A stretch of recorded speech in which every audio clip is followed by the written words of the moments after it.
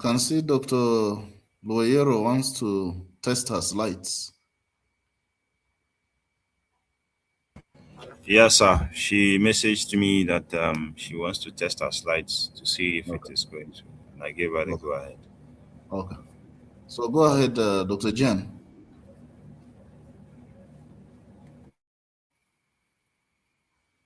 Have you put her through the steps?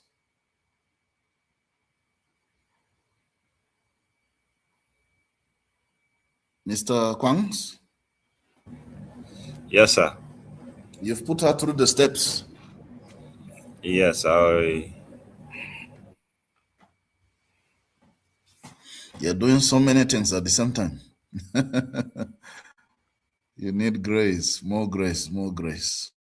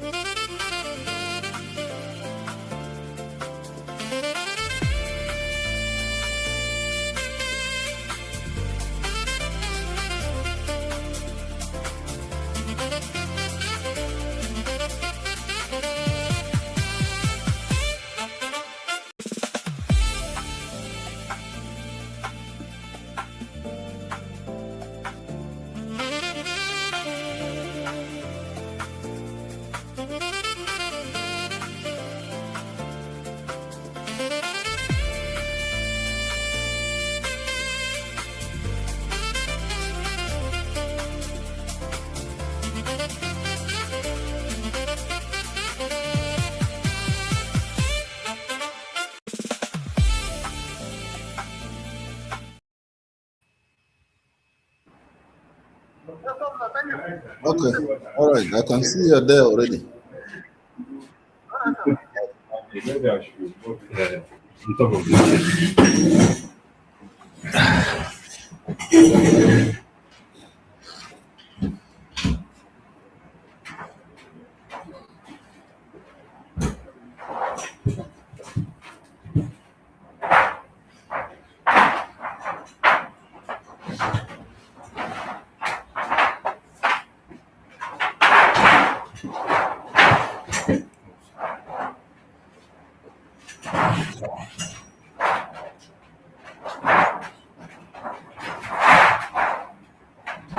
To be too down.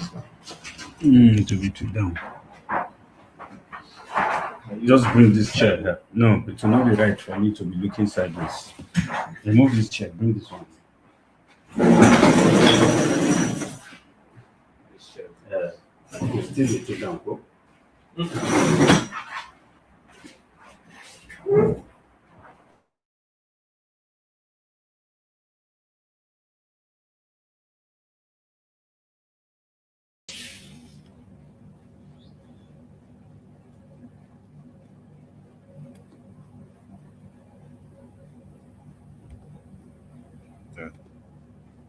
Okay.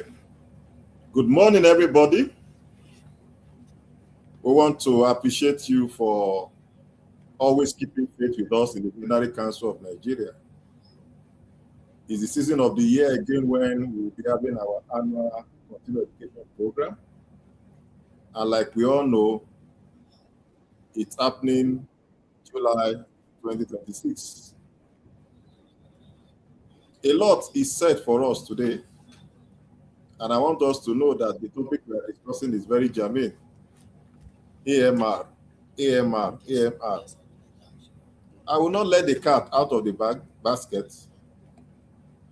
I want to have the singular honor as the Acting Registrar of Veterinary Council of Nigeria on behalf of the President, Professor Matthew Adamu, and the Chairman of the Continuing Education, Professor Bameyi Pabeno, to introduce to us our Chief Moderator for today, who will be taking up from now, and I'm sure we're going to have a very smooth sail.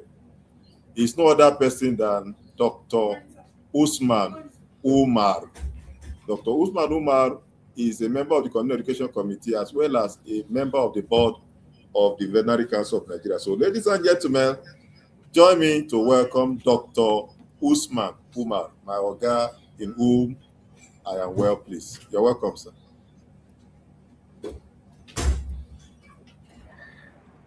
Thank you very much, Acting Registrar, President of Council.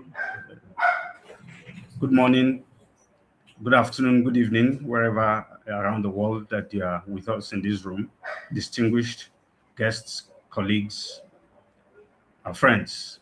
It's my honor to welcome you to the first edition of the 2026 Continuing Education Seminar. I want to thank you on behalf of Council and the noble profession. I want to thank you for making time to be here, to be in this room. I know what it takes. I know what it takes to step away from your clinic, your businesses, from the field, from labs, and indeed from classrooms to be here. It is a testament, I believe, to the fact that you are keeping faith with the oath that we have all taken, the oath of lifelong learning that we have taken as veterinarians, as professionals. Knowledge is not stagnant and is moving very fast. Tech is evolving rapidly with AI particularly. And we have our own AI, in this instance, the artificial intelligence. And AMR,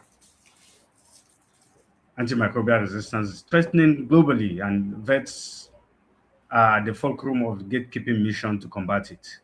And so this theme for this edition has been very carefully chosen and is very thematic and topical.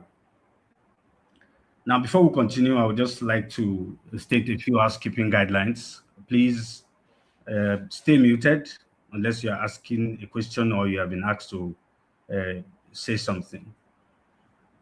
Do not hesitate to ask questions. This is a conversation we are all having. The chat box will be open.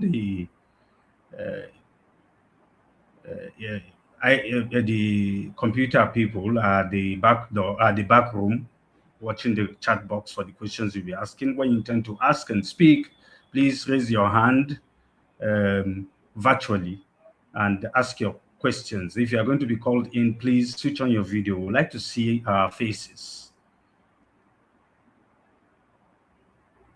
I want to also request from us that we have established all protocols on behalf of the Honorable Minister of Livestock Development, our hard-working pioneer minister, the permanent secretary, our CVON, and the president of the MVMA, and the president of our council, and all other distinguished guests. All protocols have already been established by this opening remarks. And so we will not have to go through them all through each time you have to speak. So on behalf of the organizing committee and chairman, Professor Pavno, I wish all us a robust, truly continuing education. Thank you and welcome.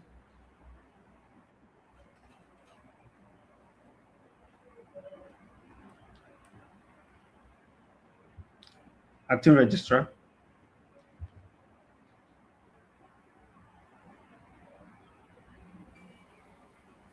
Dr. Usman, the acting registrar, is busy with some things backstage.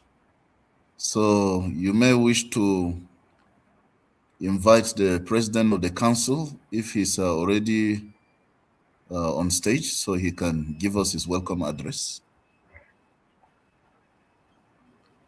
Thank you very much, Chairman, Continuing Education Committee. I have the honor once again to welcome our president, Professor Matthew Adamu, immediate past Vice Chancellor of University of Abuja, a scholar of no mean repute,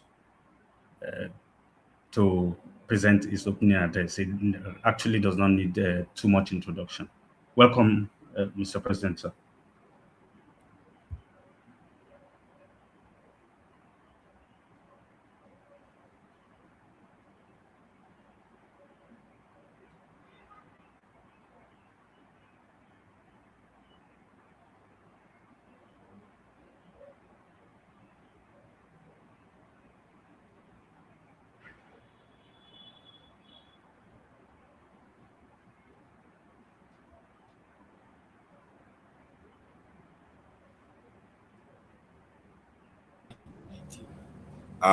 The president is not yet on board the back end, so maybe we skipped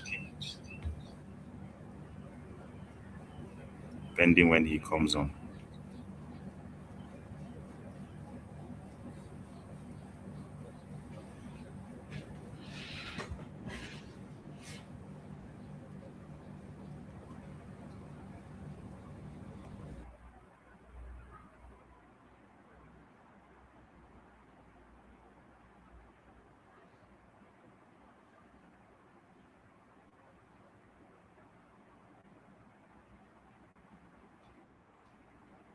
In the before the president comes in, I would wish to request the CEC chairperson, Professor Pavno Bameyi, to give us a brief on the 2026 first edition Continuing Education Seminar, please. Mr. Chairman, sir.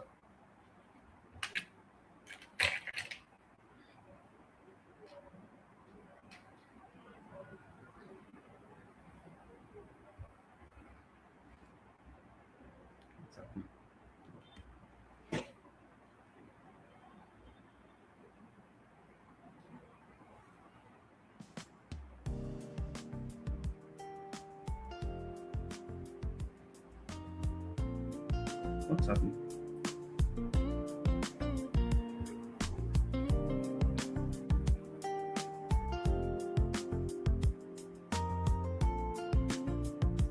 Hello, sir.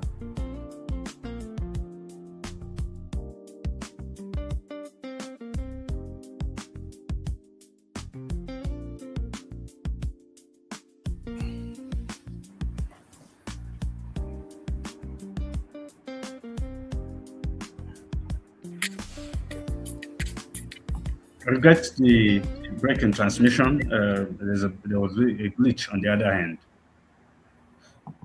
Once again, please, before the Veterinary Council President comes in, please let me welcome the chairman of the Continuing Education Committee, the Dean of the Faculty of Veterinary Medicine, University of Jos, Professor Pravno Bamei, for his opening remarks. Welcome, Mr. Chairman, sir.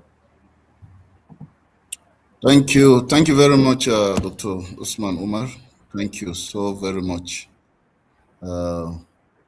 Forgive some of the glitches here and there. It's my pleasure to welcome all of us to this year's Continuing Education Seminar.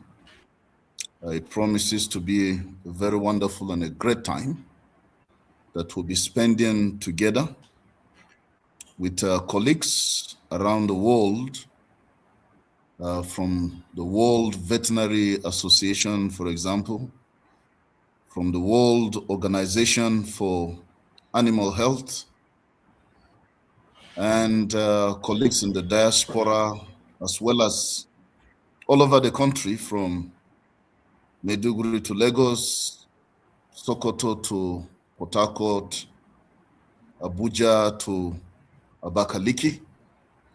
We're going to be having a very great time together on this platform.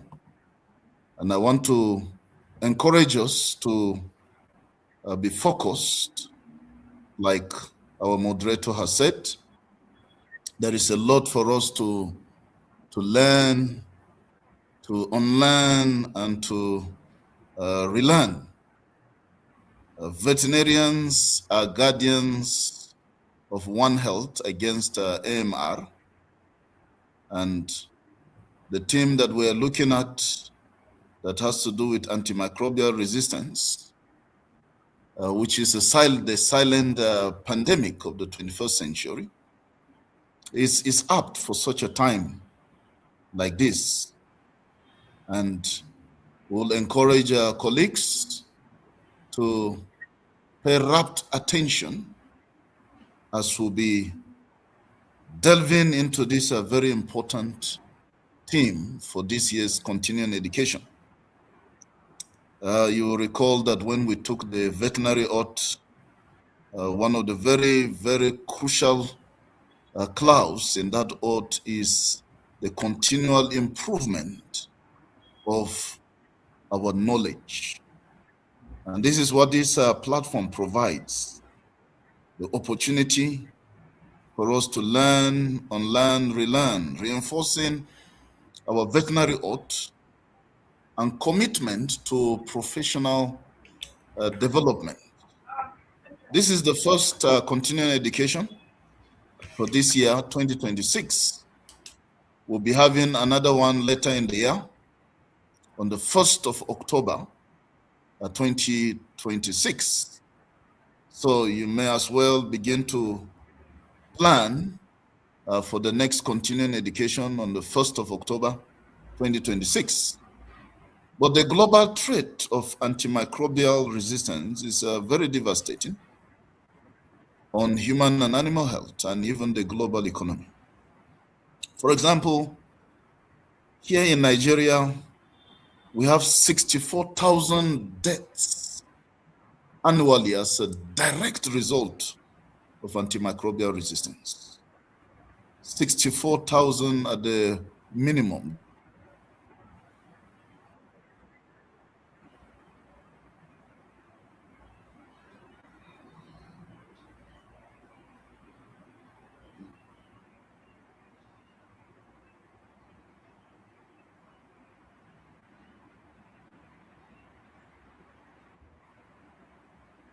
The world globally, year 2050, we'll be talking about 10 million projected MR deaths globally by 2050 annually. And so we're dealing with something extremely very serious, something that is very devastating, something that we need to look at as guardians of One Health against antimicrobial resistance. So veterinarians and para-veterinarians are integral to mitigating antimicrobial resistance, safeguarding public health, and enhancing animal productivity within the One Health framework. And this approach tackles health risks at the human-animal environment interface. And that is why I'm very happy that we are looking at this all-important subject, antimicrobial resistance, the silent pandemic of the 21st century. There is a global action, of course, that is taking place against antimicrobial resistance. We have the quadripartite, we call them, the quadripartite One Health Joint Plan, and that is the WHO, World Health Organization, WOA, World Organization for Animal Health, FAO, Food and Agriculture Organization, and the United Nations Environmental Programme, UNEP. This quadripartite.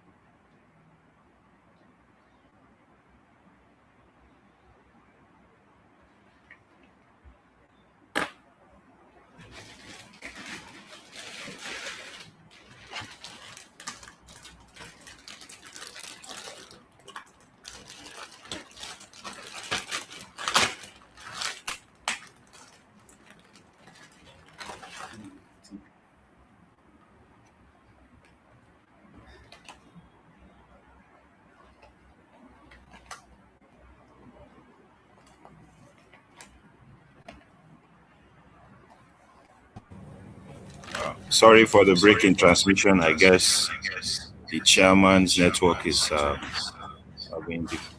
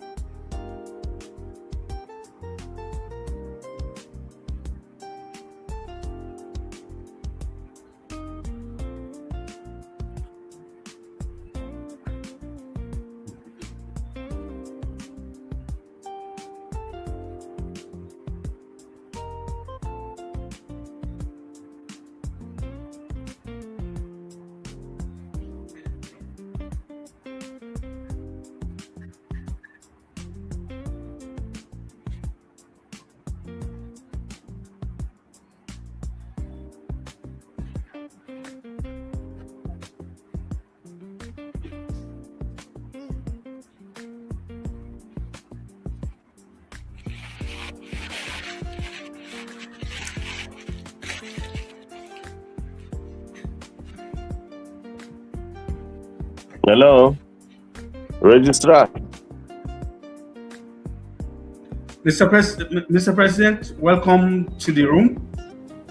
Thank Mr. you President, very welcome much. to the room. Thank you very much. I don't know. Welcome you. Thank you. Go ahead, Mr. President. I was actually there. It's just that I could not be seen or heard. Now that we're waiting for the chairman C to continue, maybe I can just briefly make my welcome remarks so that once he comes back, he can complete his speech, and we can continue because of time. Please go ahead, Mr. President. Okay. Thank you very much, Dr. Umar. You have already established the protocol earlier. I was listening. I want to use this opportunity to welcome veterinarians across the globe who are joining us from various locations for the first CE of the year 2027. Let me say that the choice in to 2026. 2026, sorry, the choice to look at antimicrobial resistance was a deliberate one, and it was one that a decision was taken earlier this year at a meeting of WOA in Nairobi, Kenya, between the veterinary statutory bodies, which is the councils across Africa, and the veterinary education establishment, the VEE. The chairman of the continuing education, Professor Kwavenu Bameyi, and myself represented Nigeria in Nairobi at that conference.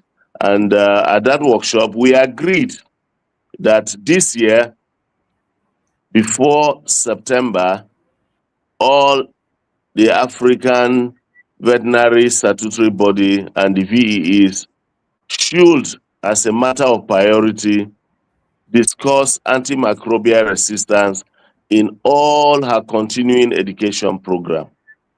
Nigeria agreed to that, and that is why today we are having antimicrobial resistance as one of the major topic for discussion.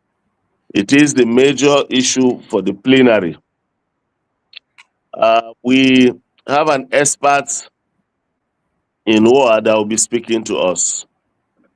At the WOA meeting in Paris, Nigeria, Ghana, and United Kingdom were among the 3 countries that WOA appreciated for the excellent job they are doing as far as antimicrobial resistance and antimicrobial stewardship is concerned.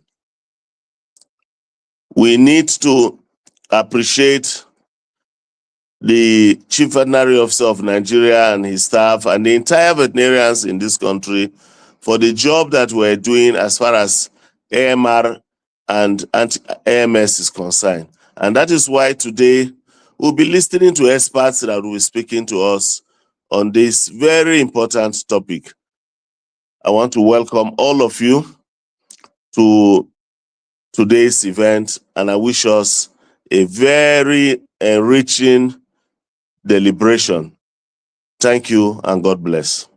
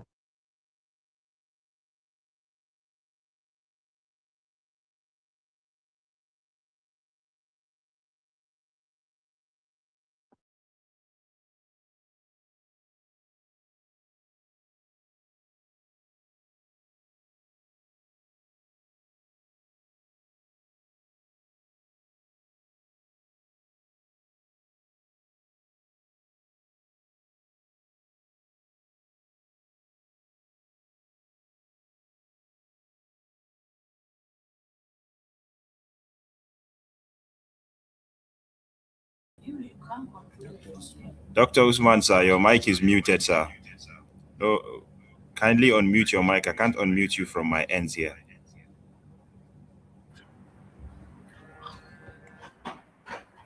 Can you hear me now? Yes, we can Yes. hear you now, louder. Thank you very much. Thank you, Mr. President of Council, for reiterating the pivotal place of AMR in the scheme of things, and the fact that this subject, this theme was very carefully chosen for global attention and the recognition Nigeria is getting. And the fact that misuse, abuse of antimicrobials has been one of the factors that has been enhancing quackery in the veterinary space. That said, I have the pleasure and honor to invite, with great pride, a bona fide Kaduna a citizen of Nigeria who has turned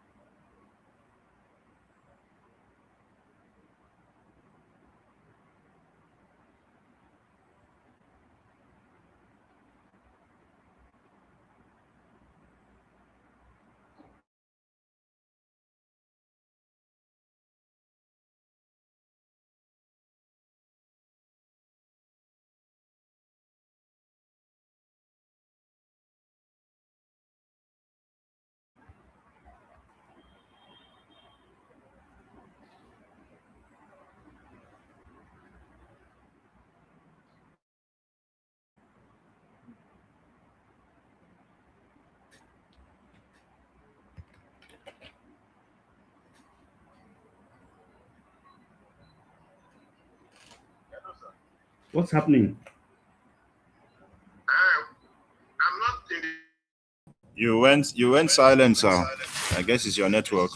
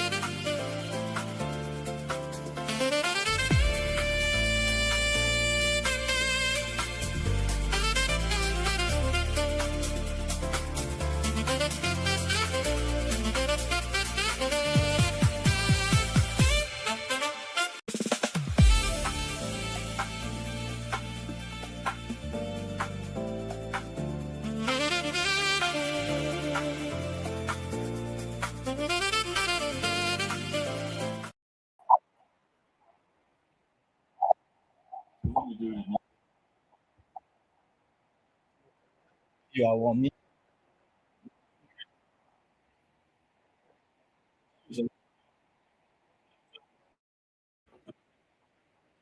can. It's better. So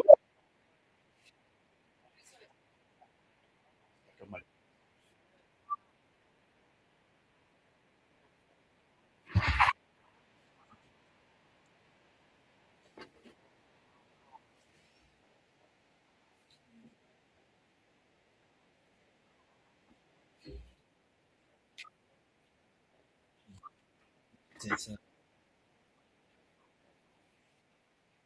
meet it on.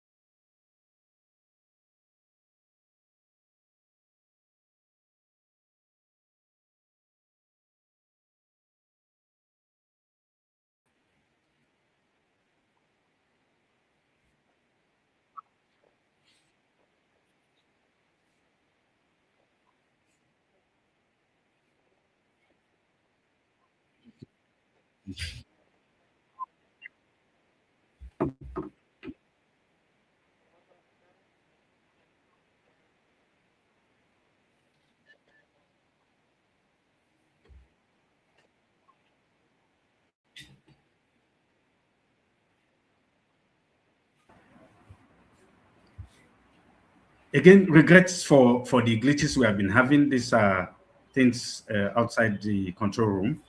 I have just seen our distinguished CVON, the Chief Veterinary Officer of Nigeria, my brother, Dr. Samuel Anzako. Welcome, sir. Prof,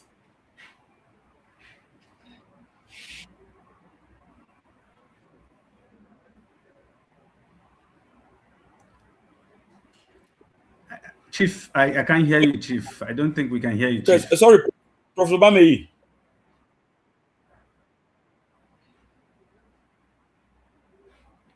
Go ahead, Chief. Professor Rami is having some challenges at his end.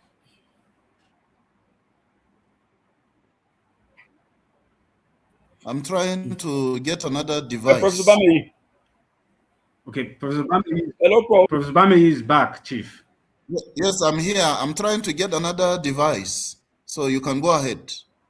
Hello, Prof.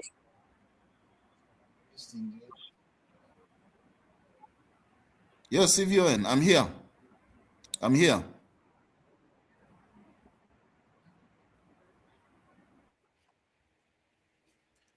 Hello, Prof. Yes, I'm here, CVON. I can hear you.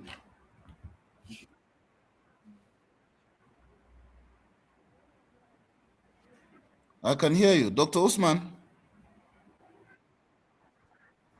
I can hear you, Prof.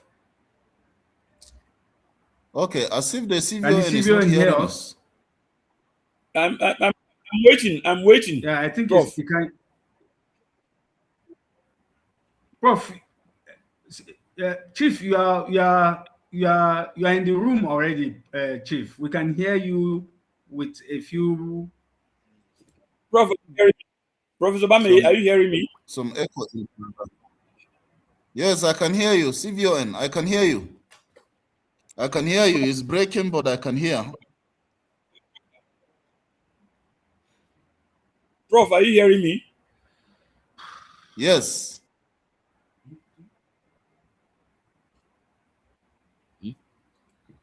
I think Prof, he's not hearing us, Dr. Usman. I can hear Maybe the CVON. but But it he doesn't doesn't seem to seem be hearing like us. he can hear us. I'm hearing you, Prof. Yes. I'm hearing you.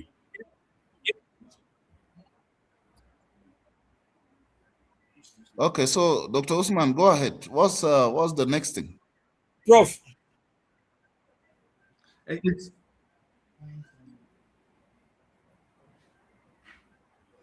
hello, Prof.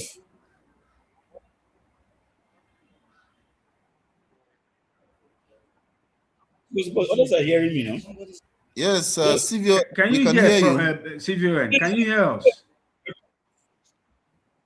Prof, We can hear you. yes, please, can I quickly read the minister's address?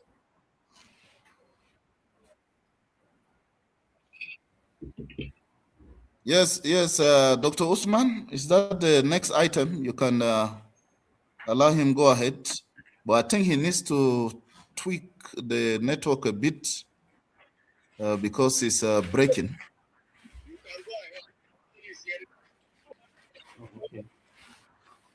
Okay. I can't talk now. Okay. Okay. Good morning, colleagues. Good morning. Good morning, the president. Good The morning. they can hear you. It's not. Hello, Professor Bamei. Yes, I Hello. can hear you. Go ahead, sir. You know, you're using John's voice to overshadow everybody.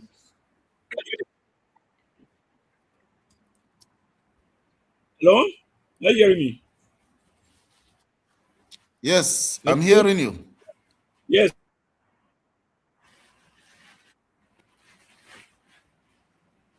So, I want to read quickly.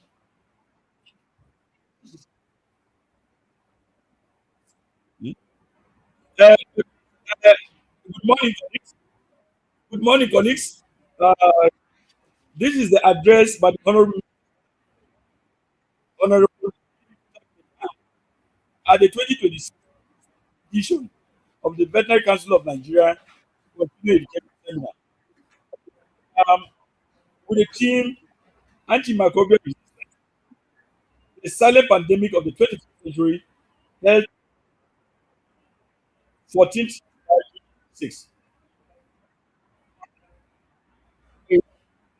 The president,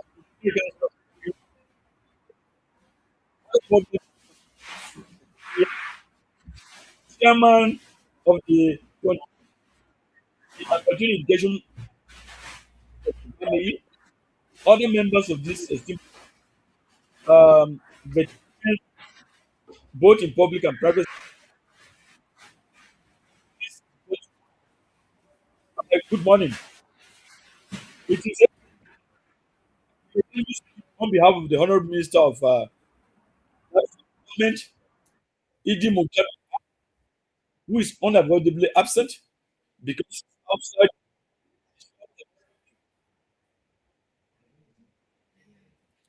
It is a very big.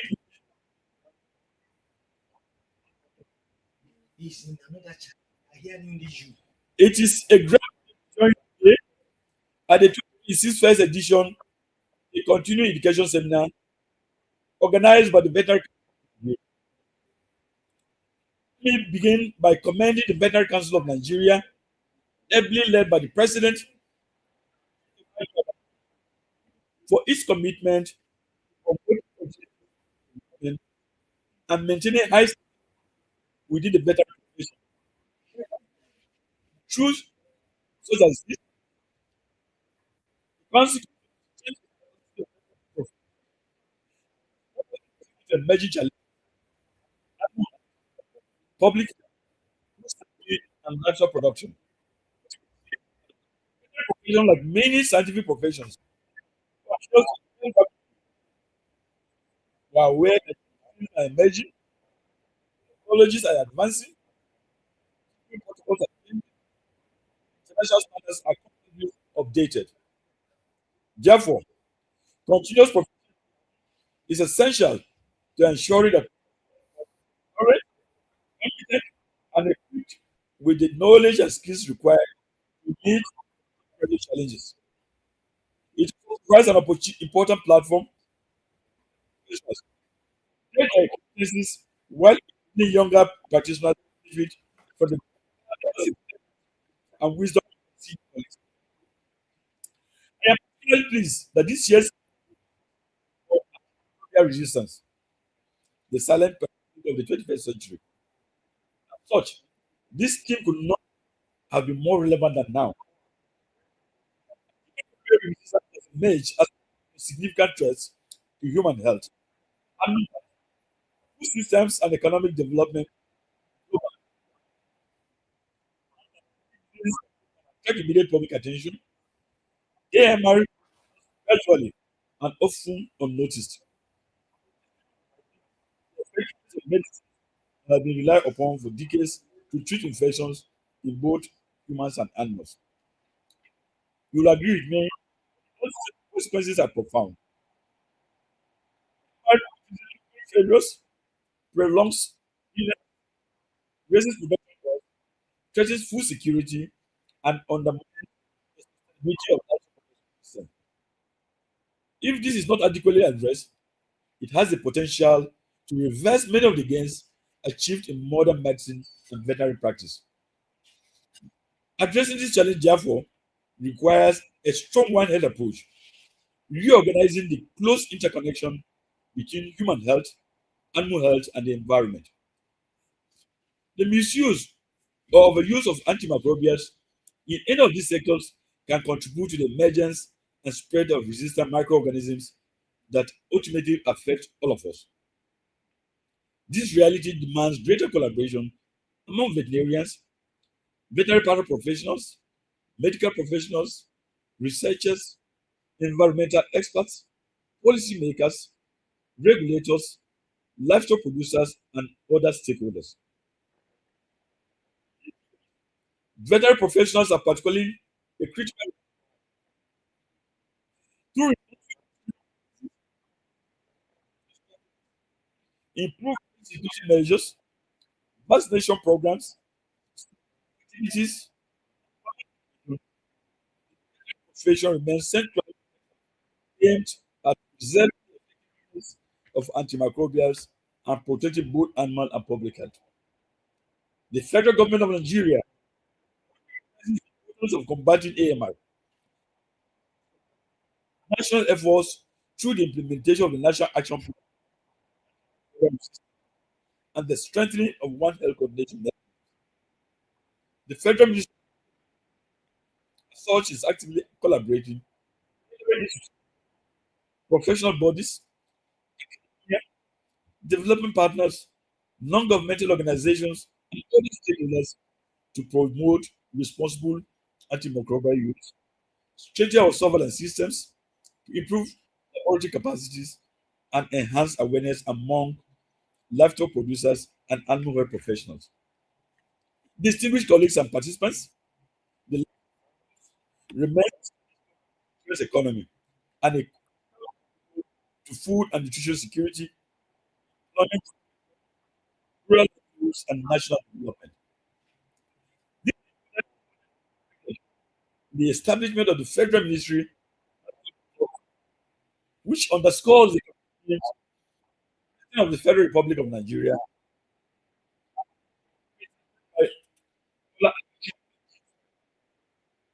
of the enormous potential focus leadership. All be reminded that strong and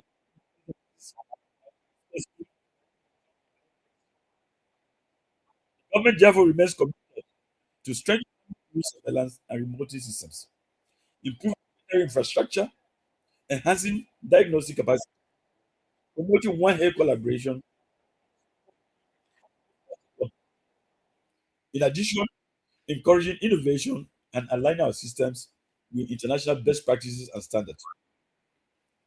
I mean, particularly encouraged by the program of activities lined up for this very important seminar, as discussions are focused on confronting best practices for mitigating AMR, the National Roadmap for Veterinary Services, every demonstrate and multidisciplinary nature issues. I therefore encourage all participants to actively engage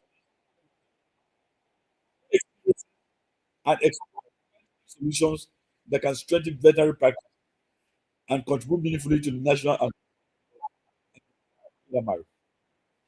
As government, provide an enabling environment and strategic support required for the growth of the veterinary and the advancement of the livestock sector.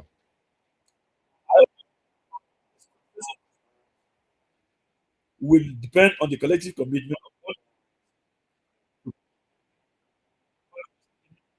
innovation and adherence to best practice. Before I conclude, let me once again thank the Federal Council of Nigeria and for its continued dedication to advancing veterinary excellence in Nigeria. I also welcome our distinguished international guests and resource persons, particularly the President of the Veterinary Council, uh, uh, uh, Dr. Tunde Nassim, whose presence I believe further enriches this very important discourse and engagement. Together, collaboration, innovation, and responsible stewardship and the microbiome safeguard, protect public health for Nigeria. Note, honor to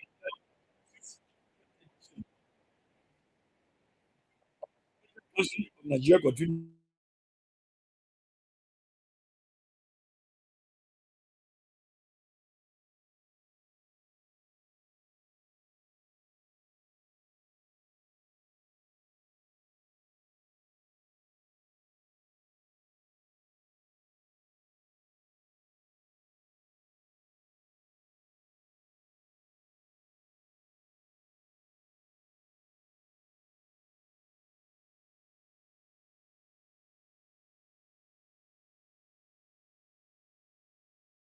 based on other people using the same time with me.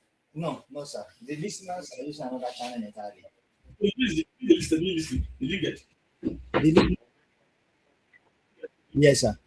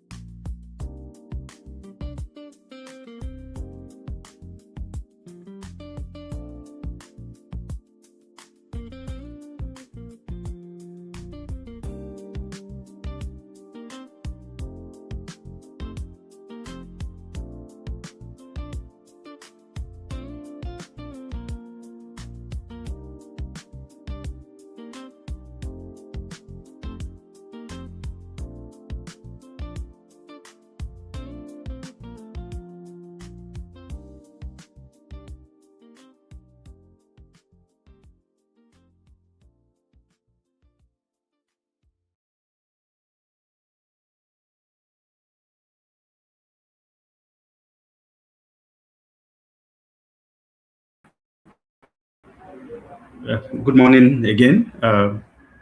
Good morning again. Thank you very much, Honorable Minister, ably represented by our CVON. Next, we have an international figure of no mean repute, Dr. John De Jong. Dr. John De Jong, please, can you kindly switch on your video?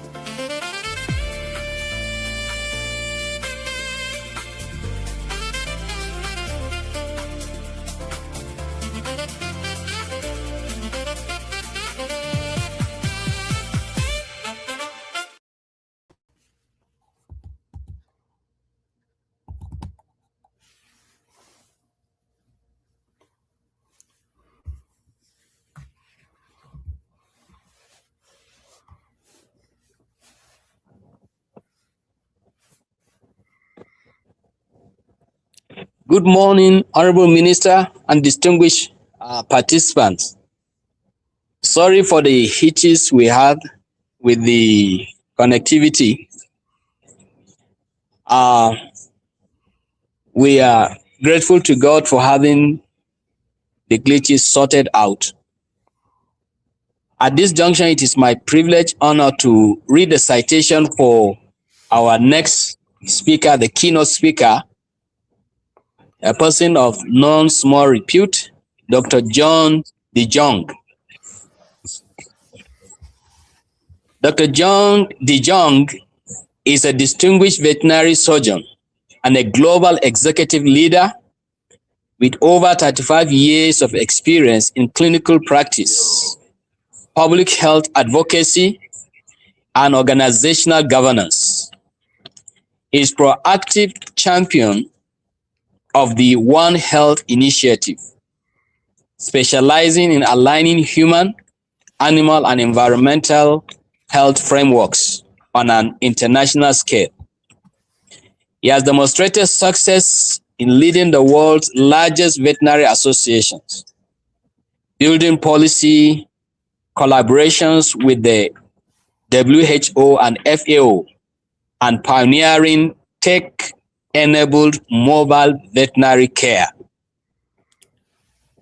Dr. John De Jong had his veterinary DVM degree from the Cummings School of Veterinary Medicine, Tufts University. He has served as the immediate past president of the World Veterinary Association, WVA. He served from the year 2024 to 2026.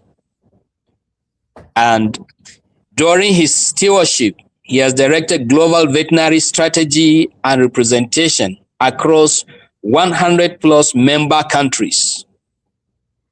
He executed a milestone memorandum of understanding with the World Medical Association to bolster pandemic preparedness. He has also advanced international veterinary inclusion and zoonotic policy at the World Health Summit. Distinguished participants, permit me at this junction to say that he has also served at different levels.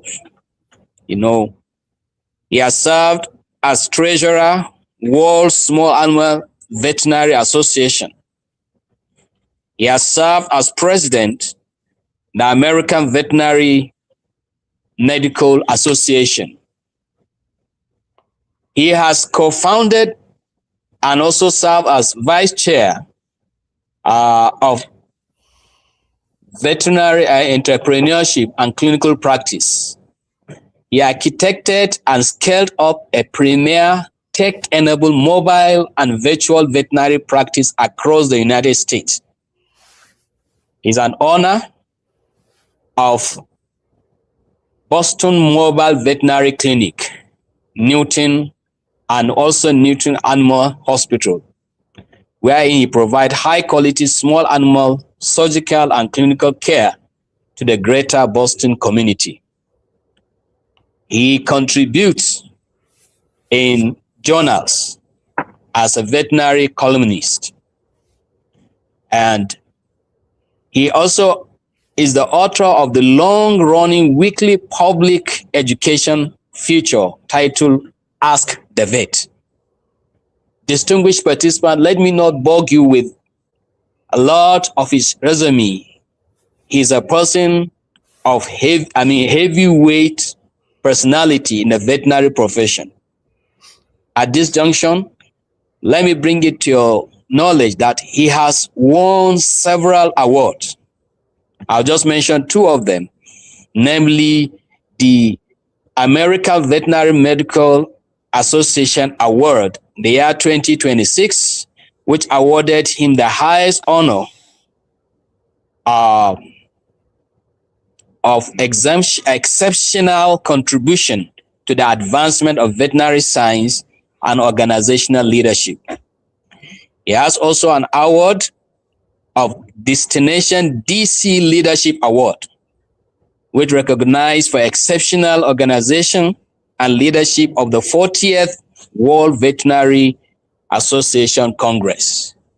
At this junction, please join me to welcome Dr. John DeJong for the keynote address. Welcome, sir. Thank you very much. That was quite the introduction. I hope people didn't get tired listening to it. Good morning to all of you in Nigeria. I'm coming to you from a hotel room in Anaheim, California, where the AVMA annual convention is going to be wrapping up in the next day or two. I've been here for about a week. I'm here with your colleague and my very good friend, Dr. Olatunji Nasir, who is the World Veterinary Association president-elect. Greetings to all my friends in Nigeria. I have so many fond memories being on Zoom calls with all of you in the past and working in the past with Dr. Gani Anahoro, who is a good friend of mine as well, as many as are others in Nigeria. And while I have not personally been to Nigeria physically, I have been there online a few times, and it's wonderful to be back. As I look at your theme for this conference, and by the way, it is 3:12 in the morning here, and after I'm done, I'll try and get a few more hours sleep before I head to the airport and fly back to Boston to my family. But your theme is antimicrobial resistance, the silent pandemic of the 21st century.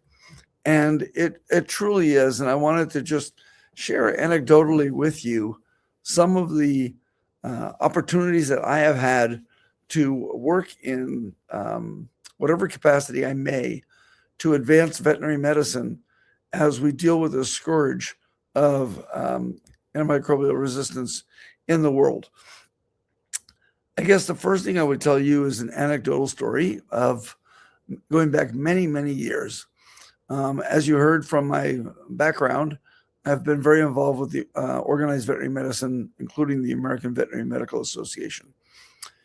And one of the things that the AVMA does, they have what's called a PAC board, Political Action Committee board, that raises money from veterinarians to donate to members of Congress in Washington, D.C., to advance the AVMA legislative agenda. Many, many years ago, in the early 2000s, there was a bill, a piece of legislation that was being pursued by the AVMA. It was their top priority, called the MUMS bill. And the MUMS bill was a bill that stood for minor uses, minor species. It was a bill that would expedite the approval process through the FDA, the Food Drug Administration, for the approval of certain drugs to be used in minor species that we work with as veterinarians, or minor uses in major species. The office that it had to go through was that of the very famous Senator Ted Kennedy from my home state of Massachusetts. And I was asked if I could meet with him to discuss it. Well, we were not able to get our schedules to meet. And we had supported Kennedy for years because his nickname was the Lion of the Senate. And many pieces of legislation, if you wanted something to happen in Washington, D.C., at that time, you really needed Ted Kennedy's support. Of course, he is the brother of President John F. Kennedy and Senator Bobby Kennedy, who was also the Attorney General of the United States. And I received a phone call one day from his staff that informed me that he would be coming to Boston and that he would be able to meet with me for 5 or 10 minutes.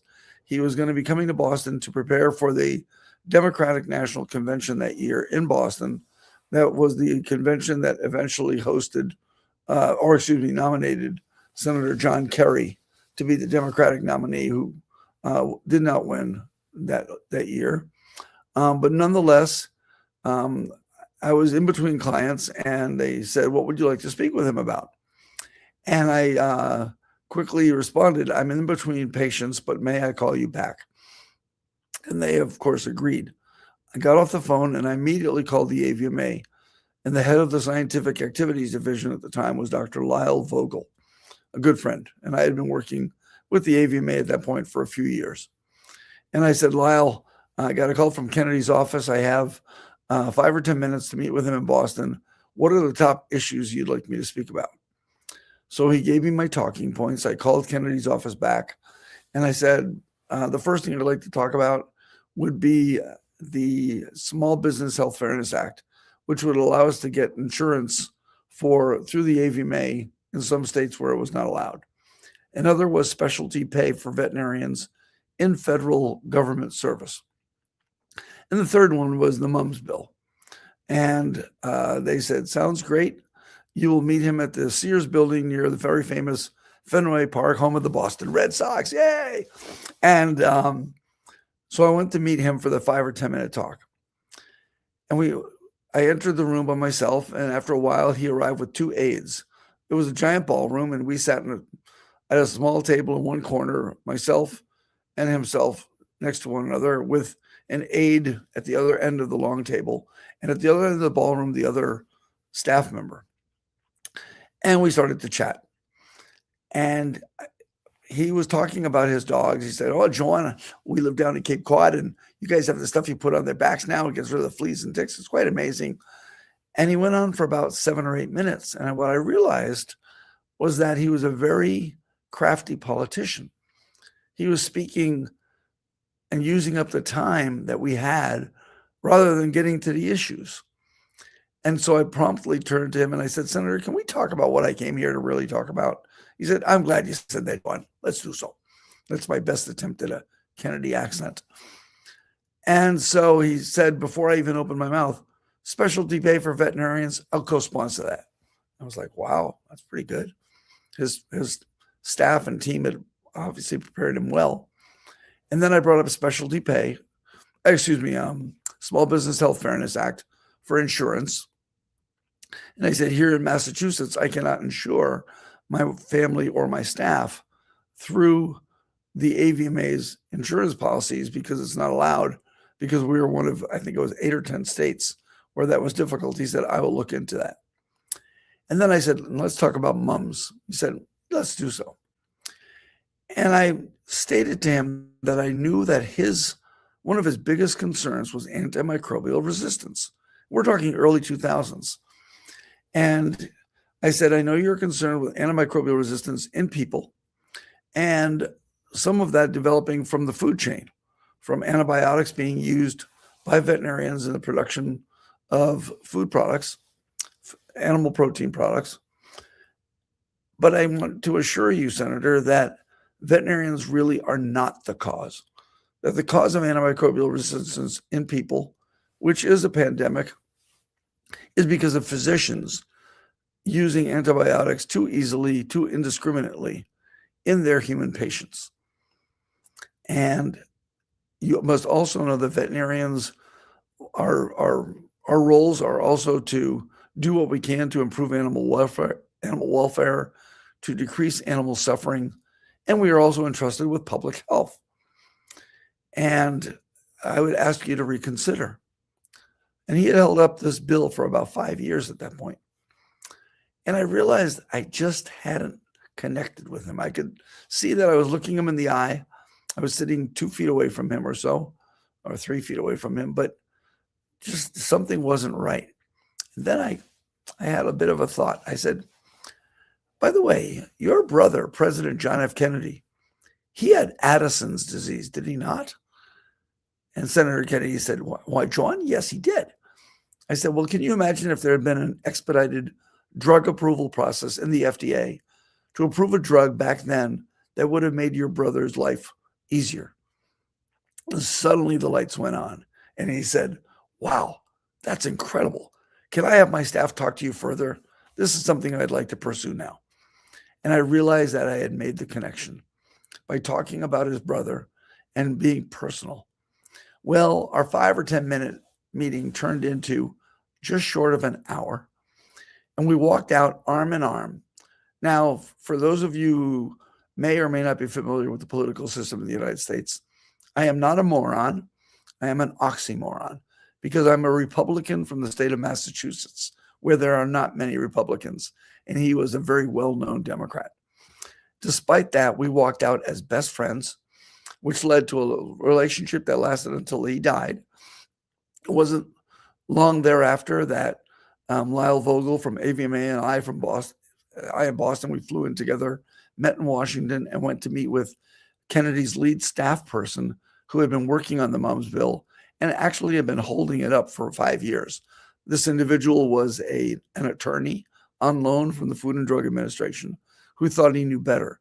But after meeting with him for about 3 hours with his dog under the table at our feet, we finally made progress and agreed that he would suggest that Kennedy support the MUMS bill for the AVMA in exchange for some other legislative pieces that we were more than happy to work with.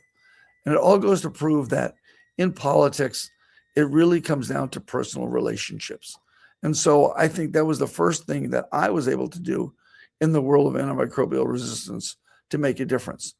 Soon thereafter, Kennedy allowed it to go through his committee. It then went on to the president's desk, President George W. Bush, Bush 43, the son, and it became law. I find this relevant because at this year's AVMA House of Delegates meeting, they talked about MUMS 2.0. It apparently is coming up for review again next year. And so I spoke to the individuals that are involved, and I told them I'd be more than happy to share the story that I have just shared with you because it brings it, 25 years later or thereabouts back to reality. And I think it would be helpful to help advance AVMA's legislative agenda again. So that was the first thing I wanted to share with you. And I think it's an interesting story on how AMR has been discussed and around for about a quarter of a century, but that we are really doing everything we can. And the other one was UNGA, the United Nations General Assembly. As the newly elected president-elect of the World Veterinary Association, in 2024, a month after I assumed office, I was able to fly from Boston to New York to go to the United Nations to speak about antimicrobial resistance that May and again in September for the high-level stakes meeting that led to the proclamation by the United Nations regarding AMR and doing everything we can to reduce AMR globally by the year 2030. And so I was able to talk about how important veterinary medicine is to dealing with antimicrobial resistance, and that we are not, just like I did with Kennedy a quarter of a century earlier, can you believe it was that long, that we as veterinarians are not the ones responsible for most of the AMR in the world today, that it is physicians, that we all need to be considered as veterinarians as part of a One Health working relationship where animal health, human health, and environmental health are all inextricably intertwined for sustainable life on Earth. And it was wonderful for me personally, as the son of 2 Dutch immigrants that came to the United States, to be at the United Nations. I was also, as an undergraduate in college, biopsychology and international relations major before I went on to veterinary school. So as an IR major and the son of 2 immigrants, to speak at the United Nations was truly exceptionally, I don't know how to say it, warming. It made my heart skip a beat, and I felt like a child who had been pinched and finally realized a bit of a dream. It was wonderful. But it is so important that all of us continue to advocate for veterinary medicine, advocate for One Health, talk about antimicrobial resistance, do what we can by judiciously using antibiotics. I forgot to mention that earlier. That was one of the things that I said to Kennedy back in the early 2000s, and again at the UN General Assembly, that veterinarians are very, very judicious in the way that we use antibiotics to treat our patients, and that we do not just use them willy-nilly and overuse antibiotics. So I hope I did my small part, and it's something that we all have to do. As president of the World Veterinary Association, one of the things that I got to do was work closely with the IVSA, the International Veterinary Students Association. And they fully understand One Health. And I always said to them, and this was an expression I coined, be loud and proud for veterinary medicine. And I urge all of you in Nigeria and veterinarians around the world to be loud and proud for veterinary medicine, to advocate for our profession, because no one else is going to speak up for us if we don't speak up for ourselves. And let them know how important antimicrobial resistance, as an example, is, that we are doing our part, and that we hope that other people do their part. One of the things I went to here at this AVMA meeting was also a breakfast of the American Veterinary One Health Society, of which I was very kindly awarded a diplomat status 3 years ago. And we talked about One Health, and there was one physician in the room, only one. The reality is that One Health has been led by, for many years, veterinarians, and it's the physicians that we've had to drag along, sometimes kicking and screaming, to try and get them to sign on to the belief and the understanding that we are all in this world together, and the One Health approach is really the approach that we all should be taking. After the United Nations, I was a keynote speaker at the Fukuoka One Health Conference, something started by the new WVA president, the person serving between myself and Dr. Olatunji Nasir. That is Dr. Isao Kurauchi from Fukuoka, Japan. He started the Fukuoka One Health office, and in early 2025, I spoke at Fukuoka's One Health conference as a keynote speaker, talking about One Health, antimicrobial resistance, and all the other aspects that are involved. So again, be loud and proud for veterinary medicine, advocate for veterinarians, work with physicians locally. It's so important that we do. And let's not forget the environmentalists. It's important that we all work together and do what we can to improve the lives of human beings, animals, and the environment together.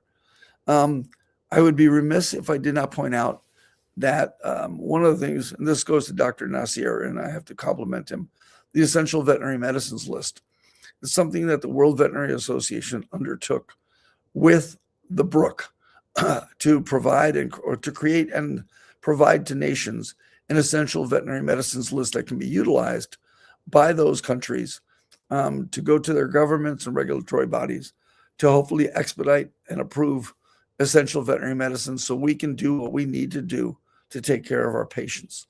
It has been met with great success and acceptance in many places around the world. It was modeled after the essential medicines list that the World Health Organization had come up with years before. And it's dealing with all species, and we are continuing to add species as we go along. But it's important that veterinarians have a tool like that so that they can deal with the difficult situations of drug availability, which can be truly challenging in many countries. I understand it has been at the past in Nigeria. Believe it or not, even in the United States, we've had shortages from time to time, but not so much a problem long-term with availability. But I actually represented WVA at the Canada VMA meeting last month in Prince Edward Island. And one of their major issues, besides workforce shortages, is lack of drug availability for veterinary use. So even in a large country like Canada, it is a challenge. So to bring it full circle to antimicrobial resistance, it is something we all must continue to work on. I think we've come a long, long ways. The fact that we have been able to speak at the United Nations, to speak to offices in Washington like Senator Kennedy's. Hopefully all of you have spoken to your government, and it's happened in countries around the world. I guess as I prepare to close, I would say that when it comes to One Health, the one thing that I have realized is that smaller countries around the world have done a much better job at engaging and wrapping their arms around the One Health approach. It is the larger countries like the United States and some large European countries and others, Canada, where One Health slowly is coming along. And it really is important that I think we take it down to the educational level. And with that, I would say that when I went to Fukuoka, I was struck by the fact that they teach One Health in the elementary schools. We had 6 schools of young students between the ages of 10 and 14 or so get up and give presentations about One Health. To me, that was extraordinary. I've never seen that in the United States, but I think we all need to do a better job of articulating the importance of One Health and getting it into the educational systems.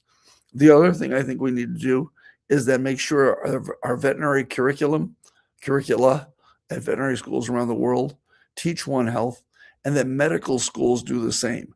And we have to continue to engage our medical colleagues, because they are the ones that, I hope I'm not being offensive to any physician that may be on this call, but arrogantly they seem to think that they know it better than we do.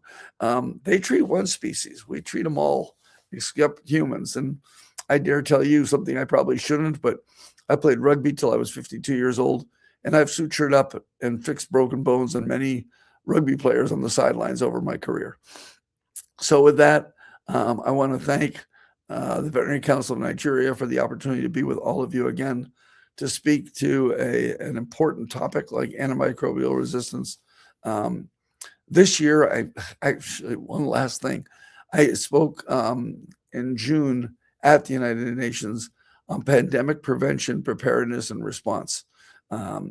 Again, veterinarians, we need to be at the table talking about all of these issues globally, because we truly are so beneficial to society.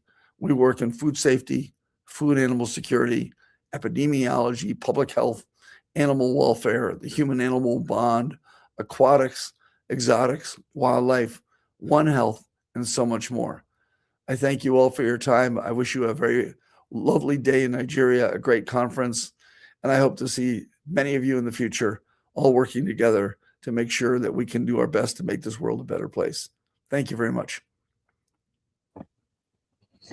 Thank you very much, Dr. John DeJong, for a brilliant keynote address. At this junction, we'd like to receive or collect questions from audience. Oh, sure. Please, I can take a few questions. you can type in your questions on the dashboard so that we can pass the question to him to respond. While we await the inflow of questions, I was able to get some few things from a lot that he has shared with us this morning, Nigerian time.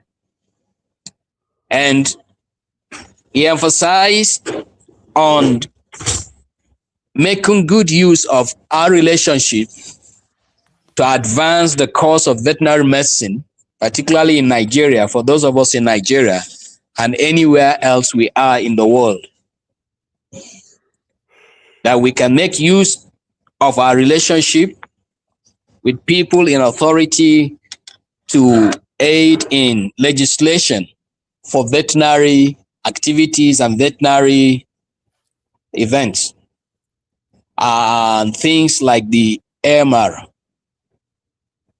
He also make us to understand that we can also make use of advocacy for vet medicine and for One Health initiatives to see that the 4 components of the One Health work together for the betterment of our societies.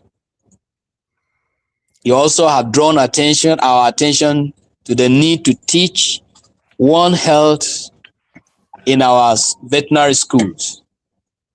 These are very important take-homes for us at our various levels of operations, whether in the academia, in the policy sector of governance that we are, or in the regulatory section of veterinary service delivery. It's important we take note and make good use of them. Thank you so much once again, Dr. John DeJong.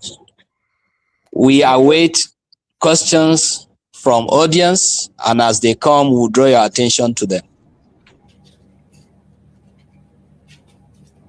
Well, before we start receiving from the audience. Let me ask you this question, sir. Maybe you can share again from your experience some of the strategy veterinarians can employ in advocacy for AMR fight against the use of indiscriminate use of antibiotics. Can you repeat especially that? the ones that have worked for you in the US. Can you repeat the question? The volume went down.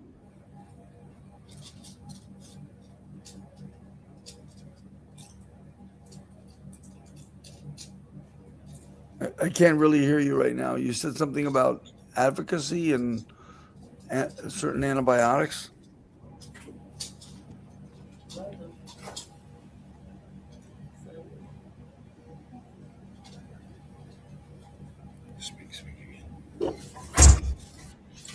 Hello, sir. Have you heard my questions? I couldn't hear all of it very well. Okay. I was saying that can you share with us some of the strategy you use in your advocacy in the United States that worked for veterinary medicine vis-a-vis the fight against the indiscriminate use of antibiotics, especially in veterinary practice? I would say the short answer to that would be when it comes to advocacy and being a democratic country, the United States, the most important thing at the state and federal level, and this is something that has to be dealt with at all government levels, is basically, it comes down to, I hate to say it, pay to play.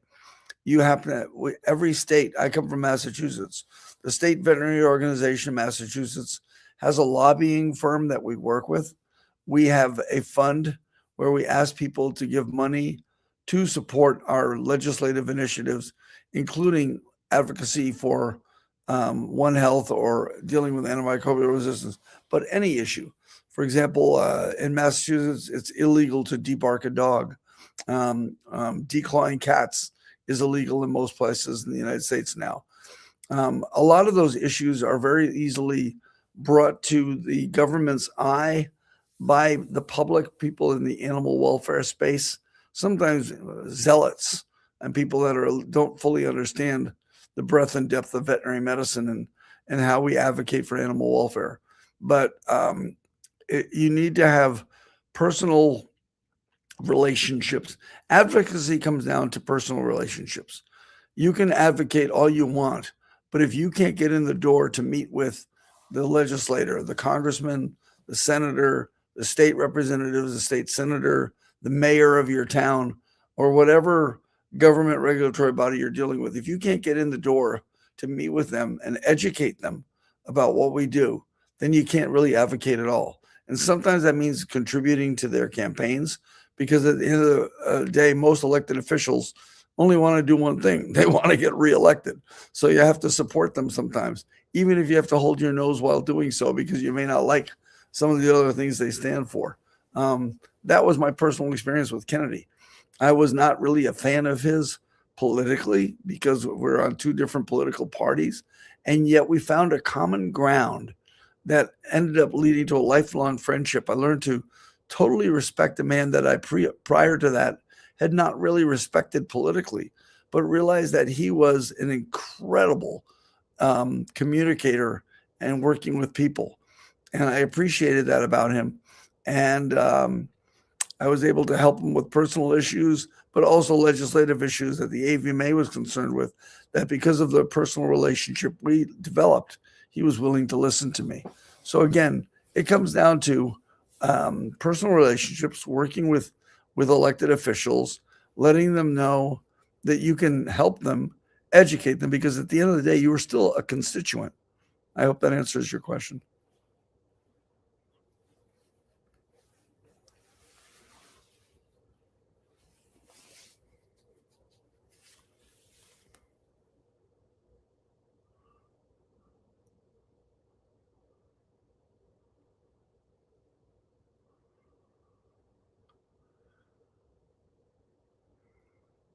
Are there any other questions coming aboard?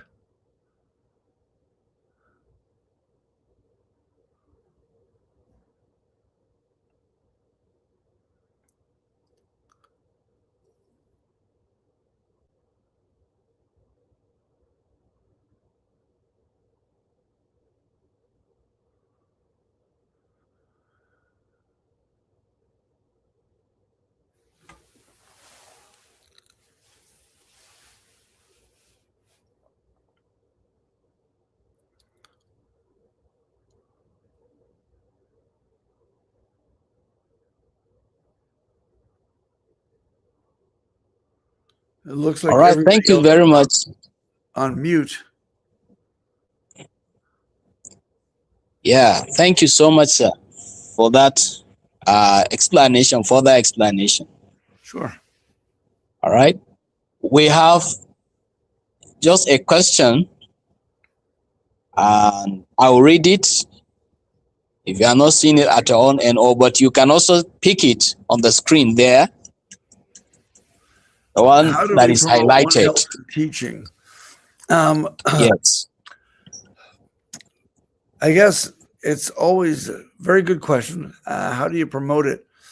Well, you got to step up to the plate. You need to speak to the registrars at different universities. I think it would start best if we try and, as parents, work with our early school age school people to say, we'd like to talk about that. Veterinarians can be very inspiring to young children. How many young children aspire to be veterinarians? I know that in the United States, it's probably one of the most popular, if not the most popular, career choice for young kids. And then as they get older, they realize how much work is involved, how much studying is involved, what kind of grades you need, because as a profession, we attract the best of the best, and many people drop out. But if we can not only promote veterinary medicine, but promote One Health at early education levels, that will eventually lead to middle schools, high schools, and then universities teaching it as well. But we cannot work in a silo. We are veterinarians. We have got to engage with our physicians, friends, and the environmentalists to work together to try and put together programs that adequately address what One Health is, why it's important, and how we can work together to try and improve and sustain the lives of animals and people alike, and the environment. It takes work. Yeah, sure. It takes work and working together with the various components of the One Health. Yep. Thank you so much for that response. Well, at this junction, it seems there are no further questions. We'd like to thank you so much for your insight and sharing your experience with us. And we wish you God's guidance and blessing. Thank you. God bless all of you. At this point, I'm going to log off, and I'm going to go back to sleep for about 2 more hours before I wake up to go to the airport and fly back to Boston. But Godspeed, all the best. And I hope someday I get to visit Nigeria and visit all you wonderful colleagues and friends in Africa. I would greatly look forward to the opportunity. And I want to thank Dr. Nasir and everybody involved in asking me to step up at the last minute to present this keynote. It was going to be given by our new WVA president, Dr. Isao Karauchi, but as we speak, he is in flight between California and Japan. So he could not be here, but I was more than happy to step forward and be with colleagues and friends that I've worked with before in the past. So thank you all for inviting me. And again, may God bless each and every one of you. Amen. Thank you so much. Thank you so much for your sacrifice. Have a great meeting. Amen. Thank you. Okay, have a great flight back home. Thank you. Bye. All right.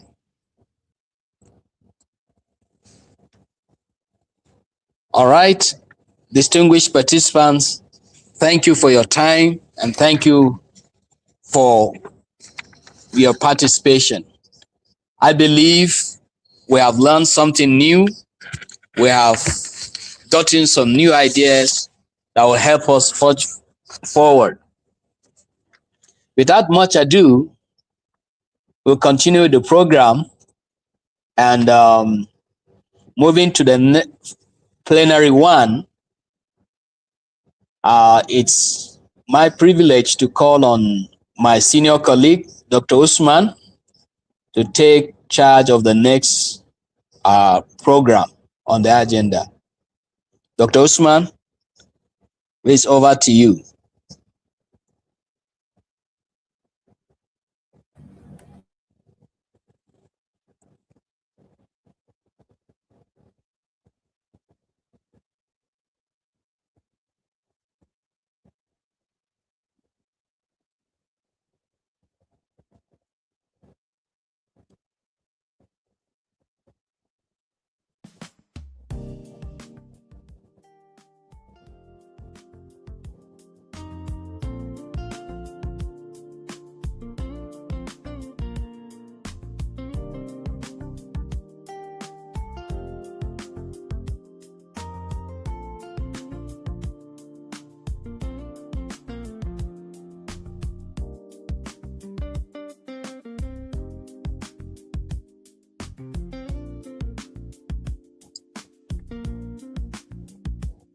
It seems Dr. Usman is a bit busy, but it's my privilege at this junction to read the citation of Dr. Jane Loyero, a World Health Organization Animal Health in Kenya. She is our plenary one resource person, and she'll be talking the One Health approach to combating AMR. Dr. Jane Loyero is a Kenyan veterinarian with over 17 years of experience in One Health. She works for the World Organization for Animal Health, WAHO, based at the sub-regional representation for the East African country in Nairobi, Kenya. She served as a program officer for antimicrobial resistance, the AMR, food security, and veterinary products. You believe with me that she will do justice to this topic. Dr. Loyero is responsible for the implementation of the WAHO strategy for AMR and prudent use of antimicrobials in sub-region, and she provides direct support to the countries for implementation of the AMR National Action Plans, the NAPs, and contributes to the World Health Organization of Animal Health focal point trainings promoting antimicrobial stewardship. She holds a master's degree of science in veterinary public health from the University of Nairobi and has undertaken further training in project planning and management, French language and One Health, governance, food security, residue testing, and AMR. Distinguished participants, ladies and gentlemen, please welcome on stage Dr. Jane Loyero for her presentation. Good morning, ma'am.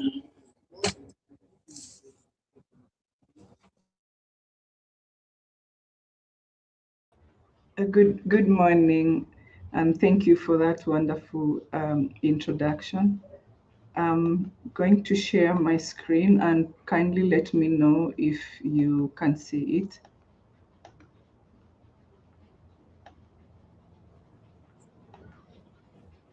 Can you see? Go ahead, ma'am.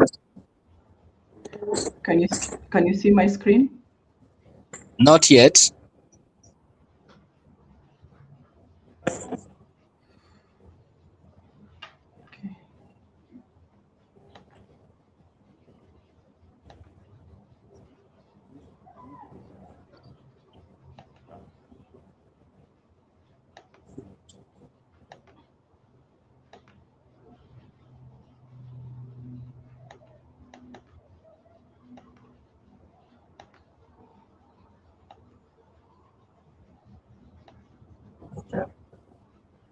All right, all right.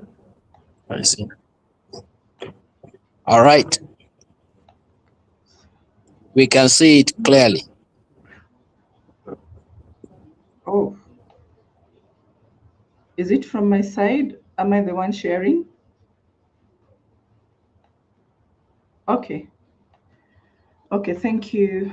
Thank you, colleagues. This morning, I'll be sharing with you this important topic on the One Health approach to confronting AMR. And I will be taking you through the different concepts around One Health approach, and specifically how we use the One Health approach in addressing antimicrobial resistance. So to start, I would be talking about what this One Health approach is all about, and then we'll look at what is antimicrobial resistance, not the classroom topic, but just to abreast ourselves with the basics of AMR, and then how we use how we use One Health approach to tackle antimicrobial resistance.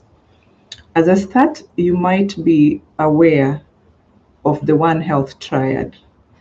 And this is where we derive our definition for One Health, just to demonstrate the need of an integrated, unifying approach that aims to sustainably balance and optimize the health of humans, animals, and plants, because all of us are found within one ecosystem. In looking at how to address these One Health traits, the quadripartite have come up with a One Health joint plan of action, which guides us on what the threats are that we are aiming to work together on, and how working together can help us in tackling the health threats at these interfaces. The quadripartite One Health joint plan of action, as we call it One Health JPA, has 6 interconnected action tracks, and it seeks to strengthen the One Health capacities for health systems, reducing the zoonotic epidemics and pandemic risks, as well as the endemic zoonotic, neglected tropical and vector-borne risks. We also focus on food safety risk assessment and management. We have antimicrobial resistance in focus, and also the environmental integration into One Health. And as you can see on the one side of the slide is the cover page of this important document that gives the direction on how we can work together across sectors. What are the core principles of the WOA's One Health approach? WOA looks at the multi-sectoral collaboration as an important aspect of enhancing this collaboration. We understand that working together across the human, animal, plant, and environmental health sectors through the quadripartite alliance is a model that can be emulated at the national level to enhance the multi-sectoral collaboration across the various sectors we are working with. At WOA, we see the importance of science and evidence, and that's why WOA encourages using data, our surveillance data and data from research, to inform policies and interventions. We just don't need to be collecting these data. These data needs to mean something to the country. And for us to be able to move from one point to the next, looking at the data that we have generated, like during AMR surveillance, we therefore can come up with policy direction that can change the way things are happening so that we can do them better. Another core principle has to do with political commitment and sustainability, sustainable financing, because we know once we secure political will and have adequate resources, then we can sustain our engagement in intervening in a One Health way over the long term. What is antimicrobial resistance? We all know that this is a problem that has become a global threat. And because we know we exist in the same environment with people, animals, and the environment, therefore, we need a One Health approach to solve the threats that are coming at this interface. We understand that AMR is a process where the bacteria, viruses, and parasites change over time and can no longer respond to medicine. This change is a natural phenomenon, and it's a survival mechanism for these organisms. But then, if we use antimicrobials inappropriately, then we are enhancing the process of change for the microorganisms not to respond to medicines. So misuse and overuse of antimicrobials accelerates the development and spread of antimicrobial resistance. At the same time, we understand that disease prevention, this is animal disease prevention through farm biosecurity programs, vaccination, and responsible use of antimicrobials are important and key interventions for animal health. At WOA, we promote the use of the One Health approach by working together with our quadripartite colleagues, the FAO, the World Health Organization, and the UN Environmental Programme to combat antimicrobial resistance globally. The pictorial on your screens just shows why the One Health approach is vital. We understand that the AMR pathogens and genes do not actually respect boundaries. They do not say that I should stay within the human population and I cannot move to the next. The resistant microbes that emerge in one of these sectors can always spread through the various means to cause negative impacts in the other sectors.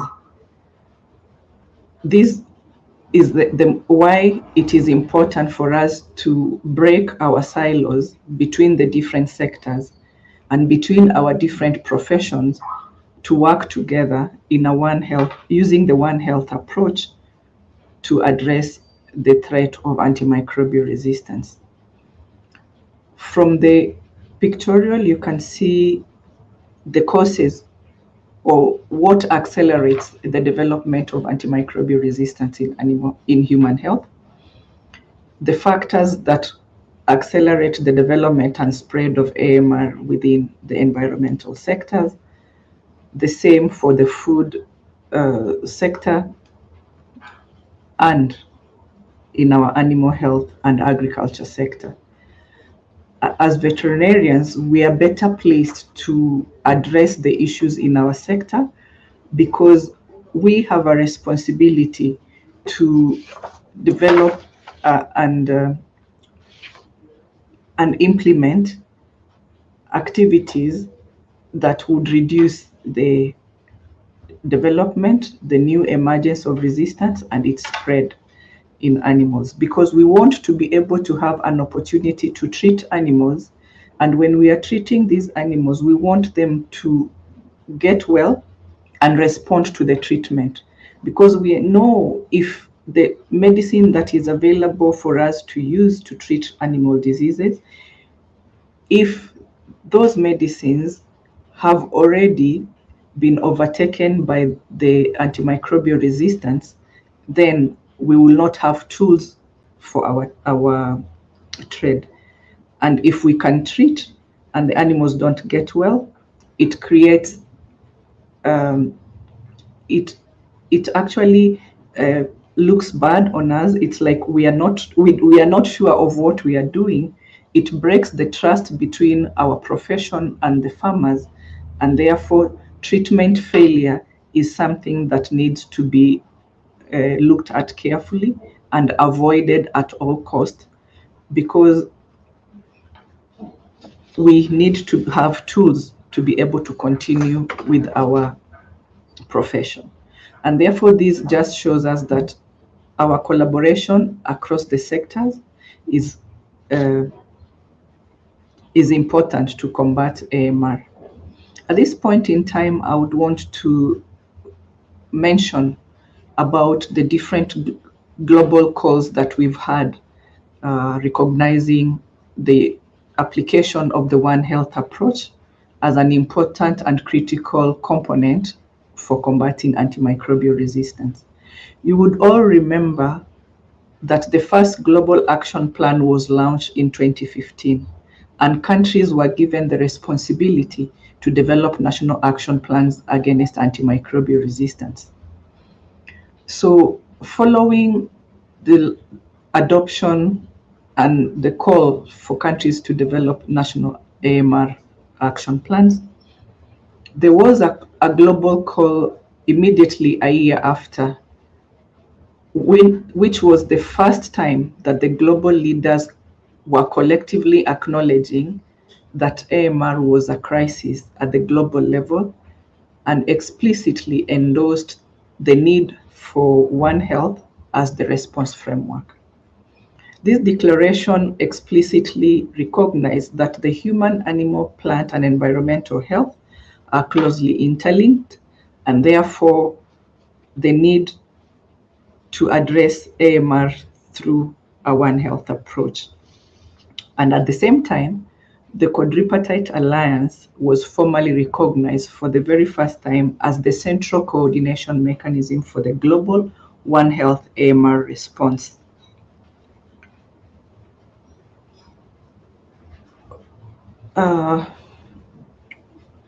Years after that, 10 years on, we've had a second global call.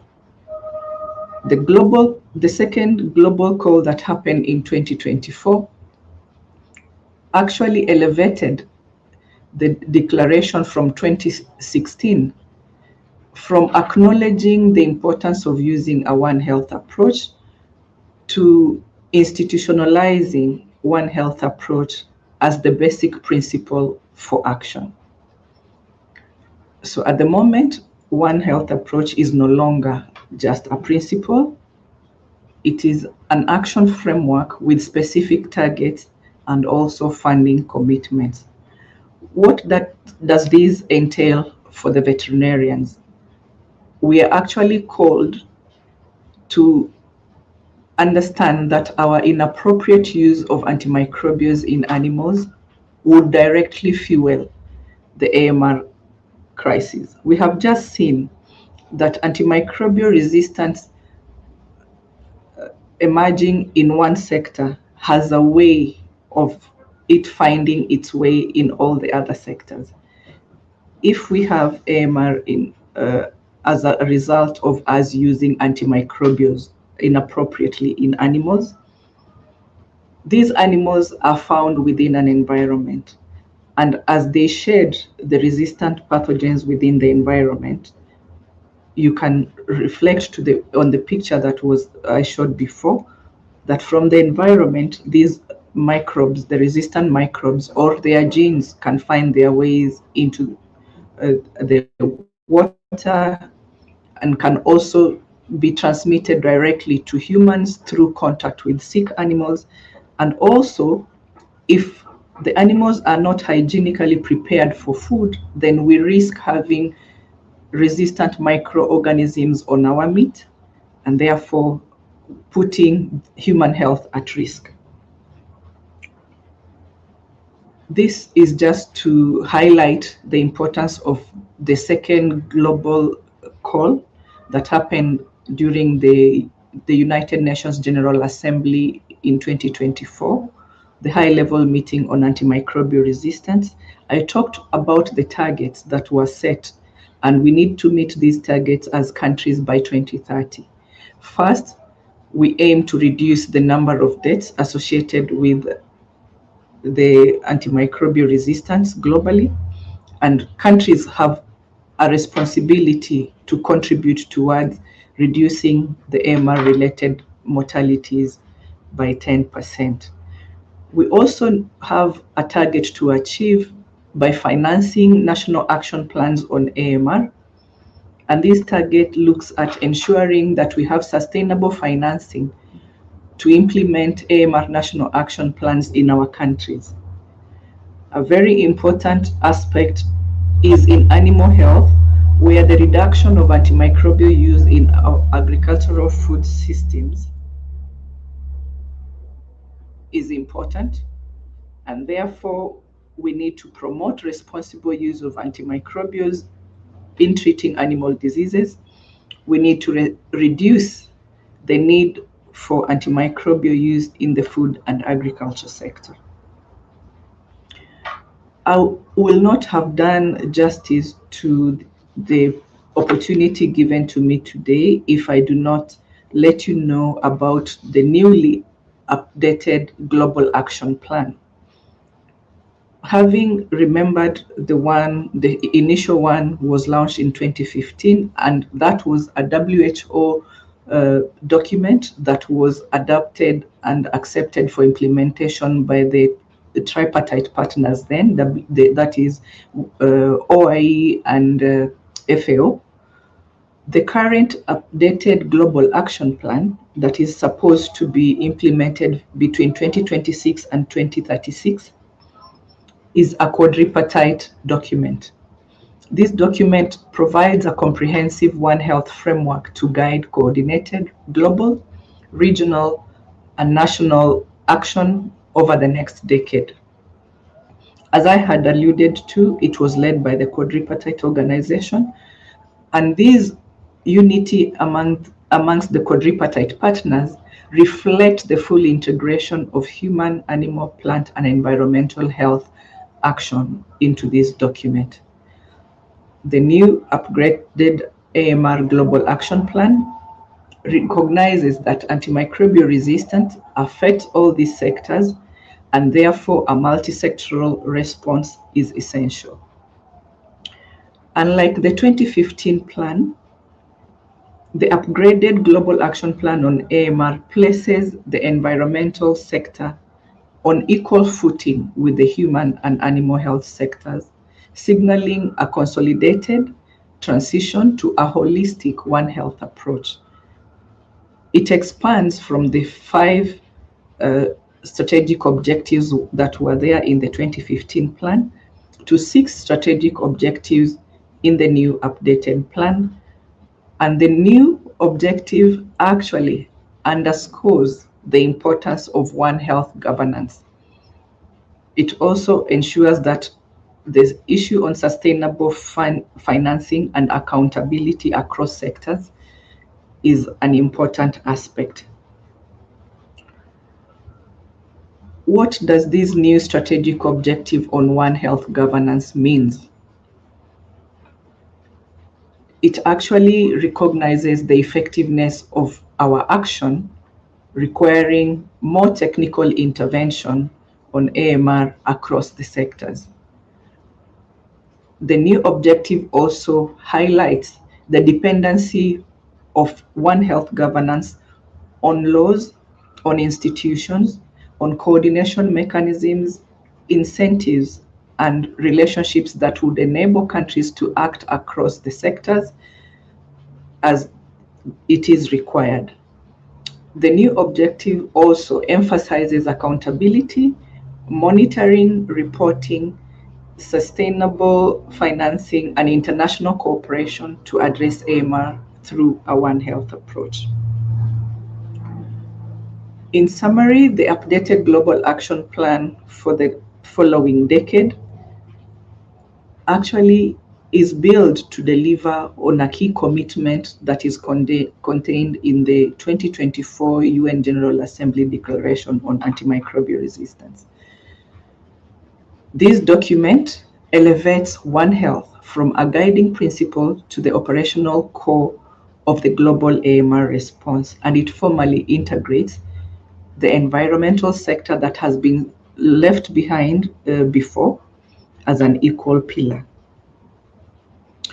What does this mean for practicing veterinarians?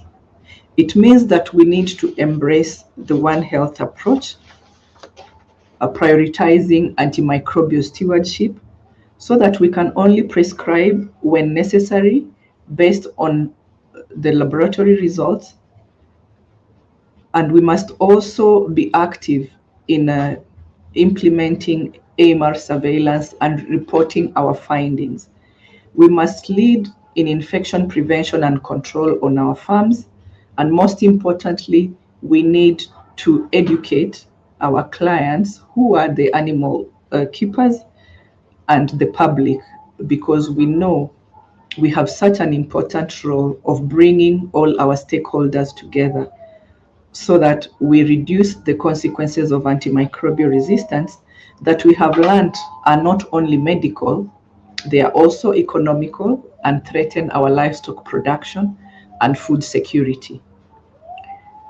So how can we use this One Health approach when we are tackling antimicrobial resistance? The One Health approach enables us to work together and putting a multi-sectoral One Health governance committee to coordinate our interventions across the sectors. We need the One Health approach to implement joint sectoral surveillance, which would link the data we are collecting in the veterinary sector to the data collected within the human health sector and that of the environment.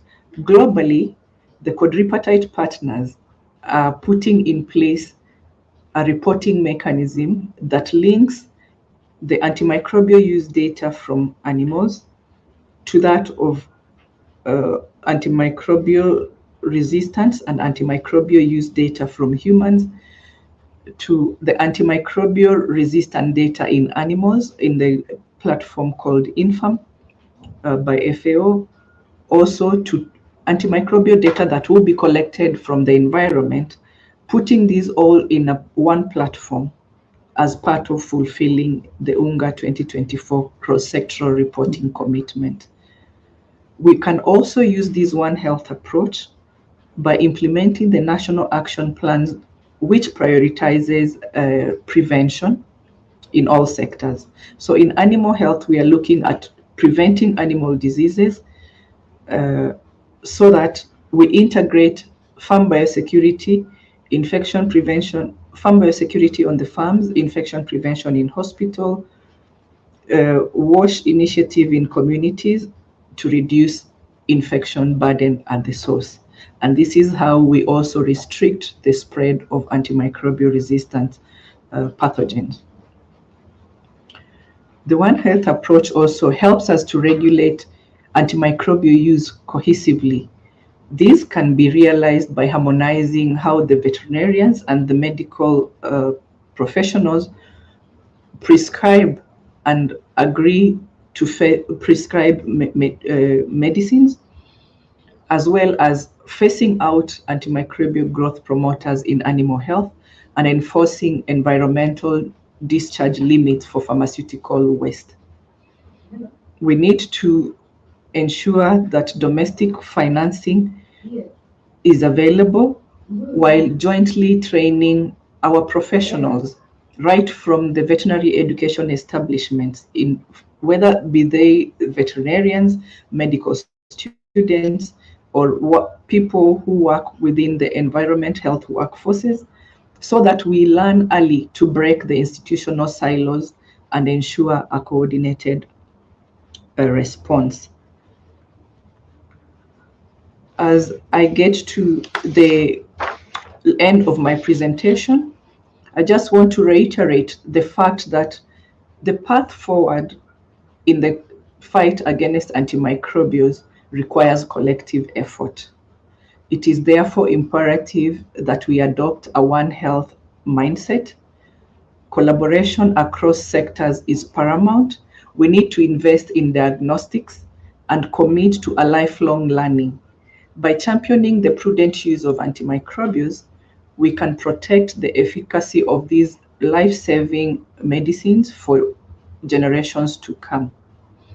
In conclusion, we know that AMR is one of the greatest challenges of our time, but that does not mean that it is insurmountable. The One Health approach, supported in your country by the Nigerian National Action Plan, provides a clear roadmap that you as veterinarians would be critical to this effort. Your actions today will determine the health of your nation tomorrow. And just to reiterate that vets or veterinary paraprofessionals and the veterinary surgeons are actually at the forefront of the fight against antimicrobial resistance. Therefore, your expertise, your leadership, and your daily practice are critical to turn the tide against antimicrobial resistance. The time to act is now. We must work together across sectors to protect the health of our people, the health of our animals, and our shared environment. I thank you all for your attention. Thank you very much, Dr. Jane, for very elaborate and explicit explanation on the antimicrobial resistance, stewardship, and other factors. While the floor is open for questions from the audience, I would like to just mention a few of the things that I was able to pick in the course of your delivery while we await the inflow of questions from participants. In the course of your presentation, you emphasized the need for data-driven policy direction, especially to see that data are collected from the 4 components of One Health to ensure that our policy is solid, is not lopsided, but every part of the One Health component is well covered. You also mentioned the place of the veterinarian in preventing animal diseases through vaccination and use of non-antibiotics products in preventing animal diseases. The point it was very clear on the need for us to work together and discourage working in silos for the benefit of the humans, the plants, and even our environment.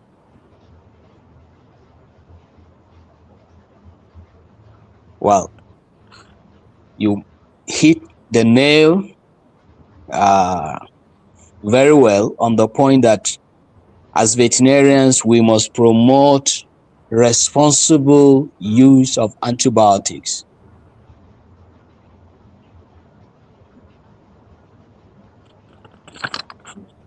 We are also taught again of the objective of the revised Global Action Plan for antimicrobial use. Lastly, the point was made very clear on the need to prevent or to promote biosecurity on the farm and prevent infection in our animal health care facilities. Also discourage the use of antimicrobial in animal feed. Thank you so much for many other points that you raised to reactivate our awareness on the AMR and other health component that has to do with both the animal health, human health, water sanitation, and the environment. At this juncture, I don't know if there are questions that have been asked so that you will respond to the question.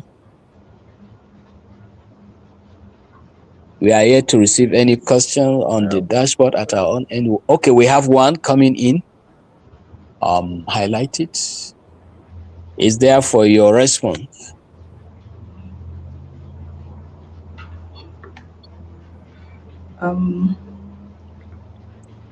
Yeah, have you seen thank the you for question the is question. highlighted? Yes, I have seen one. All right. David is asking, one of the challenges, especially in some places in Africa, is the lack of animal laboratories for accurate, sensitive tests. How can those challenges be overcome, or what will you advise? Actually, this is very true that there is a lack of animal laboratories that would enable us to get the fast diagnostic testing for the diagnostic test that enables us to select the right antimicrobial or the right medicine that needs to be used for treatment. And these, as part of the Global Action Plan realization, the last objective of the Global Action Plan is the investment in research and innovation. And this has been carried over as an objective from the initial Global Action Plan, because we realize there are many innovations that need to happen in coming up with new diagnostic equipment, especially rapid diagnostic test kits that would help us in managing animal diseases as fast as they need to be managed.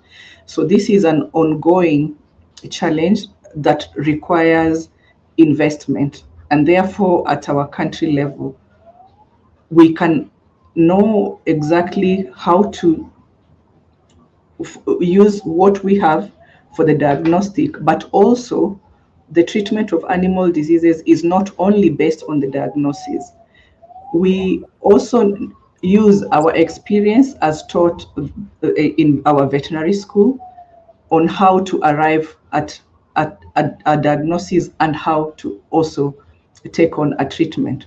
One important aspect that we need also to have that would support our diagnosis would be to have national treatment guidelines, because veterinarians have already been taught on how to identify animal diseases.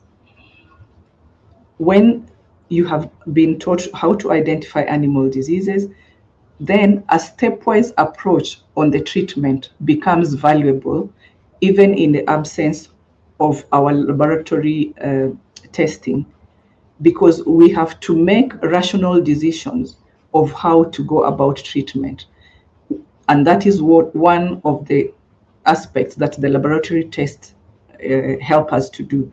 But in the absence, as we are still working to be able to have available test kits that can help in our day-to-day diagnosis, we need also to have other tools that we can use that would also help us to reach the right decision for treatment. And therefore, the standard treatment guidelines are very important in guiding how treatment goes, that can be used side to side with the diagnostic kit. There's also the opportunity of having mobile laboratories, which can move from one place to another, providing the service of diagnostic if investment in such a facility is possible, so that we don't only have to ship samples to a far away laboratory. If we had a facility that can enable us to submit this sample, but then at the end of the day, that mobile facility enables the samples to reach a designated laboratory where the exact testing and results can be done, so that the results can be relayed to the required parties. It will be an important facility to use. And therefore, I see various opportunities that will help us make that important decision on whether an animal needs to be treated or not. And if it is to be treated, then how do we go about deciding what antimicrobial or what veterinary product is important for that treatment? Thank you. So I see a second question. Do I continue? Yes, please go ahead. Yeah, a question is asking, what can you say of a case that tested non-sensitive to more than 15 antibiotics, and the owner is insisting on non-use of antibiotics previously? So here is a case of multi-drug resistance, and this resistance is to the 15 antibiotics that we have seen. It is also good to understand that antimicrobial resistance, as much as I didn't go to the science of how antimicrobial resistance evolves and the different types of resistant profiles, we also understand that different microbes can select for co-resistance to other antibiotics in the same class. And therefore, when you encounter microorganisms that are resistant to a member of a class of antimicrobial, there is the possibility that there are other members of the classes of antimicrobials that the same organism could have selected for co-resistance against.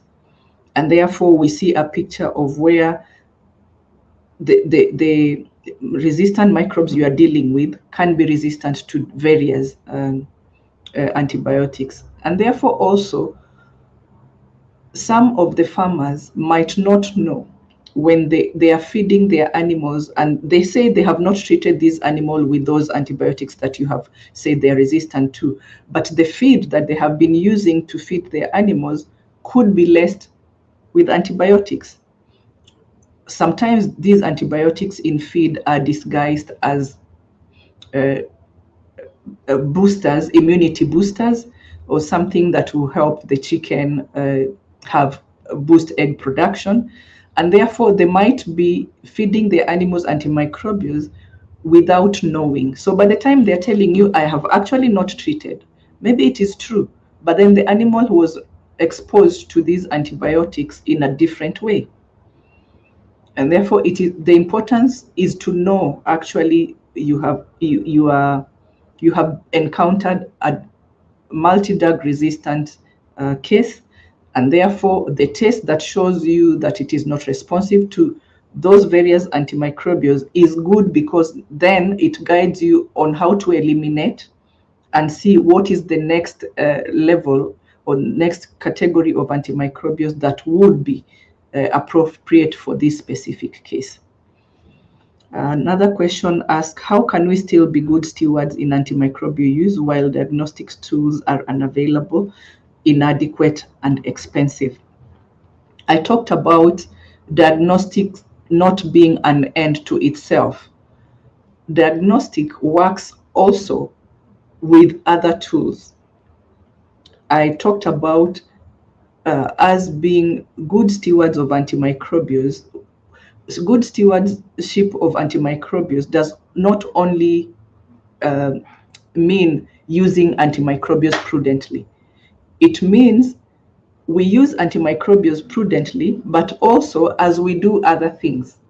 These other things could be ensuring that we establish antimicrobial farm biosecurity practices in our farms. It also means that we learn the basics of herd health, where we prioritize animal disease prevention instead of treatment of sick animals. It also means embracing vaccination programs for diseases to which vaccines exist, so that we improve the immunity of the animal such that it will not go down with infectious diseases, and therefore we are reducing the need for us to treat animals because they are not falling sick, so that the animals that are sick will be targeted and treated.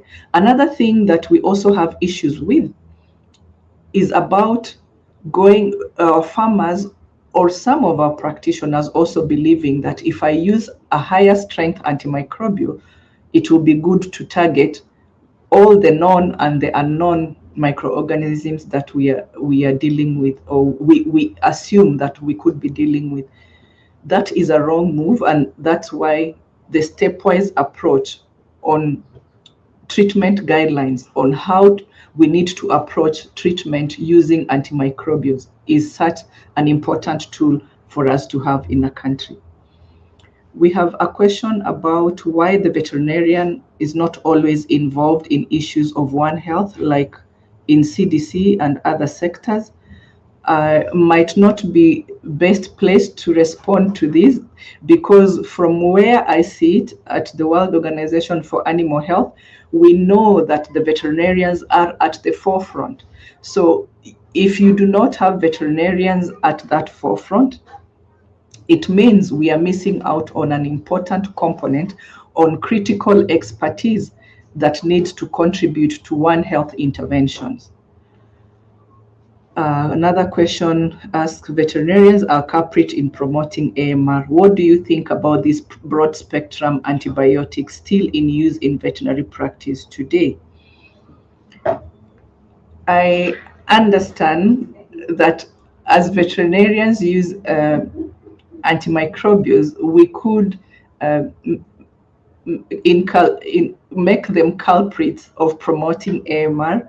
And for me, I would say, I don't think a well-informed veterinarian would want to promote AMR, knowing the consequences and the negative impact of antimicrobial resistance to animal health first, because that's where our trade is.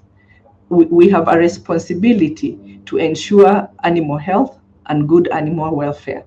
So therefore, if we are not being good stewardships of antimicrobials by promoting responsible use, I think that comes with the lack of knowledge.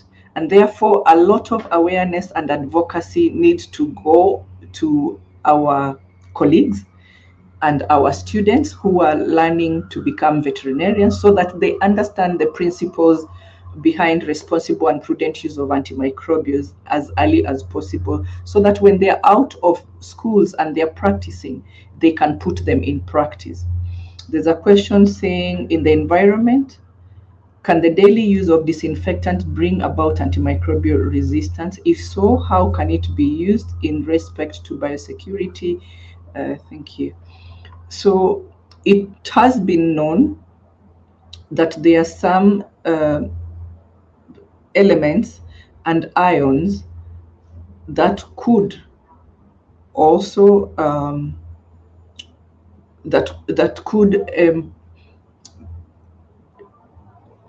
what do I say? That could impart resistant traits to antimicrobials, and therefore, for you to be able to make that choice of which disinfectant is, you also need to understand what are these other ions, or what are these other molecules, like copper molecules or what have you, that also exposes confers antimicrobial resistant traits to microorganisms.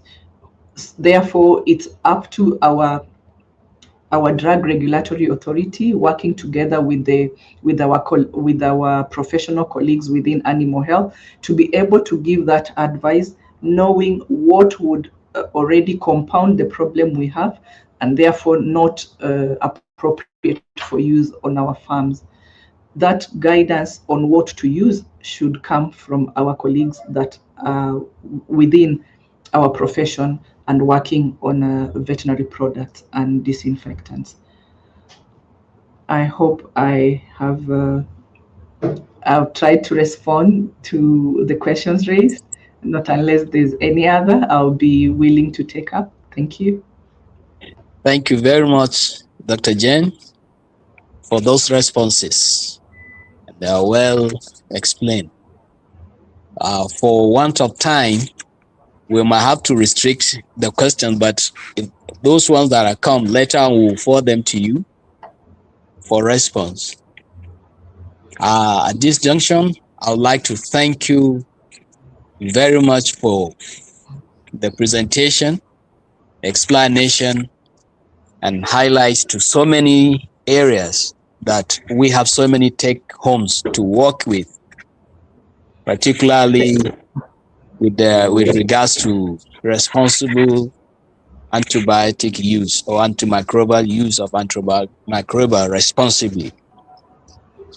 The issue of national treatment guidelines is a focus for us. I think with the permission of the President of the Council, I may want to say that that is an area maybe that the VCN may have to step up its game to establish, apart from the national drug formulary, the national treatment guidelines.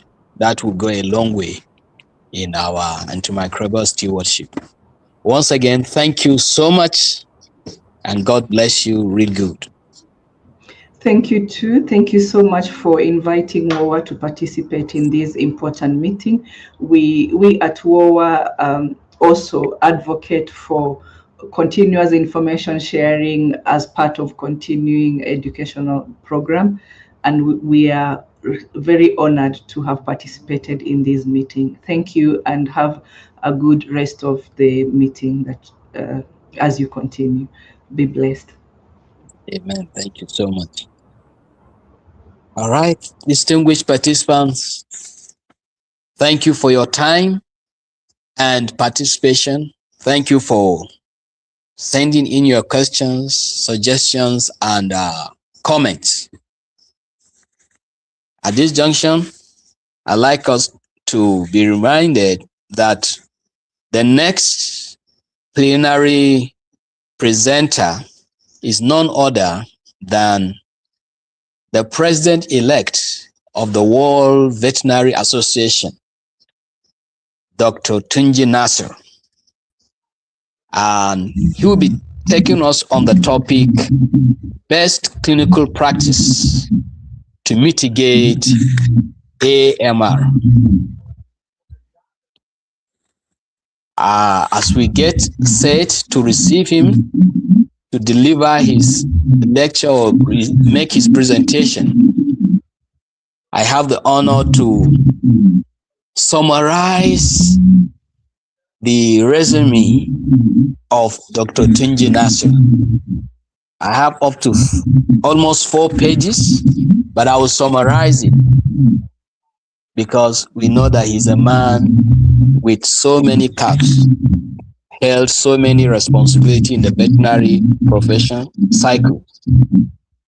Let me have the honor to say that Dr. Tunji Nasser is one of Africa's leading veterinary surgeons and an internationally respected advocate for veterinary medicine, animal welfare, One Health, and continuing professional education.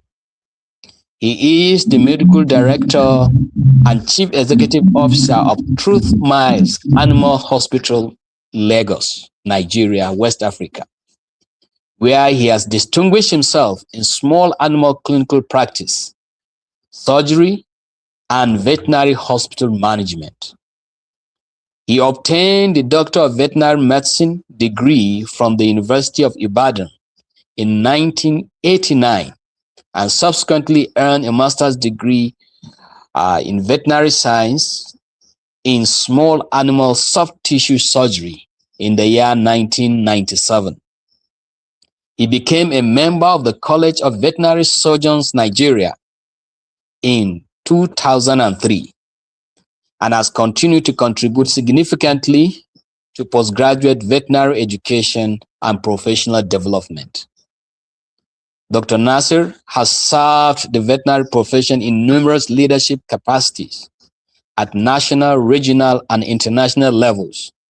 Within the Nigerian Veterinary Medical Association, he has served as secretary of the Lagos State chapter for approximately 9 years, national secretary the years 2001 to 2005.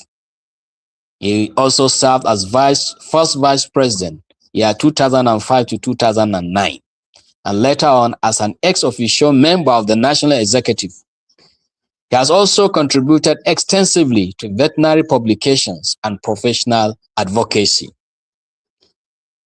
Internationally, Dr. Nasir held several distinguished positions. He served as regional representative for the West Africa and later president of the Commonwealth Veterinary Association, CVA, where he promoted professional collaboration, continuing education, and veterinary capacity building across the Commonwealth countries. Following his tenure, he became the immediate past president of the CVA. Distinguished participants, Dr. Nasir has also served in the World Small Animal Veterinary Association, including membership of its assembly and continuing education committee. He has been an ambassador of the African Small Companion Animal Network and has participated actively in numerous international veterinary conferences and educational programs. Without much ado, please join me to welcome Dr. Tunji Nasir, President-elect, World Veterinary Association, to take the stage. Thank you. Thank you, Dr. John Garber. I hope you're all hearing my voice. I would say I'm quite tired. You could hear that from my voice because where I am now, it's 4:43 a.m. In Anaheim, California, the US. And I've really woken up to join this program in the last 3 or 4 hours. So I'm getting a bit tired, but I will try to see how I can deliver the small paper that I had prepared for this. And I want to thank colleagues across Nigeria, across the diaspora, for finding me worthy to be the one to deliver this paper, which I would call a relief of my clinical experience in the last 37 years that I've been a vet. I have taken the liberty to tweak the topic a bit to best clinical practices to mitigate antimicrobial resistance, safeguarding critically important antimicrobials in veterinary practice. My interest in the CIAs, that is the critically important antimicrobials, is a fact of the level of abuse that we have subjected this this group of antimicrobials to in the Nigerian space, and I dare say in Africa. These are antimicrobials that are not supposed to be used as first line of defense when we're discussing antimicrobial stewardship. But I found out that a lot of people would normally choose the critically important antimicrobials to treat animals. If you watch and study the WHO guidelines, I'm still going to go to this in the subsequent paragraphs of this paper. If you watch it, you will see that these are antibiotics that have been selected by WHO as very critically important to human beings. May I ask the organizer to please share my slides? My equipment here is not really responding to sharing my slide. So since I'm still in the introductory phase, I think you can just share my slide, and I will direct you when you need to move the slides. Thank you. If that is known, I was talking about the critically important antimicrobials, and I think I will talk more about them when we get to the middle of the presentation itself. But I await my slides to be shared. I would say antimicrobial resistance is one of the most consequential. We're working on the slides. No problem. I can still do with the introduction. No problem. Just go ahead. I'm fine. One of the most consequential threats to animal and public health in the 21st century, and the veterinary sector's use of critically important antimicrobials sits at the very center of one health response.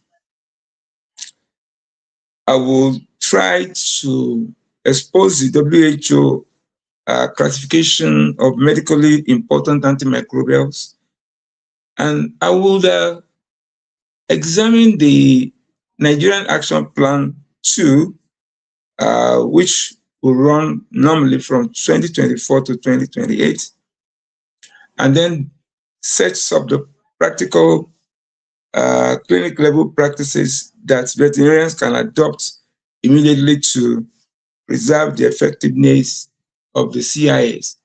I'm going to be talking to you critically because I'm a practicing vet. Up to today, up to yesterday, and up to tomorrow, I'm still a very active practicing vet. At the end of the day, I will give recommendations around diagnosis-led prescribing, disease prevention strategies that will reduce antimicrobial demand, and the prudent use protocols will also be exposed. My recommendation would demand professional accountability, which are intended for you to be working reference as practitioners attending this CPD. At this time, I would jolly well want to know whether the issue of the slides have been resolved. I'm really very sorry that I can't share it from here, but we are going. So as they work on the slides, let me say, what is the scale of the problem? Beautiful, thank you. So you go to slide 3, yeah. Please put it in presentation mode, please.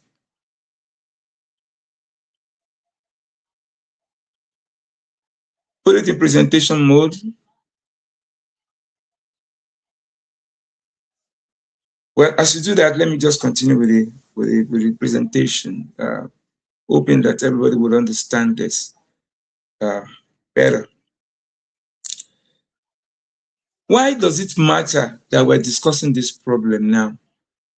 My colleague, Dr. Jane Buyero, said so many things that should impact normally on our clinical life, on the way we do our work in our various hospitals, on the farms, and every other place that we practice as veterinarian. And I'm happy to say that I concur with everything she has said. But when you're looking at a problem that will contribute to 1,270,000 deaths annually worldwide, then we know we're discussing something that is critically important. And it's not just that.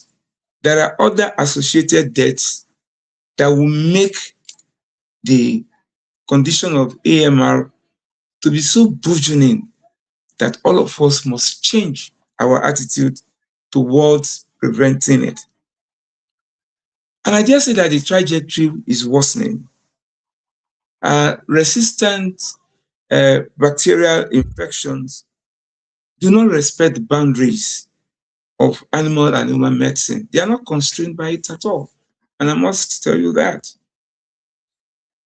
Resistant genes selected for treated animal can move in the food chain. And that was why I was talking about the issue of the critically important antimicrobials. These are, in fact, things that, to a very terrible degree, I noticed that in Nigeria, we still see them in the antibiotics, antimicrobials being peddled for sale and for use in our country, Nigeria. I'm not going there. Don't go there yet. Just go back. Yes, I'll be there later. When you look at the typical sachet of an antibiotic microbial being sold for poultry use, I'm sure all of you will see that we still have cholesterol there. And I see a lot of antibiotic microbials also being sold even by a very popular pharmaceutical company, veterinary pharmaceutical company, still having cholesterol. Why should we still be using cholesterol at this time? I'm not saying you should not use cholesterol, but I'm saying that it should be critically selected as one of the last line of defense. I see people in their various clinics, even as a small novel person, that people still use third and fourth generation fluoroquinolones, cephalosporins, aminoglycosides, and macrolides, when they have failed to use the first line of antibiotics. It's not as if you have used the first line and they are not working, but you just think, oh, it would be very nice for you to go and use this. I remember very well that somebody painted a conundrum when Jane was being asked a question. And it's a conundrum that we are facing right now, where you take an ear swab or an eye swab, and then you do the culture and the antibiogram, and then out of 18, none of the antimicrobials that you tested with is sensitive. I'm sure there are lots of people seated here right here now who have witnessed that in their various clinics and on farms. And I will tell you that it is something that I am currently facing. And I know that within the community of Small Animal Veterinary Association Nigeria, we have reported a lot of such findings. And I believe my very good Oga, Dr. Biade, would also bear me witness here. And it has pushed the frontiers for us, one way or the other, that we are not able to even solve some of the problems that the clients are bringing to us. Change the slide, please. Change the slides. Thank you. So I'll go back to talking about the critically important antimicrobial and the classifications that WHO has put in there. One way or the other, please, I want you to listen. The WHO list of medically important antimicrobials, most recently revised in 2024 in collaboration with the quadripartite, the FAO, WOA, and UNEP. The World Health Framework ranks antimicrobial classes by their importance in human medicine and the AMR risk associated with the use in non-human sectors. We have the highest priority critically important antimicrobials, the HPCIA, which include third and fourth generation cephalosporins, fluoroquinolones, polymyxins, like the cholesterol I mentioned the other time, macrolides, and glycopeptides. These are the last resort. And I'll dare say it again. This should be the last resort agent for serious human infections and warrant the highest restriction in animal use. But my dear brothers and sisters, we have seen that this category of antimicrobials have been turned to be first line in veterinary medicine. And the critical point is they select for resistance very quickly to an extent that when they enter the food chain and people eat this meat, this poultry, this fish, we're looking for trouble because they select for resistance. And when human beings eat all this food, it becomes very terrible. And I don't think we should be proud of ourselves that we are the ones who are introducing this into the food chain. The critically important antimicrobials, the CIA, which are mostly going to be what I'm going to discuss today, include aminoglycosides, macrolides, and quinone-related agents. We all know them. The highly important antimicrobials are there. The important antimicrobial are also there. WAR has had a parallel list because this was critical. This was done by the WHO, but WAR has a parallel list of antimicrobial agents of veterinary importance, which identifies classes that are essential for animal health and welfare, allowing us as practitioners to weigh clinical necessity in animals against human health risk. Where a CIA is also indispensable in veterinary medicine, for example, certain fluoroquinolones or third-generation cephalosporins in specific clinical scenarios, the guidance is not blanket avoidance, but highly restricted, justified, and monitored use.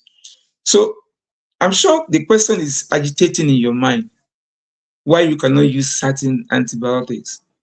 No, that is not what we're saying. We are only talking about judicious and prudent use.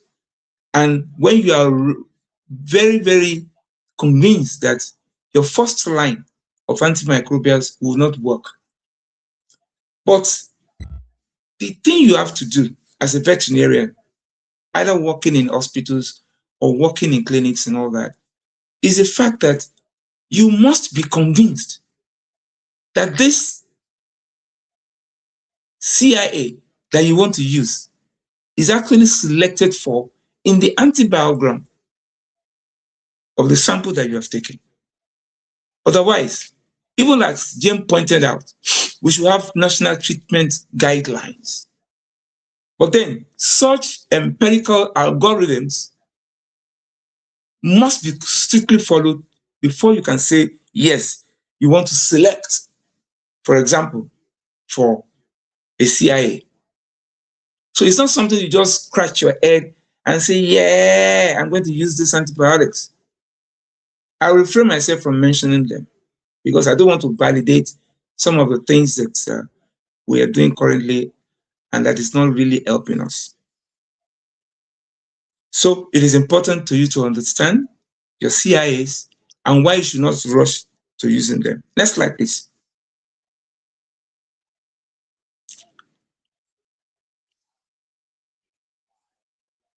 Yeah. I want to talk about the fact that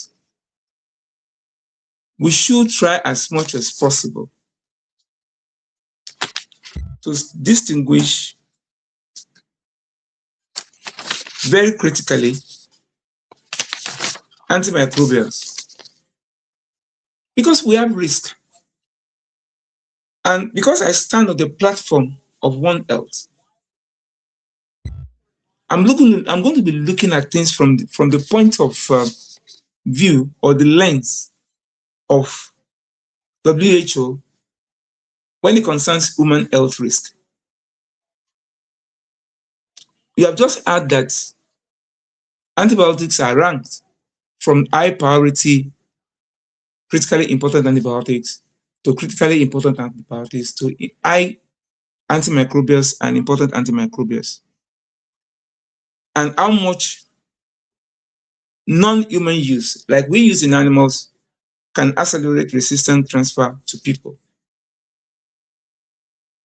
WA, like I also told you, also has a parallel list of antimicrobial agents that identifies which classes are essential for animal health and welfare in specific species and conditions. But I dare say that the critical rule is, and I'm mentioning it and I'm validating my statement, that where a CIA is genuinely indispensable for use in an animal patient, I said it, the answer is not blanket avoidance. It is in highly restricted, justified, and monitored with guided susceptibility testing wherever possible. Next slide.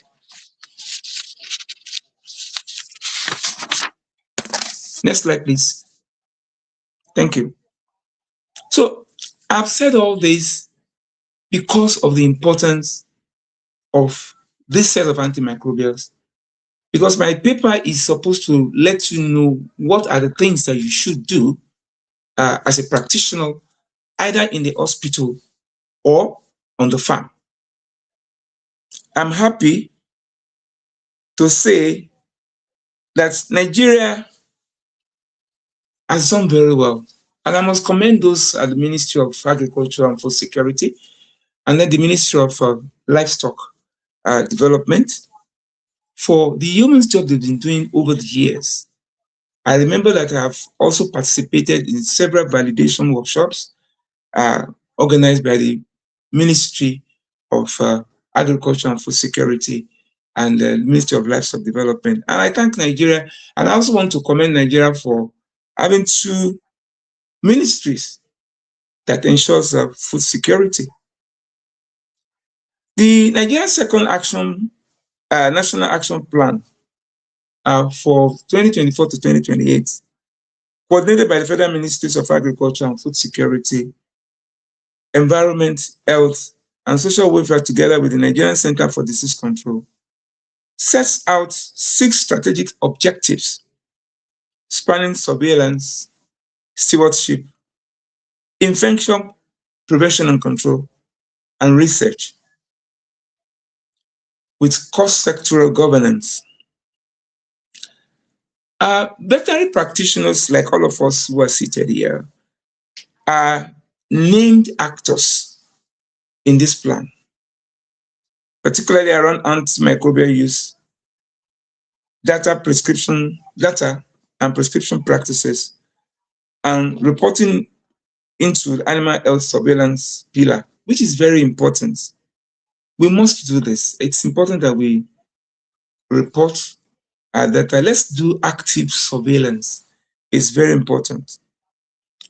The Veterinary Council of Nigeria, through its regulatory and continuing education mandate, is well placed to translate this national policy into everyday clinical behavior. When you talk about risk communications and all that, I think it's something that we have to really consider when we're discussing antimicrobial resistance and appropriate stewardship platform. And I want to say that this kind of session is precisely the purpose that the VCN is set up for. And I'm happy that VCN is actually doing what its mandate has prescribed for it by organizing this kind of thing. I looked at my president, Professor Matthew Adamu, the other time when he was giving his opening address, and he was telling us about the fact of making this an intentional program that the veterinary educational establishment across Africa agreed that it must be done before the end of this year. And like we usually say, Nigeria know they carry last, and that's where we're doing this at this critical time. Next slide, please. 6 clinical practices. Next slide. Next slide. Beautiful. This is coming to the kernel of my paper. And I would say this, and I want to emphasize that we listen very well. Best clinical practices at the point of care. And it is important that we as practitioners, for those of us who are very active, and even if you are not an active practitioner, it is one thing that you have to note in educating ourselves. So I say, you need to take a full history and examination. A lot of us who are practitioners today, I don't know whether we don't know that the concept of consultation that people pay for has to be well utilized in any clinical scenario. You don't just want an animal to come to your hospital and put on the table, or you go to a farm, be it a poultry farm, a swine farm, whatever, and then all you want to, you don't even want to listen to the complainants, to the owner. You are not adept at taking full history. If you want to be a very good clinical practitioner, you must have that skill of taking full history and doing medical exam. That's another thing that I see that a lot of us don't do.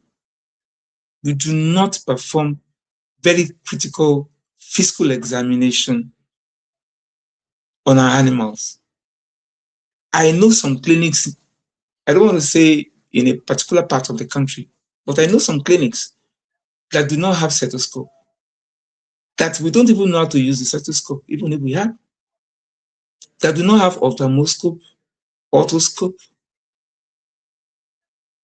and wait for it, some do not even have thermometers.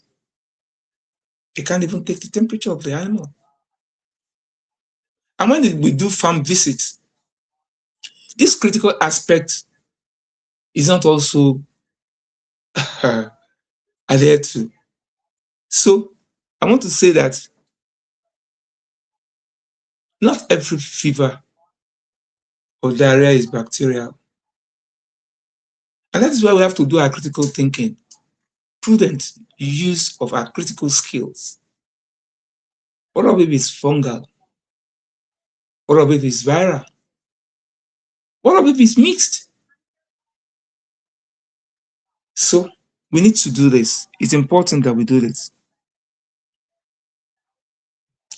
Another thing that we need to use on a level critical basis is to learn to take laboratory samples. Not every purulent ocular discharge will answer to gentamicin, will answer to ciprofloxacin eye drops. Not everyone. So it is important that we learn to take laboratory samples and make sure that we do the culture and then do the antibiogram. That's the culture and sensitivity testing.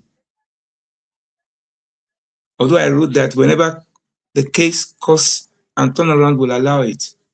Sometimes we have to explain the critical nature of the disease, of the condition, to the owner so that they know that they need to assist in the treatment of that animal, by paying for culture and sensitivity testing to be done. Like Jane said, and I'm going to reiterate here, treatment guidelines. We need to establish treatment guidelines in our various clinics, hospitals, and on farms. And like Dr. John Garba was saying, that this must be a critical function that the Veterinary Council of Nigeria must also feed in. So when we establish such empirical algorithms, or when you see this, do this. When you do not see this, you do this.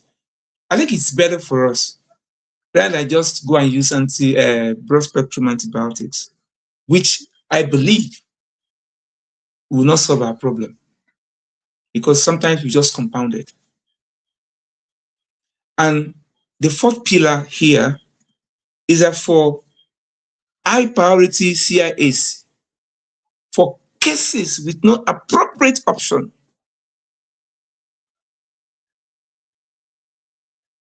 because you don't want to leave the animal like, oh, there's nothing I can do at this time, so let me leave the animal, let me just give this. Please, as soon as the result, because you are told that it's important to still do your culture and sensitivity in whatever way, but as soon as the result is gotten, please de-escalate once the result resolved. So you just have to stop those, and then you get to use the first line of antimicrobials. Next slide, please. Next slide, thank you.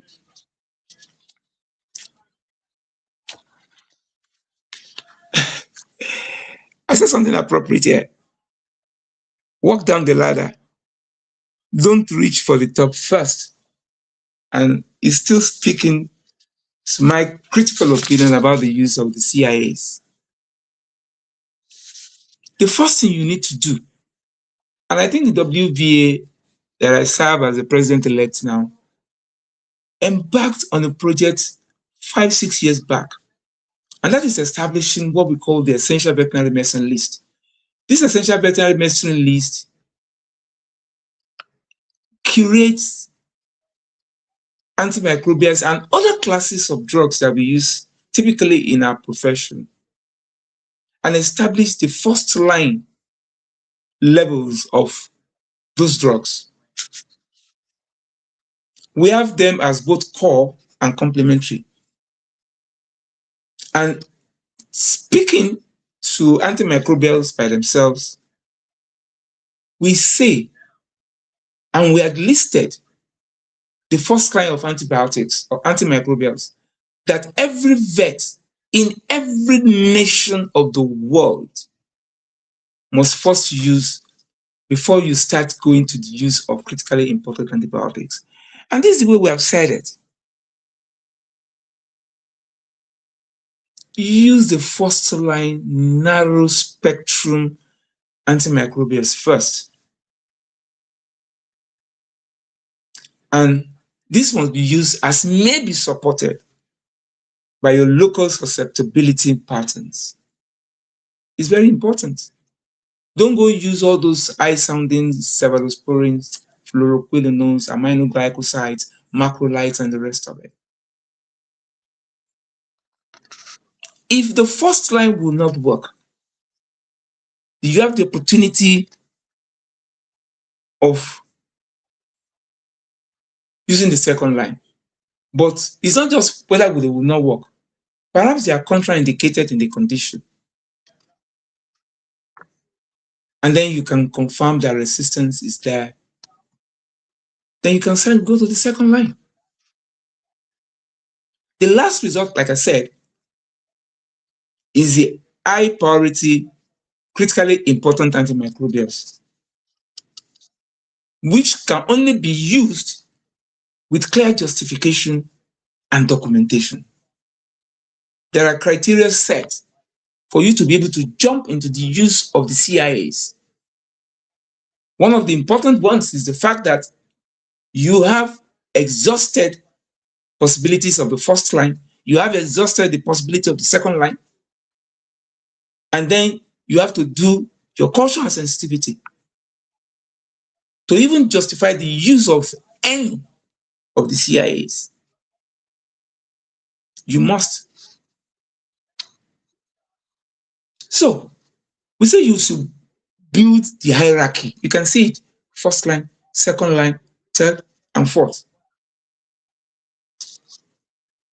Build the hierarchy into practice level protocols, not individual memory. How many will you be able to do? You'll be able to put in your head. Next slide, please. Next slide. Thank you. Now, you have selected your appropriate antibiotics that you think you want to use, because it is not just the selection of the appropriate antibiotic that matters. What you do after the selection also matters. Like we said, underdosing or over-treating are the drivers of resistance. And I want to speak quietly on this before I begin to run home.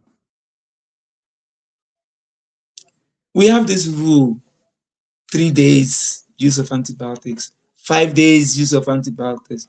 Some people will say, oh, 7 days is fine. But do you know that there are some diseases that the minimum number of days you would use is 28 days? For example, when you are treating ehrlichiosis, babesiosis, and you want to use doxycycline, 3 days will not work, 5 days will not work, even 14 days will not work. You must use up to 28 days. For example, the use of cephalexin, for example. Cephalexin will not get to the superficial. For example, you want to use it for skin as an antimicrobial or whatever, skin disease or skin conditions. It will take at least 3 weeks before we have adequate concentration of cephalexin in the superficials. So, for example, you want to use it for skin, and then it has not even reached the superficial levels of the body. How would it get to the skin? How? So, unlearn the fact that antibiotics must be for 3 days, or for 5 days, or for 7 days. People will say, oh, if it's an injection, for example, the clients cannot comply, or the client will not give it. I've had clients have challenged me where I'm giving antibiotics for 28 days. We cannot do it, I beg. But I've had to sat them down to know that it is not just a 3-day, a 5-day, or 7-day kind of thing. This is this condition. And this is the reason why we have to get it beyond 14 days or 21 days. So we say, prescribe the correct dose for species, weight, and clinical conditions. You know, we all take this into cognizance when we want to select our dosage. And yes, I've talked about the issue of the duration, but you must use the shortest effective course backed by evidence or guidelines. So it's not just Dr. Nasir has said this. It is a condition of understanding the principle behind the use of that antibiotic in that particular subject, in that weight range. It is not all the time that you give injections. There are certain antimicrobials that will work if you give them locally or through the topical routes when they are clinically appropriate. And then stop combining antibiotics without any specific clinical rationale. I don't want to mention antibiotics that people have been combining, but I know that a few of us do combine antibiotics for effective use. Like they say, I don't believe them. There are antibiotics that will take care of so many things at the same time. So you don't have to synergize, use a kind of synergy between 2 antibiotics. It's not good. Number 4, next slide, please.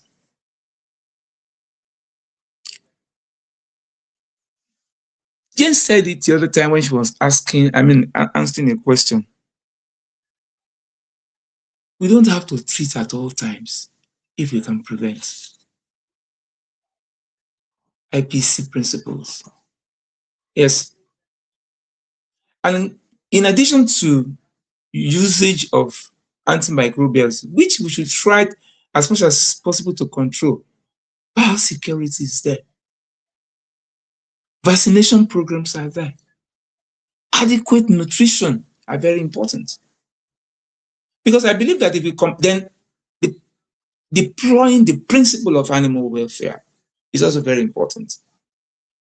Because if you do observe animal welfare, give adequate and good nutrition, do vaccination, and do biosecurity, we will limit the use of antimicrobials in our clinics and on our farms. Simple measures. I was given a paper last week as, I think the topic was biosecurity as an antimicrobial stewardship tool. I was invited by the WHO and WUA African region. And this was a paper that spanned almost 1.5 hours. So it is important that we also try as much as possible to do other things apart from giving antibiotics. So let's prevent the need for antimicrobials. We should promote vaccination programs suited to species and regional disease risk. It's important. Know the disease around our areas and let's know how to prevent them. Don't bring in vaccines that will not have cerebrals here. I see this happening to PPR and foot and mouth disease. There are certain vaccines, and sorry for me for trying to laugh, that what you have in those vaccines are not what we have here. And we're deluding ourselves, saying that we're vaccinating against those things. So it's important. Can you hear me? Can you hear me?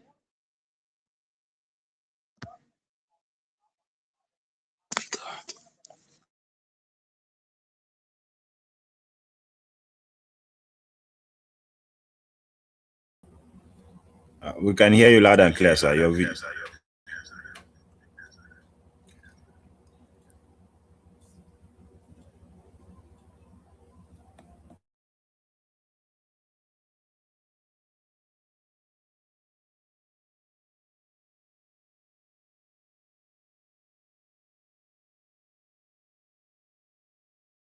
There is network challenge at his own end.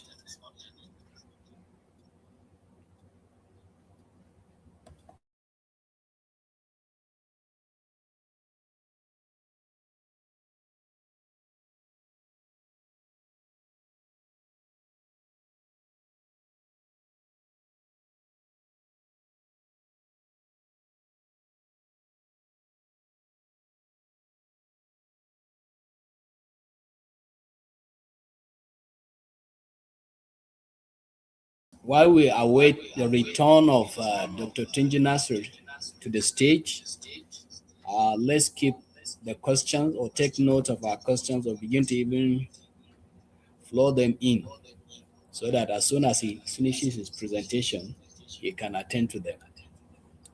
Thank you very much.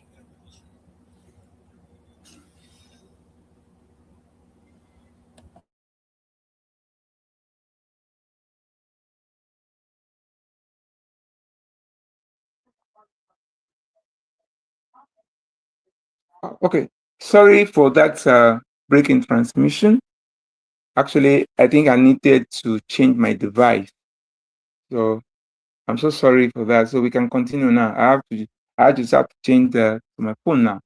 But I'll finish in about 5 minutes. Sorry. So I was saying that we need to do vaccination. Please confirm that you are hearing me loud and clear. Okay, fantastic. Promote vaccination programs suited for species and the cerebrals that are here. We should advise on biosecurity, adequate level of quarantine, controlled access to our farms, cleaning, and vector control. These are things that we can actually embark upon without the usage of antimicrobial. address underboundary nutrition and stocking density that predispose to disease. I think I mentioned all this. Don't overcrowd your farms. Don't want to say, yeah, I only have this space, but I have such a demand for more birds, and then you overstock. And then discourage the use of mass medication of healthy animal groups. I see a lot of people doing that on farms. They say for prophylaxis, and they start putting antimicrobials into the water, into the feed of animals. I'm sure you're all familiar with what happens in our various live bird markets and livestock markets, where antibiotics are given to animals. They are not sick. They're just there to be sold. But antibiotics given to them. And what do they promote? Drug residues. Because a chicken that just drank water 9 o'clock in the morning will be bought by 12 noon. And by 4 p.m. is already in my belly. Just taking antibiotics. You can see that we have a lot of problems in Nigeria that we need surveillance ourselves. Next slide, please.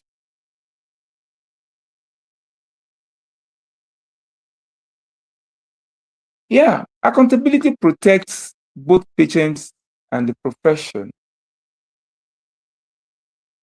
I said prescribe CIAs, that is a critically important antimicrobials, only under a valid veterinarian client-patient relationship. After you're not able to use the first line, the second line, by concrete reason, and then you do your culture and antibiogram, and we see that there are no other antimicrobial except the CIA, you must be able to explain to your client why you are taking this route. It's important. It's very, very important. Then antimicrobials are not just things that you just use and you just leave them like that. It's not that. Especially when you're using the CIA. You have to keep accurate, retrievable treatment record for audit and surveillance. Like I said, we should all do active surveillance. You must. Because you must be accountable. A lot of us must learn to be accountable. Then respect withdrawal periods rigorously in food-producing animals. All our ruminant veterinarians, I hope my Aruban colleagues are here, and those who are in poultry also. The withdrawal periods must be rigorously enforced.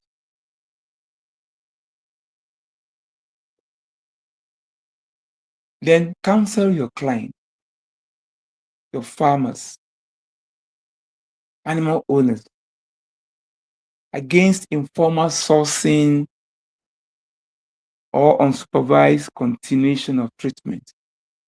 It's not just even on continuation of treatment. Some of them will see that, oh, when Dr. Nasir came the other time, this was what he used. And that's why some of the time, in spite of the fact that medicine is not evidence-based, that you must let your clients know what you're using for their dogs or for their cat or for their poultry or for their whatever, you must counsel them against independent use later. Because some of them will see some of those signs that you saw that informed you to choose a particular antimicrobial, and they don't want to patronize you again. And they just go to buy. And our colleagues in the drug markets will always sell to them. Some of them will say, oh, because you use it for private, maybe it was not enough, they want to extend. Please, education is very, very important. Very, very important. That antimicrobials cannot just be used at any point in time. It's not so our whims and caprices. It's not. It's never. It's supposed to be when they are needed. And the last point I want to mention is you have to engage with surveillance and learning. individual data that we keep in our very clinic build the national picture. So when they run around that we should submit our data monthly for what we have done in our various clinics, in our various farms everywhere, and some of us fail to render the accounts, we are unaccountable. We are more or less altering the Nigerian state because there will not be any critical national picture of what is actually happening. And I want to suggest that we all do this, please. Submit, isolate, or susceptibility data to national AMR surveillance where possible. I would want to join us to do that. And that we should stay current with the WHO and WOA classification updates as they are revised. And that's what I like about these two organizations. They are very active. They are constantly doing one or two things about some of these things. And we must get ourselves abreast of what is happening at the WHO and WOA. We should learn to know how to prescribe. We have to get to that level that we all prescribe as veterinarians, so that those who will go to the open drug market without veterinary prescription will not succeed. And I dare say the oversight of this is very, very critical because when you go to some villages and you see drugs on in the market, you see antibiotics being peddled under the sunlight, something that should be in the fridge for some of those, and they're under the sunlight. It becomes so critical that we have a lot to do. Not that I don't envy them. Veterinary Council of Nigeria, I don't envy you. There are so many things to be done in this country. It's not just by the paper. We have very beautiful national action plans. Very, very beautiful. Kudos to my colleagues in the ministries and all that. What's the oversight? How do we ensure that these things are critically monitored, are critically done? I don't know what we're doing. I don't envy you. And then we have to share our findings. What have you noticed? Share your findings with your peers, and then allow your professional body to also know that it's important. So my last slide will be the practical clinic checklist, and which we adapted to the wall for quick reference for clinic staff. And I dare say for farm staff too. And let that vet in that hospital, in that clinic, today, from right now on, see it on the wall or in the farm. When you are treating the disease, is an antimicrobial actually indicated? Do you have to use it? Because everything is antibiotics, give it antibiotics. Even if a dog is not eating or an animal is not eating, the first thing is my people will say, go and be no walk up, no diagnostic walk up. That thing infuriates me to very serious level. And then ask yourself, even if it needs antibiotics, have I sampled for culture and sensitivity? If possible, where feasible, have I sampled for it? Number 3, have I chosen the narrowest spectrum that is a non-CIA? I said it when I was saying that when I was talking about the classification. Always gone for the narrowest spectrum of antibiotics. Have you chosen the narrowest? Have you chosen the correct dose, frequency, and the shortest effective duration of this antimicrobial? Although I mentioned some that can last for 21, 28 days, but most will still go ahead, will still respond within 7 to 14 days. Some can even respond for 3 days. It depends on the condition Don't take my word for it. It depends on the condition. Have you documented indication and withdrawal period? Have you communicated it to the client effectively to an extent that they will believe you? Have you? Then, if there are other alternatives to be used, like good husbandry practices, biosecurity, vaccination, those gaps, have they been addressed before you say, okay, it's antimicrobial that I have used now?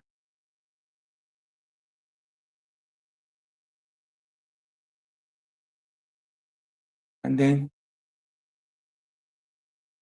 should this case that you are treating now be fed into the surveillance data? And I want to say so, yes. The Federal Ministry of Livestock Development and Federal Ministry of Agriculture, I think Federal Ministry of Livestock Development, because we deal with animals and all that, should make it a point of duty, as they are doing now, to make sure that they encourage clinicians across Nigeria to give data. And I want to thank them, because the current tab that I'm using to do this presentation that went blind the other time was actually an encouragement from the Federal Ministry of Agriculture for those of us who are constantly respecting the data that we submit. We respect that deadline every month. And it was shared to us about 3 or 4 years ago to do effective control. And I think it's something that has to be done. For anybody who is doing that regularly, incentivize it. Let's incentivize it so that they can be encouraged to do this. In conclusion, I want to say that the obligation is professional and not external. Somebody said the other time that we veterinarians are the ones promoting antimicrobial resistance. And I also heard that this conversation has started 72 years ago, but I didn't know why. And 72 years after, we're still discussing it. What is wrong with us? Just what is wrong with us? But I know that protecting the CIAs keep effective medicine available for the next generation of patients. Human and animal alike. Our National Action Plan 2 provides the policy scaffolding. The daily decision made in consulting rooms and on farms across Nigeria will determine whether it delivers. And on that note, I want to thank the creators of the National Action Plan on antimicrobial stewardship for a good job that they have done. But I'll repeat again, whilst that policy provides the scaffolding, the daily decision made in consulting rooms and on farms across Nigeria will deliver whether that action plan delivers. On that critical note, I want to say thank you for listening to my story. And I hope that if we follow those 6 guidelines and those practices that I've spelled out within the last 15 minutes, I think we would have taken a good step in addressing, with good outcome, the antimicrobial stewardship practice that is required in our country. I'm sorry I sounded a bit tired because I've not really slept in the last, I would say, 14 hours or more than 14 hours. I'm staying in front to make sure that I also catch this seminar, as I'm currently in the United States, in California. So thank you everyone for having me. Thank you. Dr. Tunji Nasser, President-elect WVA, for insightful sharing from experience and providing guide for responsible or best clinical practice to mitigate AMR. My take home from this presentation is that as veterinarians working in clinics or hospitals, we must be convinced that the use of the CIA must be based on need. And we have been tutored through the 6 practices that we must engage to arrive at using CIA. Lastly, we are also being provided with checklists, which are essentially 7 questions that we should ask ourselves before we use antimicrobials. Thank you so much, sir, for this delivery. And I'm very sure that we have been impacted, or we have been blessed, and we have been refreshed. I'm sure there are questions for you. As we highlight them, you can please respond to them. All right. While we await questions coming in, I'd like to thank you once again for the sacrifice you've made to stay awake over there and to make this presentation, and for the effort you put behind scene to see that the keynote speaker also did his presentation. Thank you so much, sir.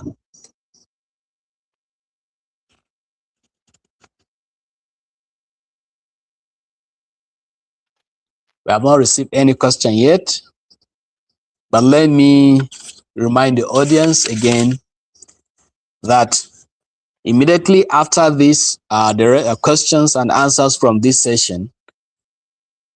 The Chief Veterinary Officer of Nigeria, Dr.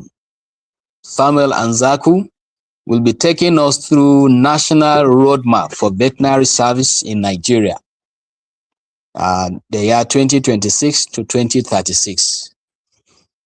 I don't want to let the cat out of the box to say that there are so many things that will be revealed to us as veterinarians as regard veterinary services in all its ramifications. All right. It appears there are no questions coming in. That simply means that your lecture was well received and well understood. I wouldn't want to think that it was not understood, because I got it loud and clear. And I know that so many others also have good understanding of the delivery. All right. Because of our time, once again, on the behalf of the Chairman, CEC, and the President of the Veterinary Council of Nigeria, as well as the Registrar, I would like to thank you so much, Dr. Tunji Nasir, President-elect World Veterinary Association, for your sacrifices, for the time and the presentation you have made at this year's first edition of Continuing Education Seminar. We wish you God's blessing and guidance as you prepare to take the reins for the World Veterinary Association. God bless you, sir. Thank you, Dr. John Garba, and thank you for everybody for at least listening to me. And like you said, I hope everything is understood. I spoke as a clinician, an active clinician, and I hope that we all imbibe all the 6 practices before we choose to use antimicrobials in our various practices. Thank you. Thank you, sir. Right, distinguished participants, we thank you for your time again, and for your courage, for your discipline to stay put all through this, just a few or 3 presentations made so far.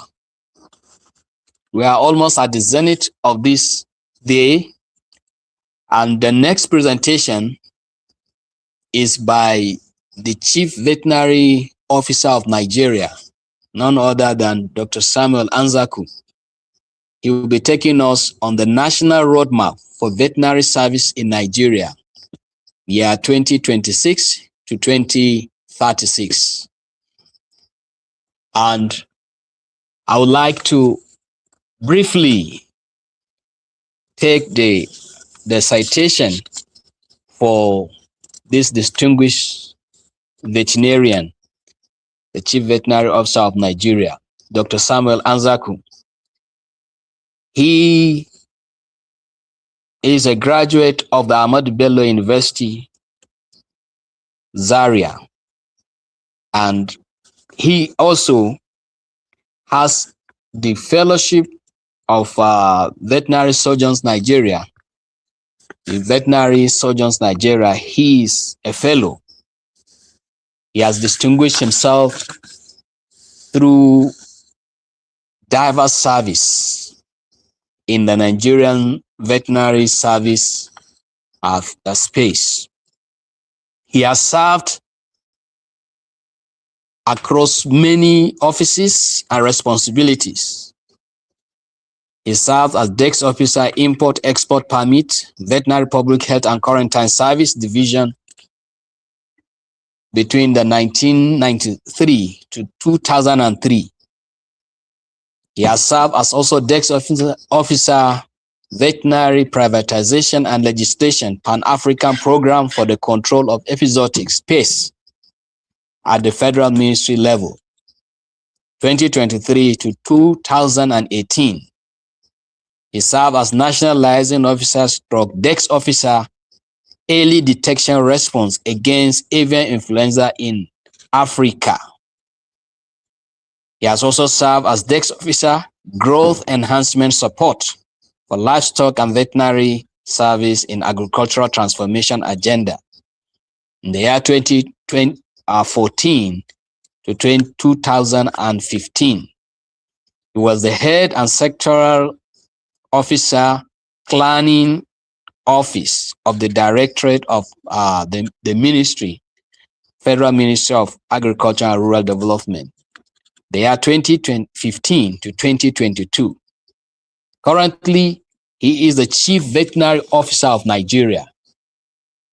He has a lot of research and publication that time will not permit me to read through. Distinguished participants, permit me at this junction to call on the Chief Veterinary Officer of Nigeria, Dr. Samuel Anzaku, to present his paper. You're welcome, sir.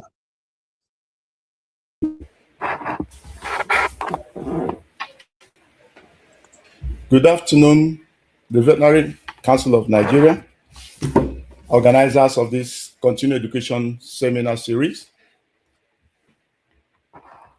distinguished colleagues, all participants, good afternoon. My name is Dr. George Ozaga. I'm a Chief Veterinary Officer in the Department of Veterinary Public Health and Epidemiology of the Federal Ministry of Livestock Development. I'm also the Program Coordinator for Rabies Elimination in Nigeria. I am standing in for the Chief Veterinary Officer of Nigeria, Dr. Samuel Anzaku, who has asked me to make this presentation on his behalf due to several other pressing engagements that came up today. My responsibility in this brief delivery is to give us an insight into the recently launched National Roadmap for Veterinary Services in Nigeria. This document was launched on the 29th of April, 2026. The Chief Veterinary Officer of Nigeria, who, as we all know, is very passionate, pragmatic, and forward-looking towards raising the level of veterinary services in Nigeria, he thought it wise for us to, as a nation, to develop a roadmap for the veterinary service, looking at where we are. We have made progress, certainly, but we need to move further than where we are today. So this roadmap is targeting the next 10 years to make a better improvement at the various facets of the veterinary service in Nigeria.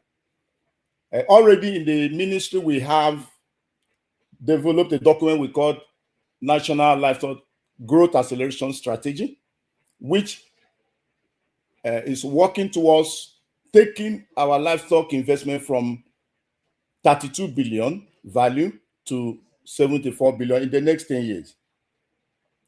But in all of this, we know that without a robust veterinary service, this will be an effort in futility. Yes, we know there has been a lot of improvement in our veterinary landscape over the years.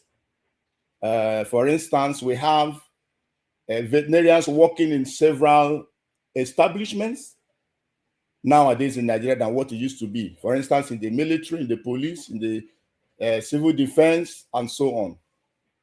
That's an improvement. We have 11 accredited faculties of veterinary medicine from what we used to have, which was 5. There is also increased involvement of veterinarians in One Health activity, public health activities in Nigeria and all over the world. We can relate with the Nigeria Field Epidemiology and Laboratory Training Program, NCDC, Africa CDC, and so on. And there's an increased investment in research and development, especially in the area of poultry. We can see what is happening in the southwest of Nigeria. Then, in addition to that, we have the creation of the Federal Ministry of Livestock Development, which was carved out from the Federal Ministry of Agriculture and Food Security. So I can go on and on. You look at in the area of governance and policy, we have a number of permanent secretaries today in Nigeria who are veterinarians, National Assembly members, and all of that. These are all improvements. But be that as it may, we intend and we desire to still move further than where we are today. And that is what prompted the development of this roadmap. So I'm just laying this foundation, to look at where we are coming from. How do we scale up in terms of implementation of the various robust legal provisions and policies that we have? So that is a kind of first forward to my presentation. But let me ask if we are all hearing me. Please confirm that you're hearing me, please. You're loud. You're loud. I'm loud. Okay. So I go to the presentation now. No. Is it? No. They're telling him to move it. Please, can you go to the next slide, please?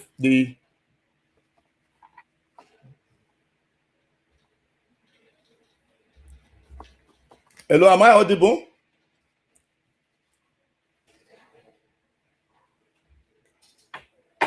Am I audible?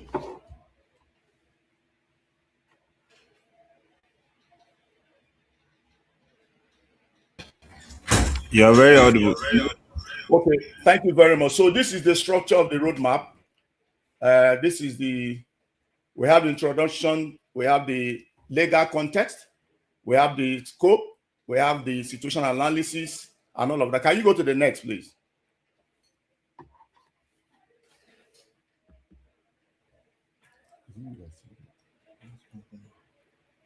Right, so these are some of the excerpts from the chapters of the roadmap document 2026 to 2036. We have the introduction that talks about the national country profile, the geography, the natural conditions, administrative structure, and economic activities that go on in Nigeria. And then we have the policies that we have that guide veterinary services in Nigeria. They are all enunciated in this document. Examples of these documents include the one I mentioned before, the National Livestock Growth Acceleration Strategy, the Nigeria Livestock Master Plan, the National Action Plan on Health Security, and so on and so forth. The Veterinary Surgeons Act, the World Organization for Animal Health Terrestrial Code, and so on. So these are some of the laws. As for laws and regulations, we have abundance.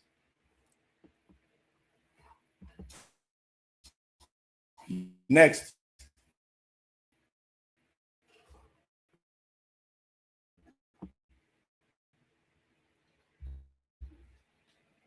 All right, so next slide, please. Work. The veterinary service in Nigeria is structured at the various levels of Nigeria, from the federal. So at the federal level, we have the Federal Ministry of Livestock Development with and we have 4 departments that speak to veterinary services. And these are animal health and reproductive services, veterinary public health and epidemiology, quality assurance and certification, and then pest control services. Then we have the Veterinary Council of Nigeria, which we all know, which is a regulatory body for all the professionals in Nigeria, and then maintains the standards and ensures professional ethics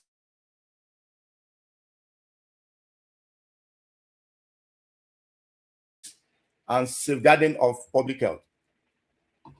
Veterinary Research Institute, which was established in 1924, having the mandate of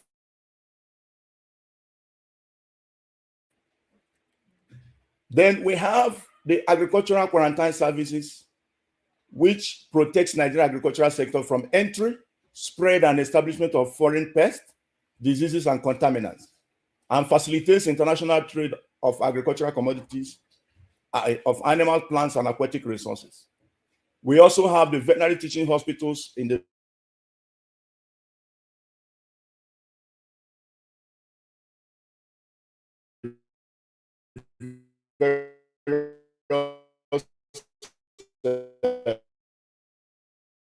faculties of veterinary medicine. We have the Postgraduate College of Veterinary Surgeons of Nigeria.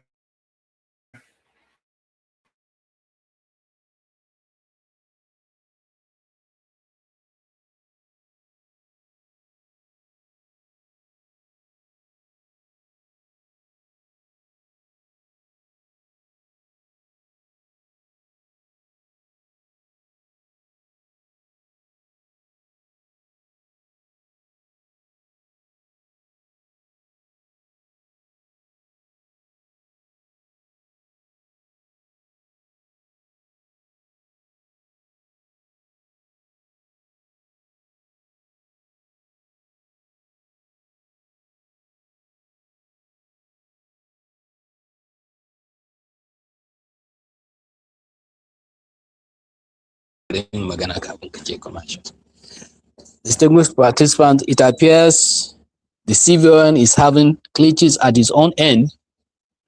While we await his return, let's enjoy or watch this commercial.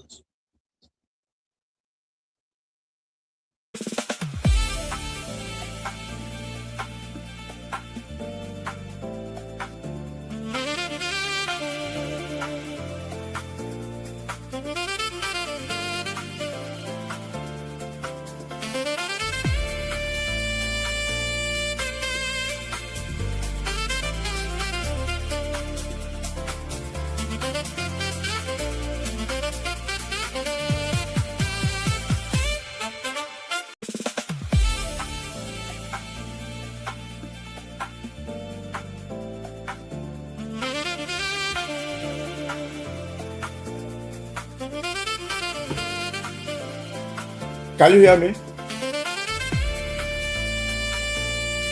We can hear you, Dr. George. Please kindly upload your presentation. Share your presentation slide at your own end. Okay, can you hear me now? Yes, share your presentation slide at your own end. We can hear you very clear, loud and clear. Okay.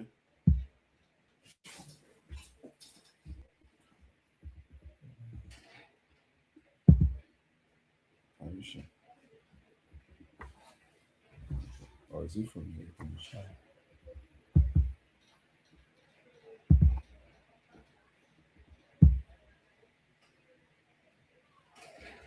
Okay.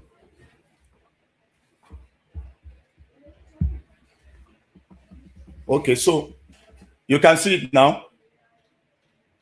Yes. Hello? Okay, great. Yes, we can see. Yes.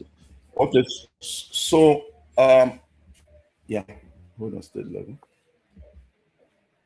I missed some slides at the beginning. Let me just say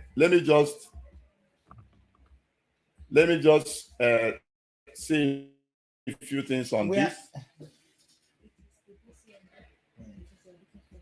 Oh my God.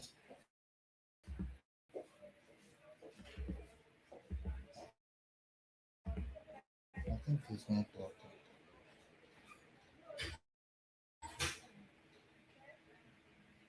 All right, so It's not sharing. Okay, I don't see it. hello. Okay, yeah. Okay, so once again, let me just reiterate the priorities of this roadmap, if you can hear me. To strengthen veterinary governance and regulatory frameworks, improve animal disease surveillance and early warning systems, expand veterinary laboratory and diagnostic capacity, and then develop a competent and adequately distributed veterinary workforce, enhance infrastructure and service delivery systems, promote public-private partnerships, and strengthen collaboration through the One Health approach.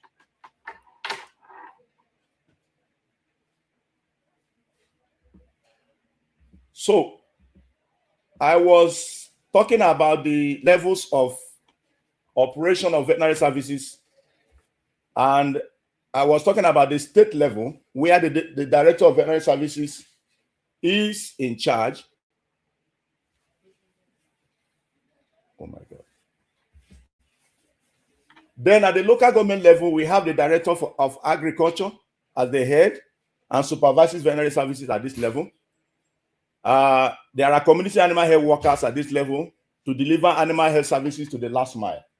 So we intend to continue this structure and to strengthen it. So to the pillars of the veterinary services, which were being projected and emphasized through this document, the first pillar is on animal disease prevention and control, which is key. The objective is to minimize occurrence, spread, and impact of animal diseases through prevention, early detection, and rapid response. This we intend to strengthen at all levels.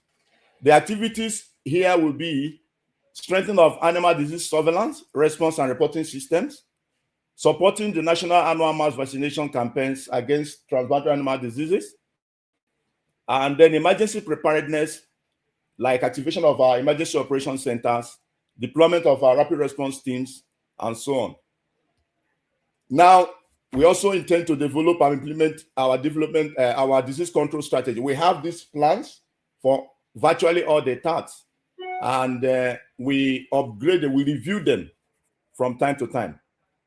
So the second pillar of this roadmap is on laboratory and diagnostic services, which we know is key in any veterinary service to be effective. We need to provide timely, accessible veterinary laboratories and diagnostic services reliably, to inform surveillance and outbreak response.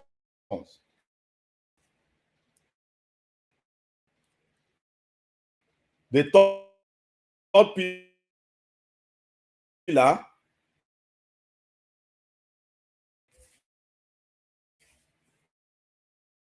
is on infrastructure development. Issues like our abattoirs, our livestock markets, our veterinary clinics, we need to make sure that they are evenly distributed. There are certain period, every state, every local government have veterinary infrastructure. That is on governance, legislation, policy, and regulations. Like we all know, we have a number of policies, legislations available, but there are still need to do more to review the ones that are obsolete, to make new ones that will guide the delivery of services all over the country. Pillar 5 is on workforce development.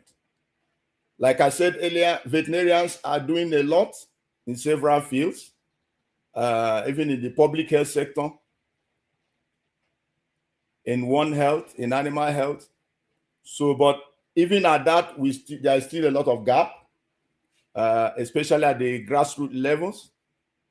You can imagine in some states, you have maybe only 5 veterinarians in government service.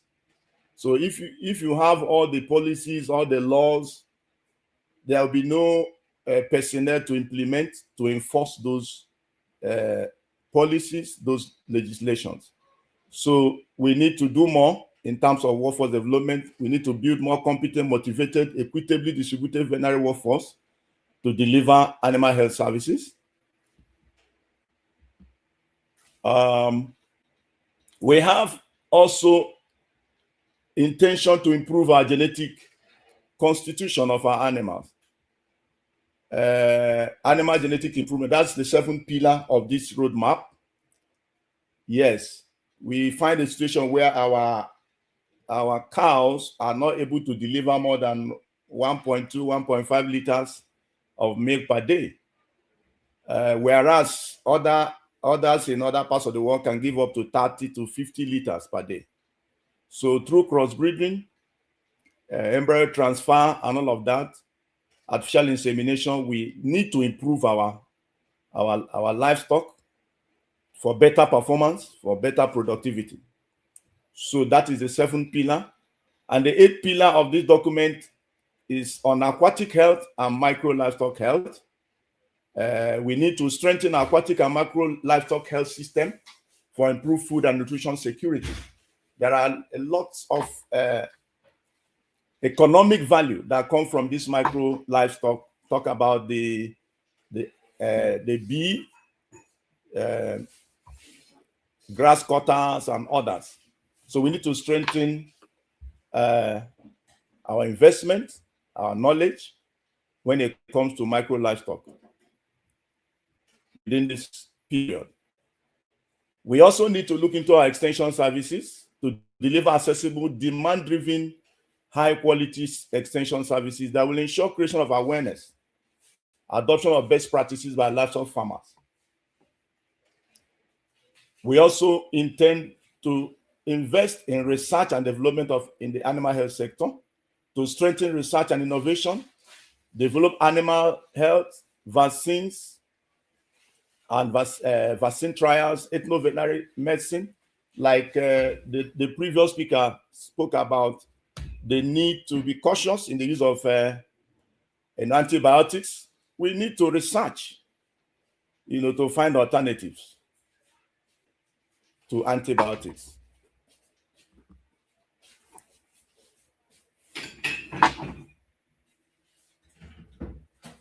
So that's the 10th pillar.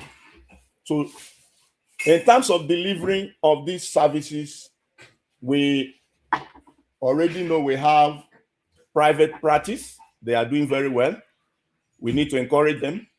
Within this time of these 10 years, we want to see our private sector doing much better than they are doing now. And then the public service and the regulatory functions, we need to also upgrade.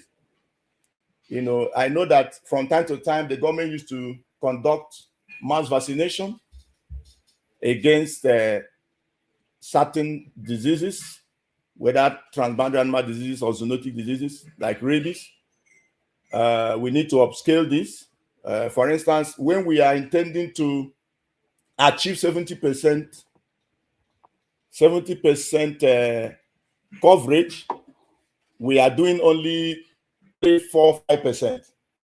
So we need to really do better in our mass vaccinations, and that comes through public services to take care of PPR and all of those. Then in disease control and quarantine, we need to also do better, working within quarantine services to make sure that we don't have influx of animals that are carrying pathogens to come and spread it in our own country. So that is very critical. And then we need to also emphasize our public-private partnership. There need to be this collaboration between the public and the private, even in the area of disease reporting. So most of the diseases go unreported because they are being handled by the private sector. And we need to partner with them to make sure that we have these reports sent in. Then we also depending and we're also relying on projects. Ongoing is the HealthPress project, and it's doing a lot, putting up modern clinics in various zones. There's also another project that we're expecting, a health security project that is coming. So all of these joined together are going to help us to move the service forward. This one is situational analysis. These are all the areas that from time to time we're going to take stock to see how we are doing. And then in workforce development, the VCN can bear witness that we have about 10,000 veterinarians registered, about 35,000 paraprofessionals, even though only 10,000 are registered, 279 community animal health workers, which from all indications are not enough for a country of 240 million people. So we need to do more, even though we have not done too badly for having this number. Though out of the 10,000 registered veterinarians, only 4,500 are actually in active practice. So we need more veterinarians in terms of training and retraining. 3 more faculties of veterinary medicine are coming up on stream, as the VCN can bear witness. They are waiting accreditation and so on. So all of these, we can see a number of challenges that we need to attend to. Inadequate educational infrastructure, shortage of veterinary manpower, poor salary and working conditions, and not being able to implement our policies and our legislation that are there. So we need to strengthen our regulatory agencies, our body, to be able to enforce our regulations to move the services forward.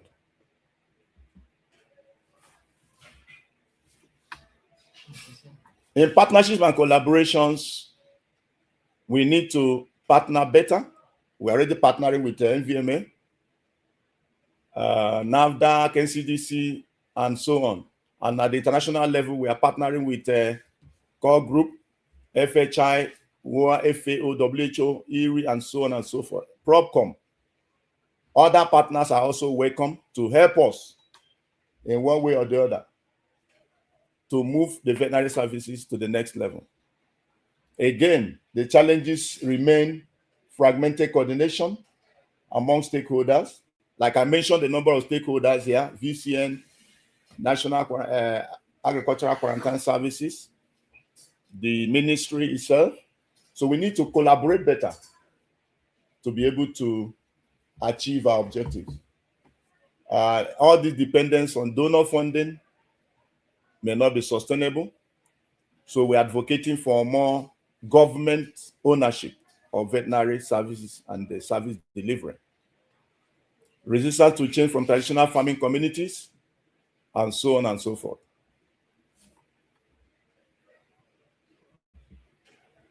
So now I go to the implementation framework for the roadmap. We have the short term, the medium term, and the long term. So in the short term, this document will focus on immediate risk analysis. We need to find out where are the challenges, where are the problems, where are the hotspots of diseases, and so on. So we want to do our risk mapping, conduct nationwide livestock risk assessments, establish our database for disease reporting and tracking, and then prototype a model for sustainable surveillance funding strategy in the animal health sector.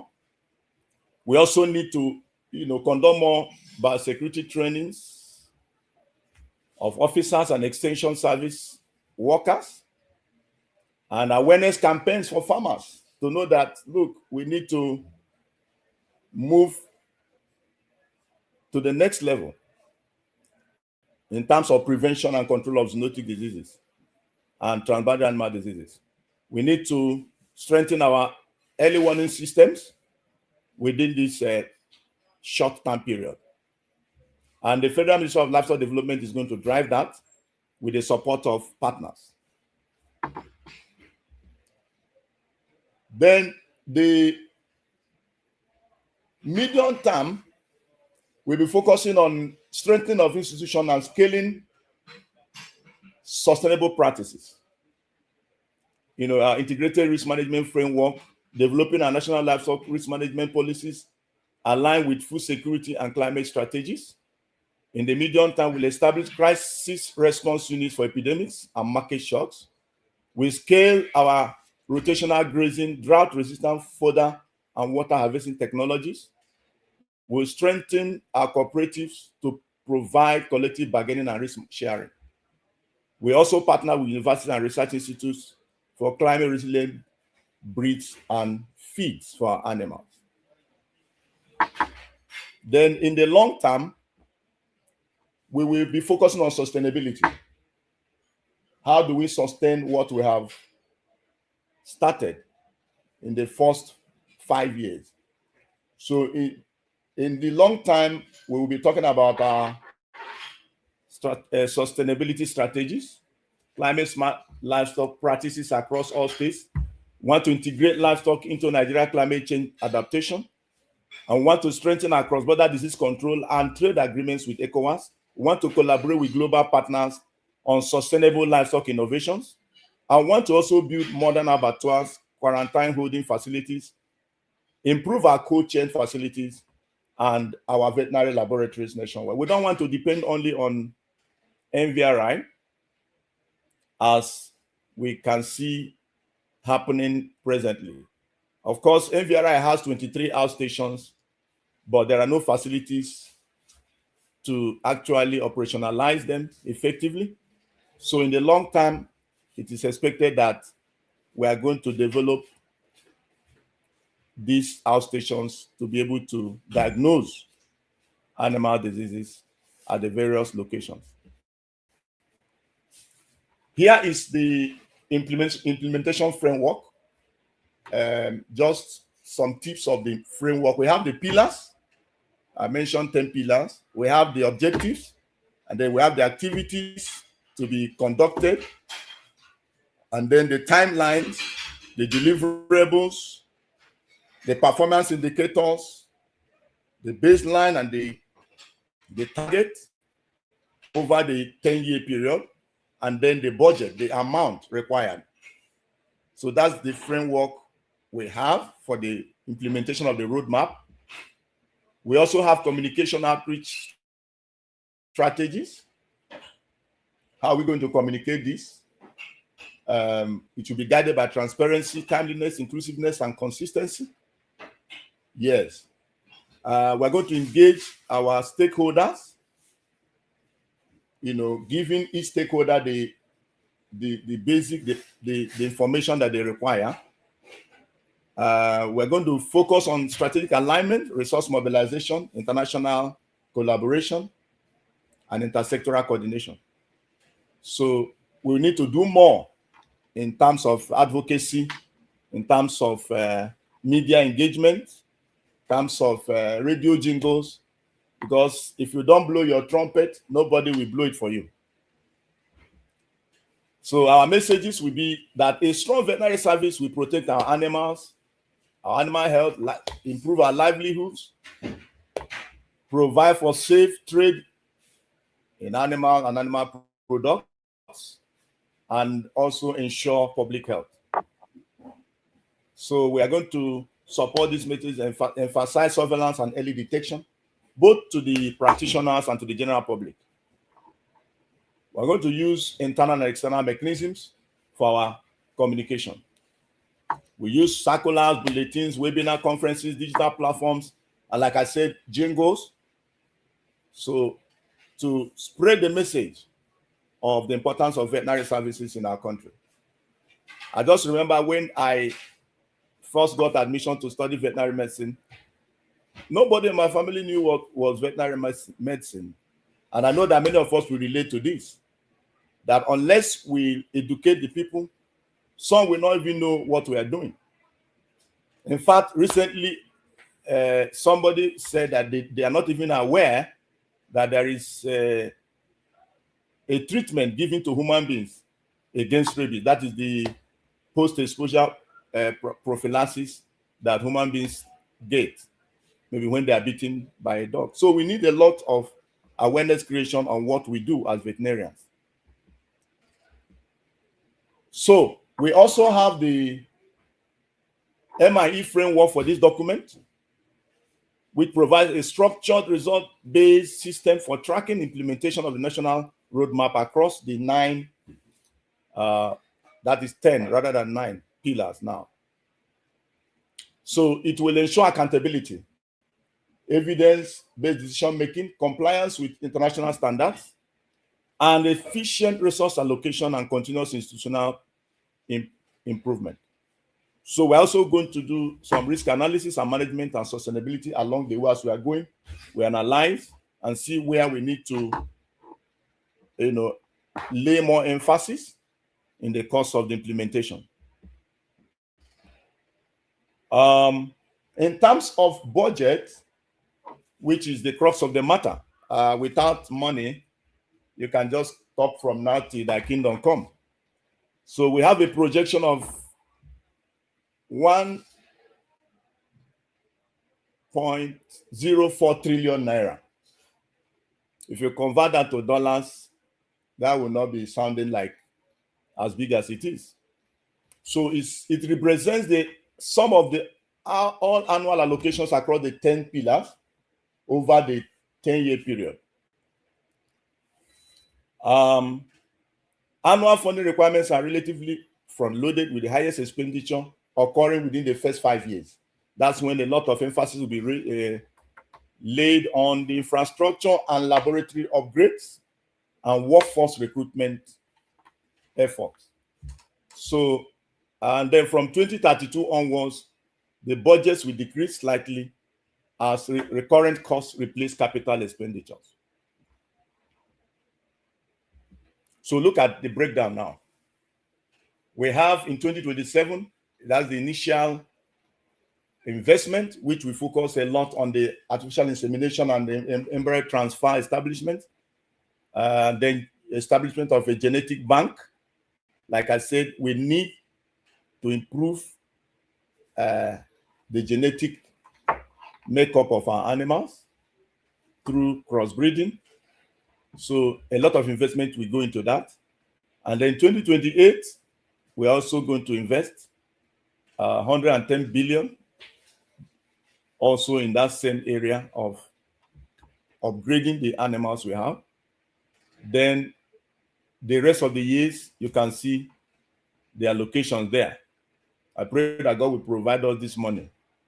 97 billion, 95 billion, 90 billion, 89 billion, and so on, to invest into the service.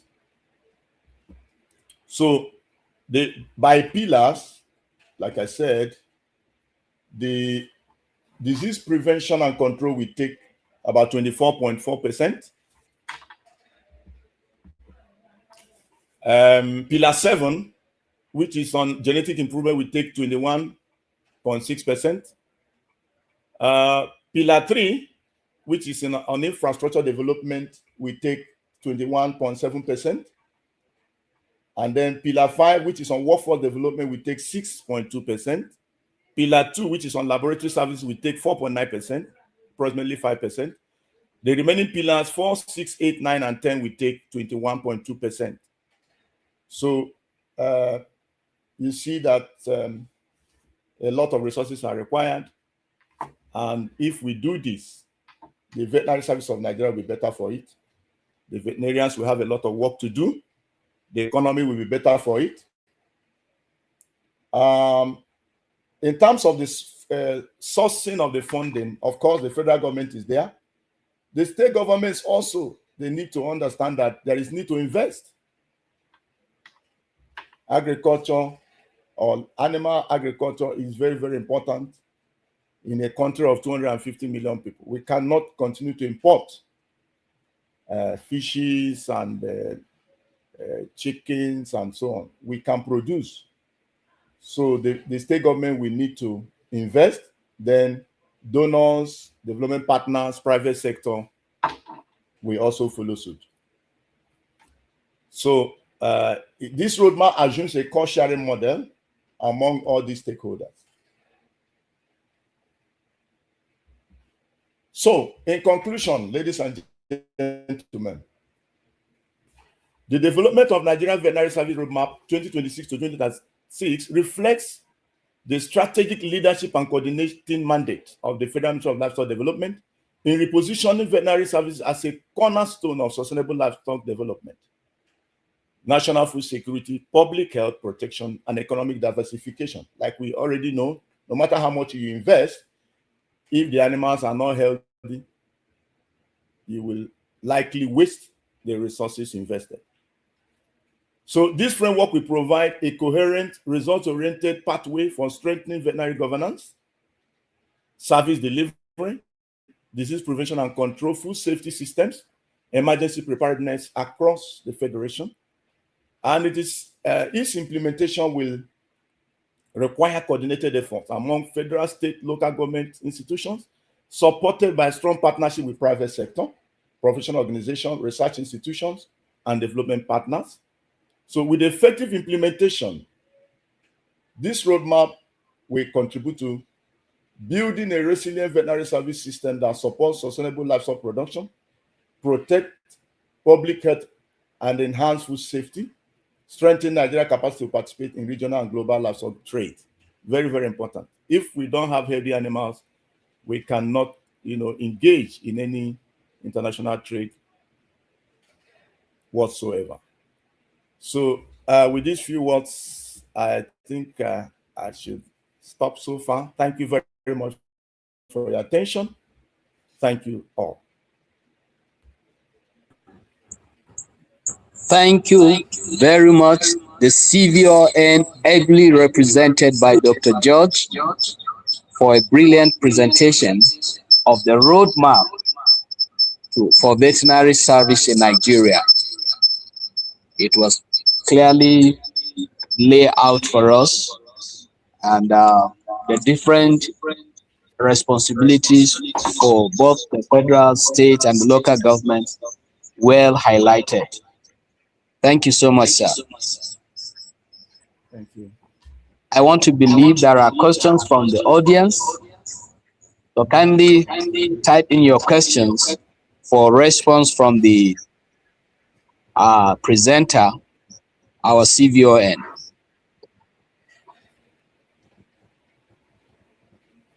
While we await questions from the audience, let me intimate our distinguished participants that the next two presentations that we shall be taking, we shall be having the privilege to receive a renowned poultry veterinarian and a renowned wildlife veterinarian also in the concluding presentation for this first edition of the CE.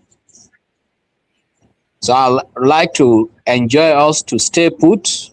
We've been resilient to this point, and let's take the maximum and much that is available for us to partake in.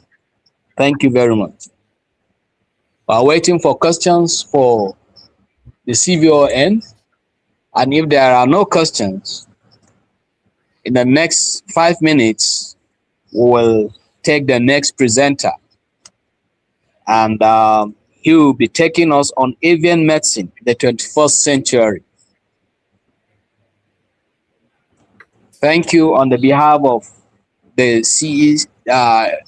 VCN Continuing Education Committee and the leadership of the Veterinary Council of Nigeria, I'd like to thank the CVON, ably represented by CVO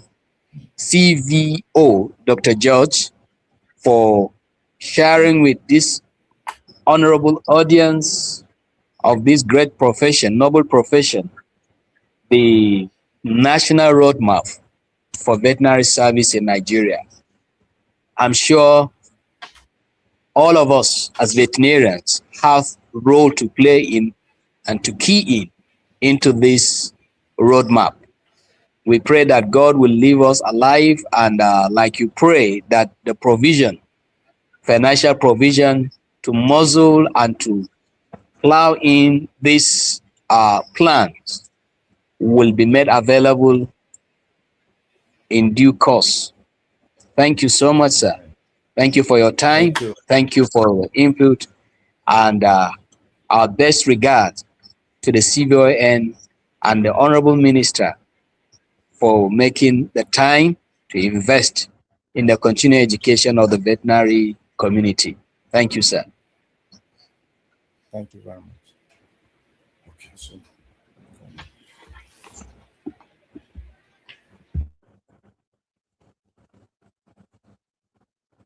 I'll meet him.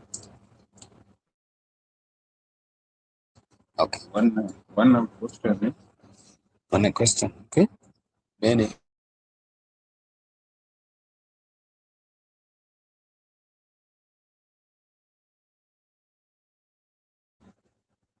Hello, Dr. George. I hope you're not gone far. Please unmute yourself. There's a question highlighted for your attention. okay, I'm with you. Thank you. Yes, sir. There's a question highlighted. Would like you to respond, please. Okay, very beautiful plans and good present. What do you say about implementing on the plan? What do you say about implementation of the plan shown by the CVON, which is a major problem with FGN? Okay, can you hear me? This is from Mercy upon. Yes, we can hear you, sir. Go ahead. Okay, that's yeah. So we said that this roadmap is a plan, a projection for the country. It's not a one-sided plan. It's talking about a holistic approach to taking the veterinary services to the next level. There's lots of potentials in the service.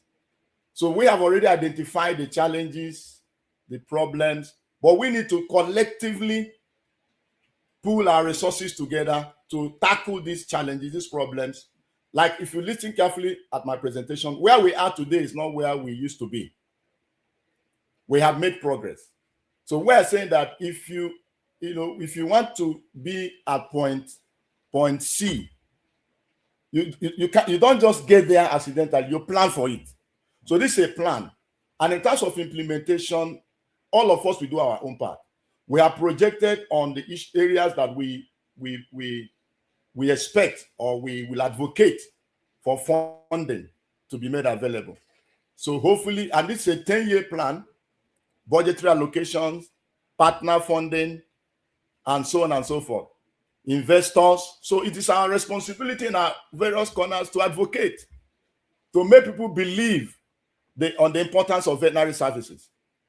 When people that are reluctant, maybe they are not knowledgeable on what to do, you can encourage them as a veterinarian. Say, come, we will guide you. So when they bring in those resources, they are put together. And that is where reporting comes in. Whatever you're doing in your own corner, you report so that we can add it up to these plans. So person attracted a project of 10 billion in Adamawa State. It's part of our story. So in terms of funding, it's not that there's going to be one money that we bring bam at once, So it's whatever you're doing, report. Whatever we're doing, we report. We pull it together. We network. We coordinate. We know how far we are going. We send in data. So by the time the years are going. That's why we have monitoring and evaluation. As we are going along, we look at what we have achieved, where we need to make improvements. And at the end of the day, before that 10 years, we would have even surpassed what we have projected. So a roadmap is like it's a plan. And it's for all of us to join hands and work towards it and say, between now and so time, this is where we want to be. We want to see every state in Nigeria have at least 200 veterinarians. For instance, now, if you know, there are in the human health, they have general hospitals, they have specialist hospitals, they have teaching hospitals, and there are doctors in, taking charge of these places. But in some states, you have maybe only one veterinary clinic, if not for the private sector that are helping us. So we want to advocate so that we can have more veterinarians, more facilities, and so on and so forth. And this will guarantee public health, make for better productivity, and assurance of public health. So that's what we are saying. The implementation is not just for the federal government, it's all of us together. And then at the end of the day, but we have to keep track of what we are doing. And then we'll be able to say, this is where we are now. I don't know whether that answers your question. Merci.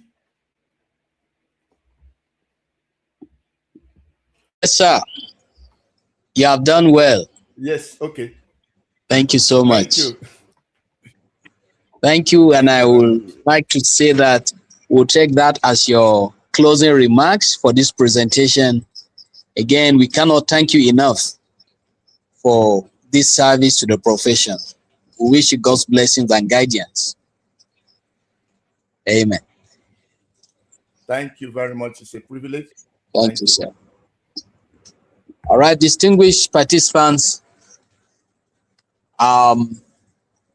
Next in the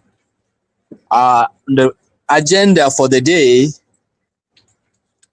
is a presentation from one of our best in poultry practice in Nigeria. At this junction, it is my honor and privilege to hyper summarize the citation for Dr. James Baba Wageti.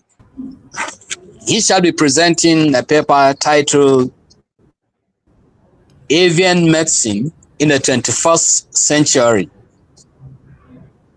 Distinguished participant, Dr. James Baba Wageti is a distinguished veterinarian, poultry consultant, agribusiness expert, and agricultural development professional with over 3 decades of experience in Nigerian livestock production industry. You'll be glad to know that he earned his Doctor of Veterinary Medicine degree from the University of Maiduguri in the year 1994. And he is currently the General Manager, Marketing and Sales, Adamo Nigeria Limited, where he has played a significant role in advancing poultry nutrition, livestock production, and agribusiness development across Nigeria. He is committed to continuous professional development, and he has attended international short courses in poultry production and management at the University of Georgia, USA, and the Poultry Health Center in Holland. He has also participated in numerous seminars, conferences, and workshops around the world. Some of the countries he has visited included the United States, the Netherlands, Vietnam, Thailand, China, France, Germany, the United Arab Emirates, Jordan, and several other African countries. Distinguished participants, over the years, Dr. Wageti has built a distinguished career as a trusted consultant to commercial poultry farms and agribusiness enterprises across Nigeria. His expertise in poultry nutrition, health management, feed technology, and farm management has helped improve productivity and profitability for numerous poultry farmers. and by extension, livelihoods of many Nigerians. At this junction, it is my honor to welcome to stage Dr. James Baba Wageti for his presentation. Thank you, sir. Thank you. Thank you. Can I share my slide? Yes, go ahead, sir. Okay, thank you.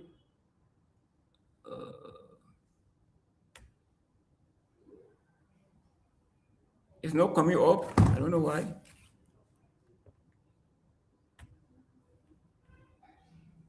Okay.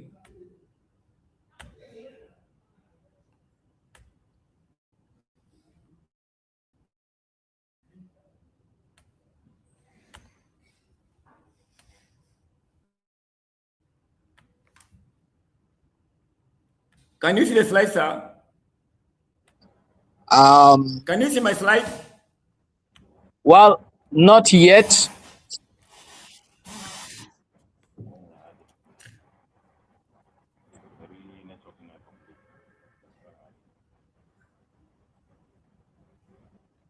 How about now? Yes, you are there. Okay. It's clear, Abi. You can see the slide? Very clear. Okay, thank you, sir. Well, thank you, sir. Okay. Good afternoon, our respected elders in the veterinary profession, the distinguished member of the Veterinary Council of Nigeria, the members of the VCN Continuing Education Committee, and esteemed colleagues. I would like to sincerely appreciate my profound appreciation to the VCN for giving me the privilege and the opportunity to be one of the speakers in this 2026 continuing education. It is a honor to share my field experience with such an esteemed audience. So thank you once again, and I will, because of time, I will start my presentation. And the topic in the poultry aspect, I tried to choose practical antibiotic reduction strategy for poultry veterinarians in the area of AMR by Dr. James Baba Wageti of Adamo Nigeria Limited. And if we look at the picture closely, it explains everything, even what Dr. Nasser have said.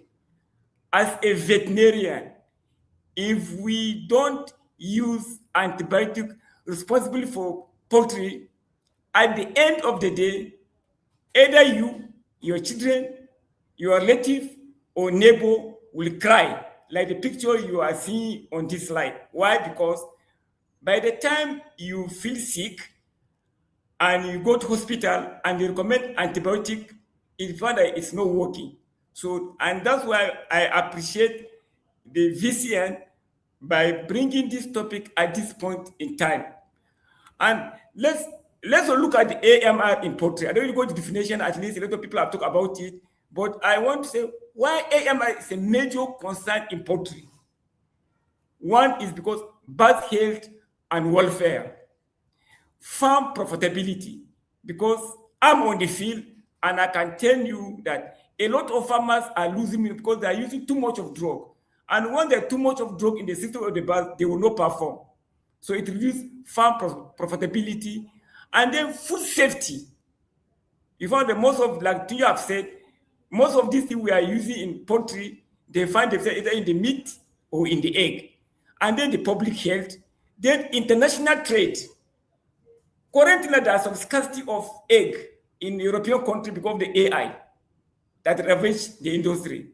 But we cannot be utilizing window. Other countries are utilizing window, but we cannot export our egg out because most of the eggs you may find traces of antibiotic inside, even in the meat. So that's a very concern. So let us look at the history of AMR in poultry before we move forward with my presentation. We all know that as veterinarian, around 1928, Alexander Fleming discovered penicillin. And by 1940, the first penicillin resistance was detected. Then in 1945, even the person that discovered the penicillin won the world about antibiotic resistance. Then by 1950 to 1960, I want to let us know the poultry veterinarian, 99.9 let me repeat, 99.9 of antibiotic used in poultry today in Nigeria was first discovered and introduced in poultry around 1950 1960.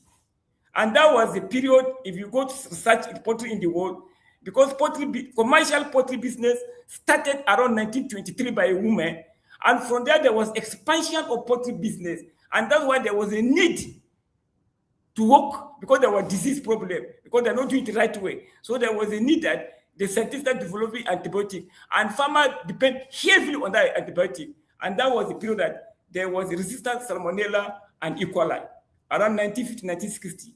Then by 1959, a Japanese scientist, researcher, discovered transferable resistant gene, they call it R factor, explaining the rapid spread of AMR in poultry business or in the human being.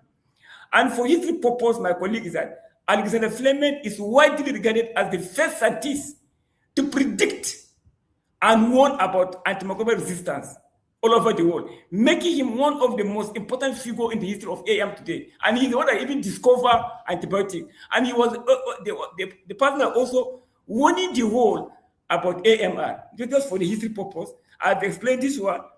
Then, because of the expansion of poultry business, if you come to Nigeria now, around 1970 to 1990, poultry farmer monitored antibiotics were routinely used for disease prevention and growth promoter in Nigeria and even all over the world. Large commercial farms rely heavily on antibiotic product.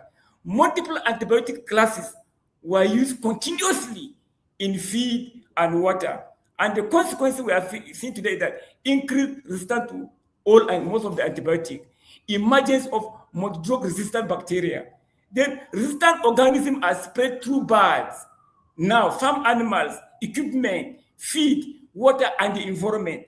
Environment is a major problem. We are not even putting our mind there in that. Because the environment spread of AMR from poultry farm, AMR does not confine to poultry houses. The chicken are inside poultry houses, but they don't confine to the poultry houses. And that's why even the poultry litter, you see a large quantity of resistant microorganisms inside, because farmers use it for fertilizer. I've seen a lot of articles where they discover, especially oxycycline in vegetable. So don't think that because you are not eating chicken, you are not eating egg, that you cannot get this AMR. Even from the crop, where they use fertilizer and it's going to the stream or they use fertilizer, it's going to be a problem for us. So what surface water, groundwater. So this environmental contamination creates additional pathway for resistance to circulate between animal, human, and ecosystem. Like the chairman of the committee chairman, Professor Bamei, during his opening address, he stated that by 2050, 10 million people will die due to AMR. And also this AMR may surpass death due to cancer. And the funny thing that if you look at it, out of that 10 million, 8.8 million will come from Africa and Asia. 8.8 of that 10 million. That everybody may have stated that in the opening remark. 8.8 million people will die from Africa and Asia. And why are we having this that? Because AMR poses a catastrophic threat. Because there's stagnation in drug development, fell in the number of new drugs coming to the market. So there's antibiotic crisis in poultry production as of today. And if you look at it, like I said, most of the antibiotics, either macrolide, tetracycline, chloramphenicol, all of them was first introduced in 1950 and 1960. After 1960, over 10 years in poultry, it's only one antibiotic was discovered, that's Cornelium, after 1970. Since that time to date, no new antibiotic in Nigeria. All the antibiotics in Nigeria is from 1970 downwards.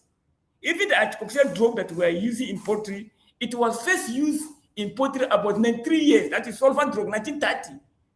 That's about 93 years.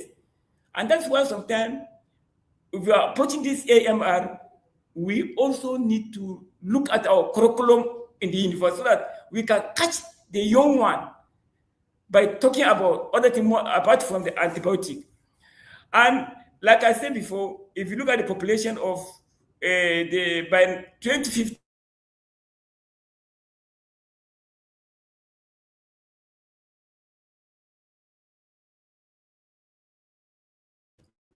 and Asia will contribute 8.8 million. So let's look at these two continents. If you look at Asia, population is 4.8 billion, and that represents 59% share of world population. Africa is about 1.6 billion, and that contributes about that 90% share of the world population. Because of that, I will not talk about comparison or population trend, but this is the area I want to look at it. Future outlook. Please, as a veterinarian, this means that although Asia remains the world's most populous continent today, Africa will account for most of the world's future population growth. Because all over the world, growth is coming down. Why you have growth coming on is Sub-Saharan Africa, and that Sub-Saharan Africa is Nigeria. Every year, 5.5 million people are added to Nigeria every year. So the critical health implication is there. Africa will face, especially Sub-Saharan Africa, especially Nigeria will face high threat to AMR than any other continent in the world. So I want us to understand that one. So that means if care is not taken, Nigeria will be one of the countries that will face high incidence of AMR in the world. So we take this training very. This is why human implication. Human may acquire resistance through food contamination, as I explained before, occupational exposure, environmental exposure, and when transmitted to human, these resistant bacteria can cause infections that are more difficult and expensive to treat. So let's look at the major causes of AMR in poultry, because that's my own line. And I've been in the poultry business for 32 years now, and I'm fully on ground. There is no single day for more than 20 years that I don't attend to more than 10 farmers every day, even on Sundays. So let's look at the major cause of the high rate of AMR in poultry. And I will summarize it in 3 ways because of our time. AMR in poultry is driven by 3 factors in Nigeria: management, therapeutic, and environmental factors. So if you want to handle AMR in poultry, we'll look at the management, the therapeutic, and the environmental factors. And in livestock, poultry account for 80% of AMR all over the world. So if we want to talk of AMR, we need to focus our mind on poultry. So let me take the therapeutical side out of the 3. Number 1, irrational and excessive use of antibiotics.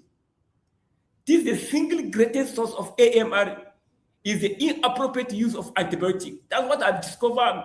I used to talk to farmers all over. Treating birds without proper diagnosis. Using antibiotics for viral disease where they have no effect. Routine prevention medicine without assessing disease risk. Frequent use of broad-spectrum antibiotic. The inaccurate dosage. Resistance develop within when birds receive lower dose than required. Water medication is improperly mixed. Sick birds drink less water. For that, they will not get the antibiotic, and then they become carrier in the farm. Farmer underestimate body weight. There are some drugs you have to use body weight for you to give the animal. They don't do it. So that will lead to some critical doses level, allow bacteria to survive and adopt instead of being eliminated.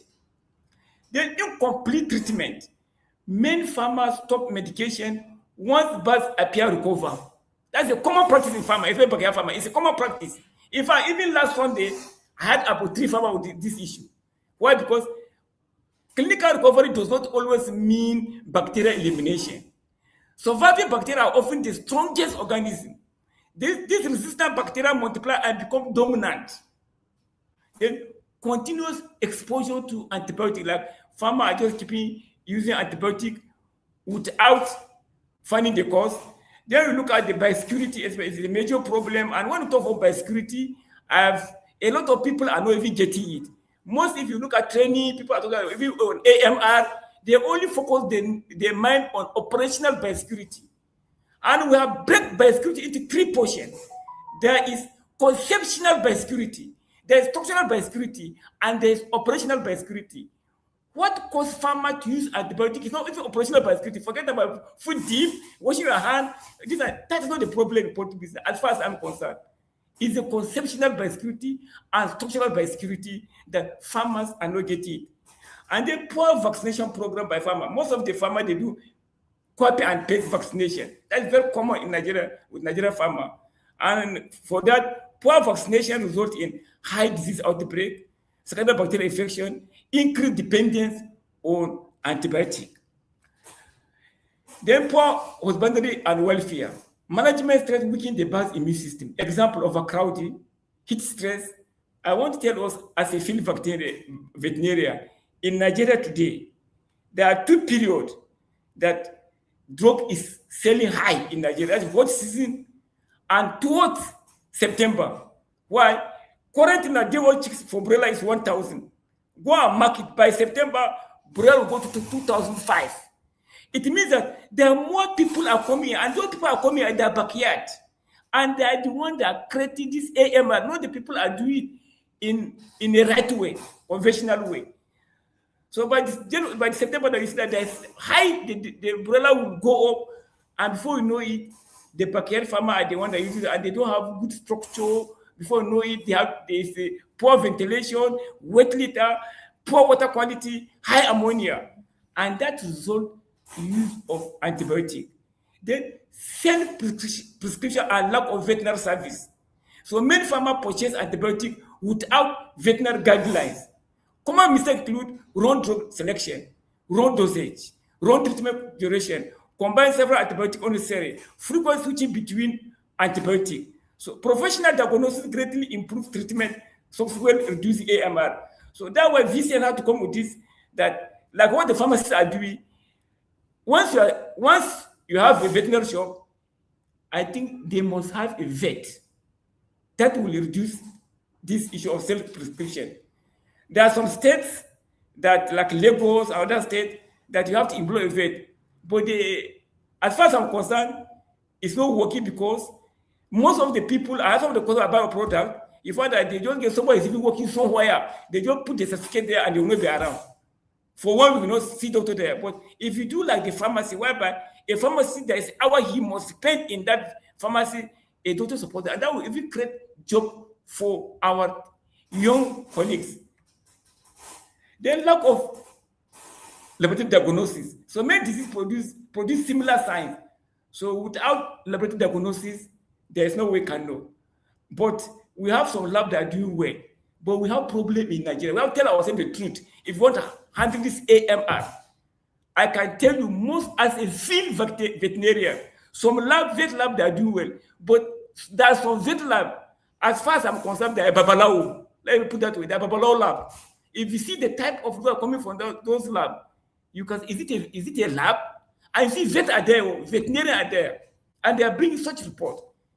Consistently, I used to correct those lab by farm. If I'm giving results, I say, don't follow it. This is wrong. So this is a problem. So you find out that we need a lab, but even some of the labs we have in Nigeria today, they also promote use of AMR in Nigeria. I can tell you that. The poor drug quality, substandard, counterfeit antibiotic is also increased AMR. People that are doing genuine business, you find out that those counterfeit products are more in the market than even the genuine product. I can tell you for free. I just came back last week from one state. I don't want to mention the state. 99.9% of those shops, 90% of those shops in that state, they have antibiotics that are no good. You see, even veterinarian that on their shop, you see antibiotics more than 4 display on shop. You see antibiotics more than 3, and NAFDAC had banned it, but still they are selling because of monetary aspect. So we have to look at that low active ingredient concentration, poor manufacturing quality, improper storage.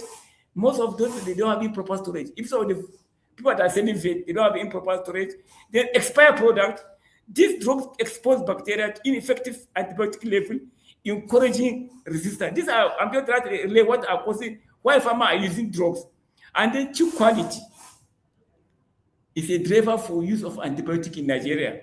And when chicks start life weak or infected, farmers are forced to treat with antibiotic from day 2 to keep the flock alive. I'm a vet. I have a farm. You tell me I'm taking 30. In most of the breeders, there is no breeder. Quote me. No breeder in Nigeria today that can give quality data throughout. None of them, because I know they pass every day. I'm on the field. No hatchery in Nigeria giving quality day-old chicks consistently. None. The one batch is bad, one batch is good, but broiler is okay. So now, as a farmer, you collect 30,000 day-old chicks. That 30,000 day-old chicks now is about over 90 million. I must use antibiotic from day one. It's a must, because I don't know what's coming for day-old chicks. So somebody somewhere is not doing his work. And don't blame the farmer why he's using that one, because somebody somewhere is not doing his work. If not, you lose the bird. And also take note that a sick day-old chicks, a day-old becomes an antibiotic customer for life. So the moment the birds are effective, especially salmonella, the farmer will be using antibiotic throughout. You know, in abroad, what they are doing when the flow comes down with salmonella, we know what they are doing abroad. Here, are we doing it? No. Who is responsible? I don't know. So, poor water quality. Number 12. Contaminated drinking water introduce bacteria, especially the biofilm. The biofilm is a medium for bacterial growth. Most of the farmers, ignorantly, they don't flush their water line. And this pipeline you are seeing is a medium for bacterial growth. And biofilm in water line protect birds from antibiotics and disinfectant. Mineral-rich water can also reduce the effectiveness of some antibiotics. That one, I've been training veterinarian. I've been to 14 states. That once you're a vet, you are consulting for a farm, and you don't know the nature of water on that farm, I can bet you'll be using antibiotic on that farm, whether you like it or not. Because there is soft water, there is hard water.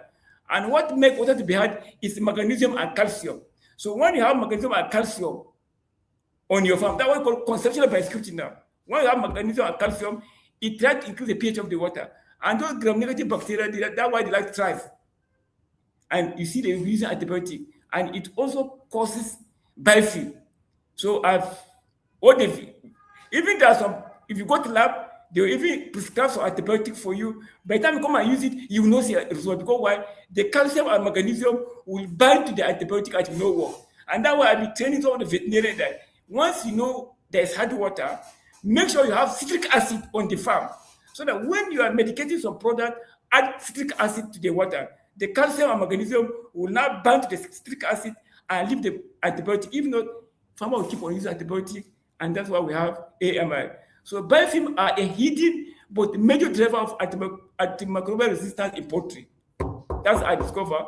And they protect bacteria from antibiotic and disinfectant, facilitate the spread of resistant gene, and create persistent source of infection that increase antibiotic use. Look at a farm, for example. Look at this farm.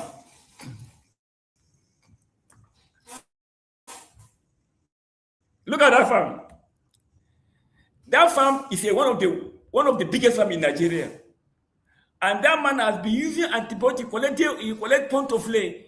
That farmer was using it for more than 2 months consistently. Injection, and you go to lab and you see prescribe, gentamicin, give LA, give toxicity. And the farmer was fed up. And he picked my contact. I don't know if farmer, he picked my contact on because I used to write up. And he paid my flight, I visit the farm. The moment I get to the farm, because as a veterinarian, I have a mini lab that I move, mobile lab.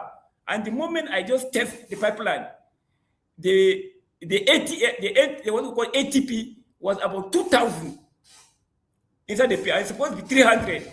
I said, this is what your problem is. And look at how I flush the water with hydroquinone. Look at the DT. So such farmers, there are so many in Nigeria. And they will keep on using it. That farmer was using it for 2 months. I have a document. So if I have such people plenty in Nigeria, that means AML will not be able to handle it. And how do we prevent biofilm formation? That's why I say use approved water line cleaner capable of penetrating biofilm like hydrocare. Or sometimes header tanks and storage tanks using hydrocare. I don't have time to explain so that veterinary will know how the product is working. So antibiotic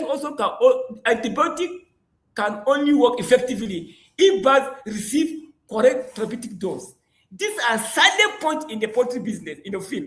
There are people, when they talk of AMR, they don't put their mind there.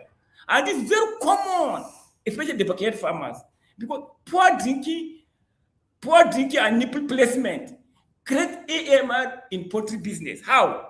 Because the avian, if you are an avian person, you should know that birds don't swallow. They can't swallow because there is a groove in the upper plate. So the bird will not be able to swallow. So the bird don't swallow water. What they do when they take water, it is now forced by gravitational forces. It means that the bird, anytime you see a bird taking water, he's looking up to heaven so that the water can flow down. For the moment the drinker is below his own level or above both manual drinker or nipple, you see that the bird is taking the water, about 40% of the drug will be inside later.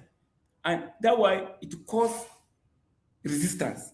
And look at what I'm saying now. It's common in poultry business. Without water utilization, water consumption, and water spillage.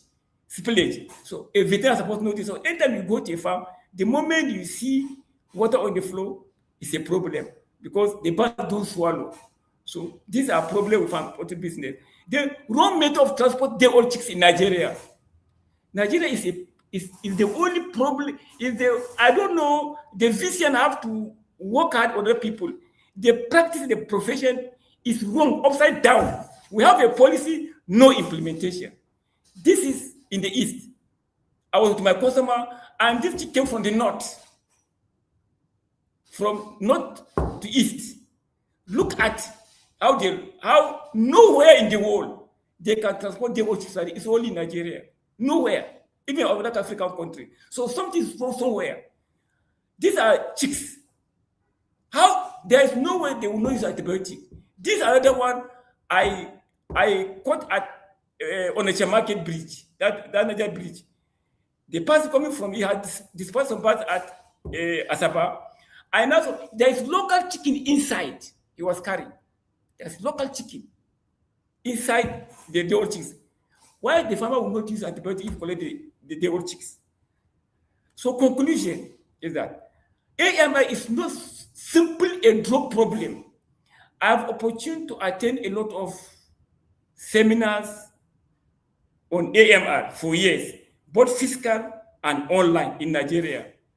And all what there is, my summary is that all what they are talking about in poultry is reactive. It's only reactive talking, reactive management. We fail to do we fail to look at why do farmers use antibiotics. That's the area we should look at ourselves. Why do a farmer have to go and buy antibiotics? Once we are able to know that cause root, all what you're talking about will not happen. But if I saw colicin in egg, I saw the machine in it will be there. You cannot prevent it. But why did the farmer use antibiotic? And you can see from the way I can document a lot. In fact, there are even some. It is only in Nigeria you see a market for day-old chicks. Who is regulating? It's only in Nigeria you see a market for day-old. Go to Ibadan Orole on Thursday, on Tuesday and Thursday. It's a market for day-old chicks. People are walking through. So people even mix lasota from Monday evening, moving around to be giving people. Even Marek vaccine. Somebody will miss Marek from 7 a.m. till 3 a.m. He'll be those that are carrying 10, 5, he'll be injecting them. It's a wrong practice. And nobody is checkmating that one. So AMI is not simply a drug problem in poultry. It is fundamental a management problem that begins with arrival of day-old chicks and extends through the entire poultry value chain. So we have to look at the poultry value chain, like how they achieve it in Europe. I can tell you for today, in Europe, if you have a farm, you cannot mill your feed. You have to specialize either in production, other specialize in feed milling. But here you have the farm, you are milling your feed. How are you going to control all those things? So that's why they program entire poultry value chain. Even the transporter of the old chicks. I've shown you a picture how they are transporting the old chicks wrongly. And we allowed it. And we are talking of AMR, we need to stop in poultry if we want to achieve that result. So the development of AMR is often the consequence of failure in farm management, nutrition, biosecurity, vaccination, environmental control, water management, and responsible antimicrobial use. Nutrition is very key because I'm an expert in feed technology and feed nutrition. Feed also contributes to use of antibiotic in poultry for those that understand it. In Nigeria today, I would bold to say that I'm the one that spearheaded the stop of use of fish meal in Nigeria in commercial layer. I'm the one who pioneered it because there was issue of nicotic enteritis. And birds cannot digest Birds find difficult to digest animal protein, but they can digest plant protein. So people use a lot because fish may contain 98%, 72% crude protein. They want to use, yes, it contains, but the birds cannot digest it. So when they don't digest it, before you know it, it's create aerobic condition at the jejunum and ileum. Before you know it, Clostridium will thrive. And I pitched the farmer through my training, legal training, and they have stopped it. So a lot of things are happening in nutrition, especially the soya people who is checking them. For my dear colleague, there's one time we rejected 3 trailers of soya because it was undercooked. And that man can't at the farm. Any farmer that bought that soya, he will use antibiotic, whether it's likely or not, because antibiotics inside. So these are the issues in poultry business. So what are the consequences of AMR in poultry? Number one, reduce effectiveness of antibiotic. And before you know it, even the antibiotic that's working, it will not work. The frequent treatment failures. They increase mortality. They reduce growth rate and profit conversion. They reduce egg production hatchability in the hatchery. They increase veterinary production cost. The great spread of infectious disease, and that's what we're talking about. The residue and resistant bacteria enter the food chain. And that's what we're talking today again. The increased risk of resistant infection in human through food, the environment, and direct animal contact. So what are the strategies to combat AMR in poultry? From my own standing point of view, is that preventing AMR therefore require a whole value chain. A whole value chain. From the hatchery. Today, quote me, something's wrong in Nigeria. The all non-breeders are more than the non-breeders. Quote me with that sentence. The all non-breeders, the breeders that we don't know today, they are more than the breeders that we know. We know Chi, we know Satin, we know Farm Support, we know Valente, all these breeders. But the one that we don't know, they are more than the one that we know. And we're talking of AMR in poultry. I don't know who's going to regulate that one. Who is telling they want to them without regulation, without data? I can mention 20 farms today that they use the commercial layer to have breeder inside, and they still have commercial layer there. Some farms are there. So when egg chicks that live that place must use antibiotics. So we have to tell ourselves the truth. The people that are transporting egg, they transport day old chicks. Quote me, go to Ibadan on Tuesday evening, on Monday evening. Go to Ibadan on Thursday evening by 5-6. The people that are carrying day old chicks, they use them for Korea. They carry goods apart from day old chicks. We don't know where the goods are coming from, and they are mixed with the day old chicks. Like I show you how they carry local chicken and mix with the day old chicks. How are you going to handle that one? Who are the people in charge to see that things are done right? So, breeder farm must produce healthy and disease-free chicks. Hatchery must maintain high standard of hygiene and chick quality. Who are the people to grade these people? Feed manufacturers. You need to go to toy millers. Toy millers in different, apart from those the big one. There's what we call toy millers. People are coming there to meet their feed. You need to go there. If you go there and see what's happening, we are far from achieving AMR in Nigeria. Different people are going to the same place, either the same slippers. Farmer will mix 30 farmer will mix meeting there. Some farmer will have Gomboro in his farm, some farmer will have a Corazon in his farm, some farmer will have Salmonella in his farm. They are meeting in the same spot, use the same ingredient, use the same machine, and they leave the place. The farmer, they use the same truck, the driver that carried feed to one farm, they come back, carry another farm, go to another farm without regulation. So something has to be done. That is, feed manufacturer must produce safe, nutritional balance, and mycotoxin-free feed. Veterinary also must promote accurate diagnosis and prudent antimicrobial stewardship, especially the lab. The lab is a problem in Nigeria, I can tell you that. Some are doing excellent, very well, very good. But some, they are promoting AMR, the Babalawo lab. Who is regulating the lab? I don't know. But thank God, a standard lab is now in Abuja, standard lab. So maybe it's going to check some of them up. So farm managers, poultry producers must implement excellent brooding, nutrition, biosecurity, vaccination, litter management, ventilation, water quality problem. And these are the areas Adamo is investing in me. There is no month for past 5 years that I don't do training more than 5. No month, consistently. training. And what are we telling people? All this about quality brooding, nutrition, biosecurity, without educating them, so that this can also help us. That's why I'm always working on that. Then drug manufacturers and distributors must ensure the supply of quality, assure veterinary medicine. Who is regulating them? I can say openly, some states go outside some other place. You see antibiotics that have been banned by NAFDAC is found themselves on the shelf. 4 antibiotics is still there. 3 antibiotics, they are all over Nigeria. Who is regulating them? So the processor, the marketers, the regulators, the consumer must support food safety, residue control, and sustainable poultry production. So also let's look at the possible alternatives to antibiotic use in poultry business. You see that most of the European countries, they try to put a regulation, and these are what they are using to achieve. Also, farm in Nigeria also, even though some we are getting 50% reduction in antibiotic use by using prebiotic, symbiotic, probiotic, organic acid, photogenics, and enzyme. And I discovered also on the field, even with the veterinarian, we don't know about probiotic. We don't know about organic acid. We only say organic acid, organic acid.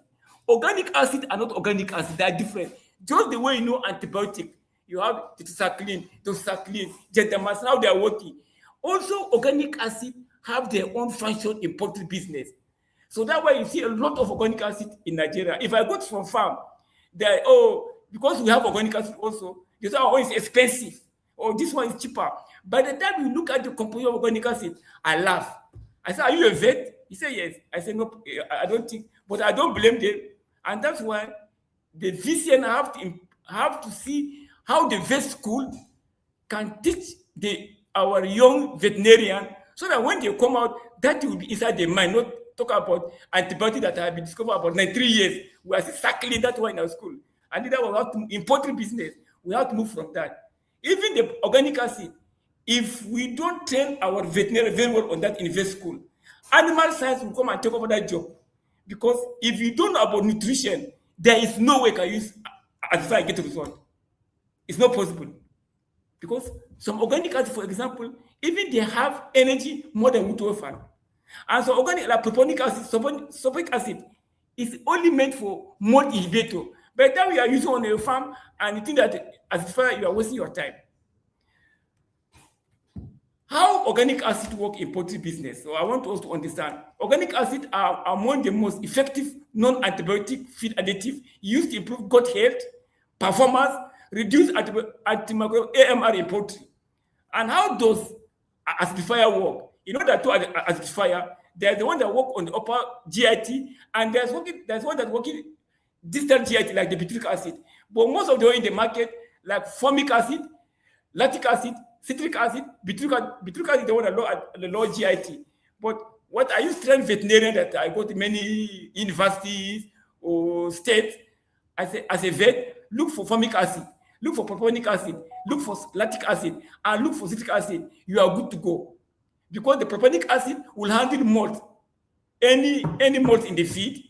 The citric acid, they try to increase absorption of calcium and phosphorus, and increase and make the eggshell to be strong and the bone to be strong. Instead for the farmer to be using antibiotics because the birds are paralyzed.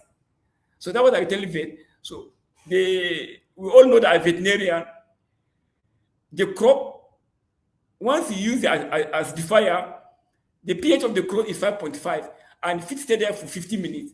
So by the time you use acidifier in water or even inside the feed, your aim is to bring the 5.5 pH to 3.8 or 4. And this is another silent point also. Even the lab are making mistakes that be correcting. Oh, they say your birds are having mycotoxicoses. Go and buy copper sulfate. So for I say, there is no way you can have mycotoxicoses with this production. Let me come to your farm. By the time I go to the farm, because there's no lesion in the oral cavity of the mouth, or the bird, or the tongue has bone, if you use acidifier and the pH goes below 3.8, it burns the tongue and the GIT. By the time you go to lab, they'll say, oh, it's mycotoxicoses. So acidifier, overuse of concentrated acidifier is a differential diagnosis for mycotoxicoses. So you use acidifier there, the feed stay there for 50 minutes before you move to preventative gizzard where it spends 70 minutes before it moves to jejunum, ileum, and that's why the bacteria. So by the time you use aspire, it reduces the pH there. And none of the bacteria can survive there. Most of the bacteria cannot survive. And this, I will not have to explain. I will not have time to explain how acidifier kill, especially the gram-negative bacteria. I will not have time, but kill or inhibit bacteria harmful, and also improve digestion if you use acidifier, because the acidifier protein digestion takes place at low pH. Since the pH has gone down because of acidifier, protein digestion will be maximized. And even the enzyme the bath produce, and even the enzyme you give to the bath, they work perfectly at low pH. So that way it improves digestion and the bath will be healthy. So there is no need for antibiotic. And important consideration when you use organic acid. And that's why the managing director of Adamo Nigeria Limited, Dr. Musa Alasa, and Dr. Wageti, we are businessmen, but we are also highly professional. We are highly professional. We develop ourselves, at least there is no year will pass that we don't have fab system to go and develop ourselves outside. And that's why when we are bringing organic acid, we don't do the way other people are bringing it. We told the manufacturer that you must provide lithium test to the container so that farmer will use it. Because the danger, even professional, even veterinarian are making, there is no farm that I go to with they know about this thing. So I know what I'm talking about. They even don't understand is that when you are using acidifier, the dosage is there stated. The dosage is just a guide. But for you to know the actual dosage on that farm, it's by using litmus paper. So when you are using acidifier, because on different farms, we have different pH. Some farm will be 7.5, some will be 6.5, some will be even 8. So by that you use the same dosage. A farmer that have 8, the farmer has 6.5, they'll be different. So that's why you have to use litmus paper or even the digital. As you are mixing, you'll be checking. The moment you are seeing 3.8 to 4, that's your dosage on that farm. And that's why we told the people that you must provide litmus test free. If not, we will not import. But if you go to shop, all over you see acidifier, the farmer are just following dosage. And also it's causing problem because why? The moment it's going below 3.8, the bird will not even drink the water. It will be too acidic. And when the bird don't drink water, you know what the implication as a veterinarian? Because the body of the bird is almost 60% water, and they don't drink water, especially in the hot weather. In fact, they don't know about it, you just apply it foolishly in the water. But also, you are creating as far as supposed to use to reduce antibiotic, you are also creating antibiotic there. So we need to train ourselves, and that's why I've been to different states to train veterinary on that. So this is the best method, like I explained before. You can use digital. So the moment it's 4, you stop for organic acid. And these are our research effect of pH on bacterial growth. We found out that at 6.4, E. coli will still be there, Salmonella will still be there, Clostridium will still be there. But by the time you bring the pH 6, you see that the E. coli will be still dropping, Salmonella will still dropping, but Clostridium will still be there. We do this thing practically even on our farm, and we learn from abroad. So by the time you bring the pH 5.8, you see the level of E. coli with the ATP, I use the ATP test, E. coli will go down, Salmonella will go down, but the Clostridium is still there. Even at 5.8, Clostridium will still be there. So by the time you bring the pH 5.4, E. coli will go down small as Salmonella, but Clostridium, that time Clostridium will start going down at pH 5.4. By the time you bring pH 4, no, you cannot see E. coli, but you see trace of Salmonella, but Clostridium will still be there. So you can say at 4, even at 4.5, you can see some trace of Clostridium. So that was something that your dosage of pH is to achieve 3.8 to 4. If you are using based on the instruction on the manufacturer and the pH maybe around 4 or 5, you see organisms inside the water. But if you bring a pH to 4 points, no E. coli, no Salmonella, no Clostridium will be in the water. And that's why you apply inside feed or water. Because the feed will stay for 50 minutes at the crop, and the pH of the crop is 5.5. That will be that 50 minutes, the pH will go to 4. So any feed that or water that go down to the ileum or jejunum down there is free. That's the effect. That's how to use acidifier in poultry business. So how do probiotic? Let's look at the probiotic and prebiotic. Probiotic and prebiotic. The probiotic are living beneficial organisms that, when adequate amount, offer a health benefit on the host. When probiotic, they are not digestible carbohydrate. The birds cannot digest the probiotic. But what it does is that the probiotic will supply nutrients to the beneficial bacteria. At the same time, the probiotic will trap the potential bacteria out of the GI at the biocity. So that's the mechanism of probiotic and prebiotic. And because the probiotic, they compete on the introsite of the coat of the bird. That's competition for exclusion. So anyone that go there first and occupy the introsite, even though the birds get the pathogenic bacteria, there will no place for them to attach on the introsite, because the bacteria have a leg they call fembrare that they attach. They will not be able to attach. They will not be hover on the GIT. And by shitting it with the probiotic, the bird will shit up. And that's why we tell people that when you take a bath at early stage, you quickly give them the probiotic. It's very wonderful. And of recent, we discovered that if you use probiotic, even cocci incidence will go down. I'm doing research on that. And in next year, I told Poultry Association that I'm going to reveal a research on that. I'm working on that currently. And also some probiotic also produce some antibacterial substance like metrocin to kill the bacteria. They improve the gut health. They improve the immune system. In the past, 80% of the immune system in the body is the GIT. So it has discovered that when there is probiotic, it enhances the immunity of the bat, and the bat cannot do well and fight infection. That's how it goes. That's how it works. So when you have probiotic plus prebiotic, you have symbiotic and great survival activity of probiotic. From there, it reduces antibiotic use. In Brella, I can tell you in Brella, if you are millionaire, it's just unfortunate that we are using crumble and pelletize.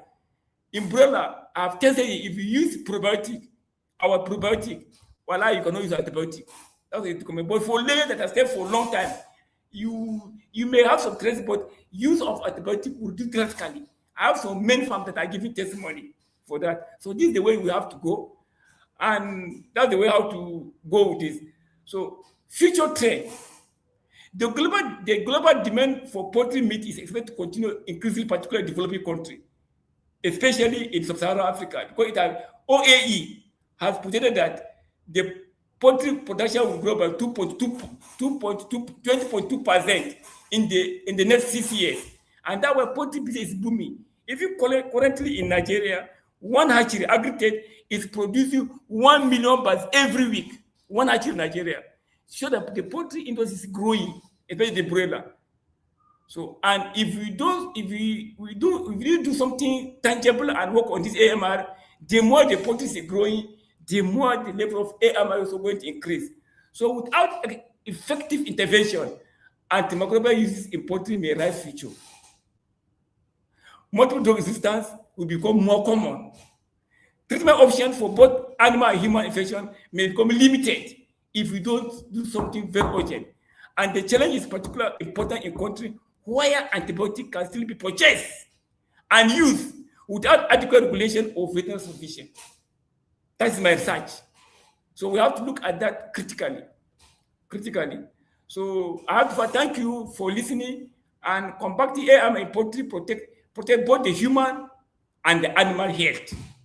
But in summary, we, as a veterinarian, I think the VCN have to see how they can develop a template. I don't know who is in charge of hatchery, who is in charge of feeding meat, so that's the area that we shall use to reduce the AMR in Nigeria. If you are talking of why farmer use antibiotic for 3 days, why do farmer use, that will not help. It will keep on increasing. We have to find the cause where farmers are using antibiotic. That's why the main thing we have to work on. Where are farmers using antibiotic? And from the time when if we're able to identify those causes like I highlighted, I can tell you antibiotic AMR in poultry will reduce drastically. So thank you for listening. Thank you very much, Dr. James Wageti, for sharing your field experience and diverse, exposure in the field of the poultry practice. We have put a notice on the page for participants to send in their questions, And I'm just trying to see through if there are some questions for you to respond. Thank you for sharing very robust experience with regards to AMR in poultry, how we can mitigate it, how we can prevent it, and how it should be de-emphasized. Thank you so much. Thank you so much. As we await the questions to come in,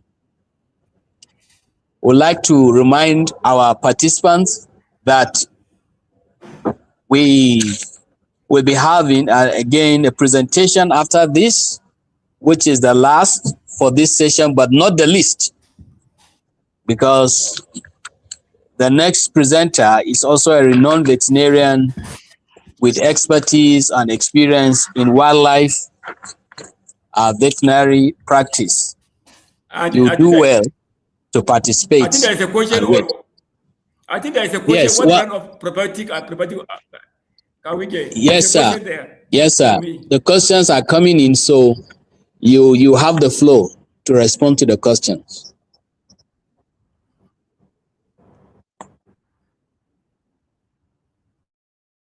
What brand of probiotic and prebiotic can we easily get here in Nigeria? Yeah. Can you hear me? Loud and clear, sir. Can you hear me, sir? We can hear you loud and clear. There is a question. There is a question from the daughter of a farmer. Please, what brand of probiotic and prebiotic can we easily get here in Nigeria?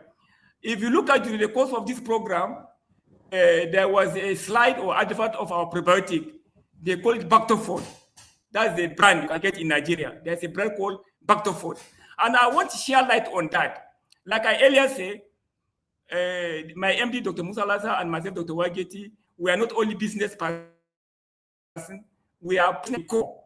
And whatever we want to do something, we'll do it differently professionally. If you look at a lot of, I'm not saying they are not good, but we apply our own knowledge the way we understand probiotic. If you look at our probiotic, is the one we have, it has 4 probiotic inside. There's Bacillus septilos, there's Enterococcus faecium, there's Lactobacillus acidophilus, Saccharomyces, from Canada. And we went there, we discussed with them. This is our challenge in Nigeria. We have E. coli, Salmonella, Clostridium. By the time we remove this E. coli, Salmonella, Clostridium, at least you have done with almost 80% intrigue problem in poultry business. And this probiotic, if we sit down, this person as a science and a veterinarian, if you look at Bacillus septilos, their end product is enzyme. If you look at Saccharomyces, their end product is enzyme and vitamin B complex. So if you look at the vitamin B complex, they are energy releasing vitamin. So they can even remove excess of fat in the liver if you use a probiotic. And those probiotics, they can also attach on the introcyte of the gut. But have in mind, Saccharomyces cannot attach because it's a yeast.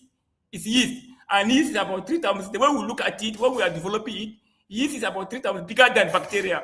So they don't attach on it because they're bigger. When I do research on that, they are bigger than bacteria. But they will still be in the GIT giving enzyme and the B complex. Then if you look at the Enterococcus faecium, the faecium is isolated from feces.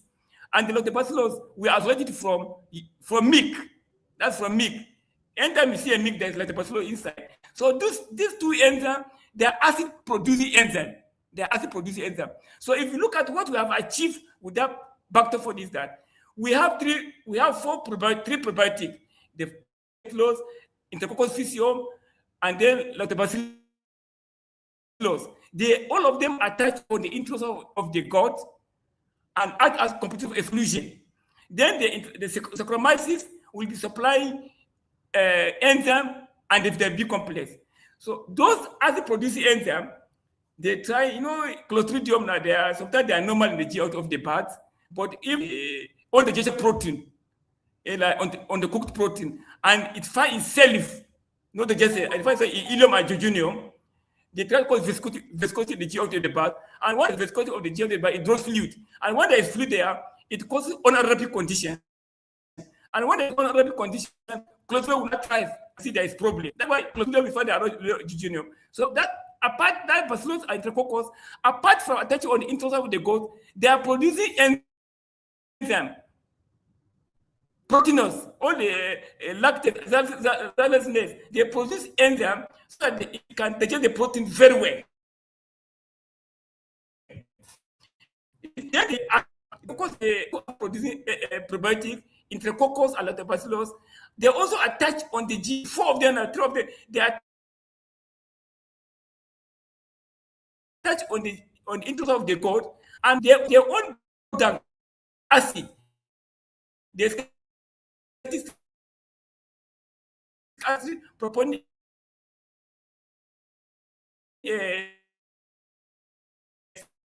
formic acid, ADIT. So that why I didn't have time to explain on that because I know that. But those are states I got, even the young veterinarian, some of the universities I give opportunity to go and teach.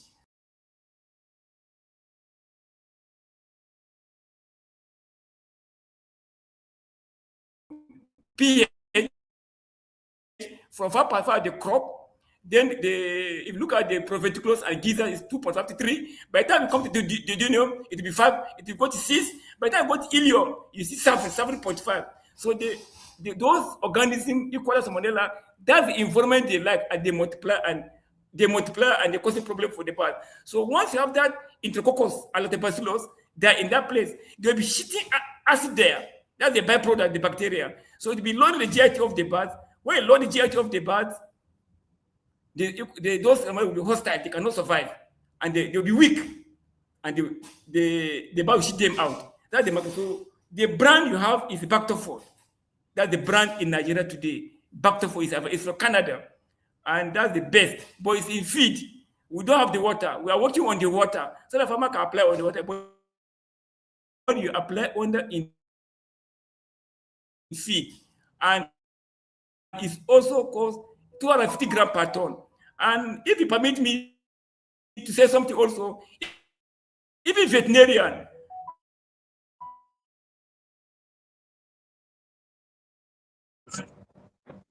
robust solubles, because a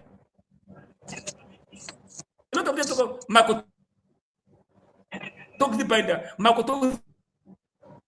binder, who talk about mycotoxin binder in this generation?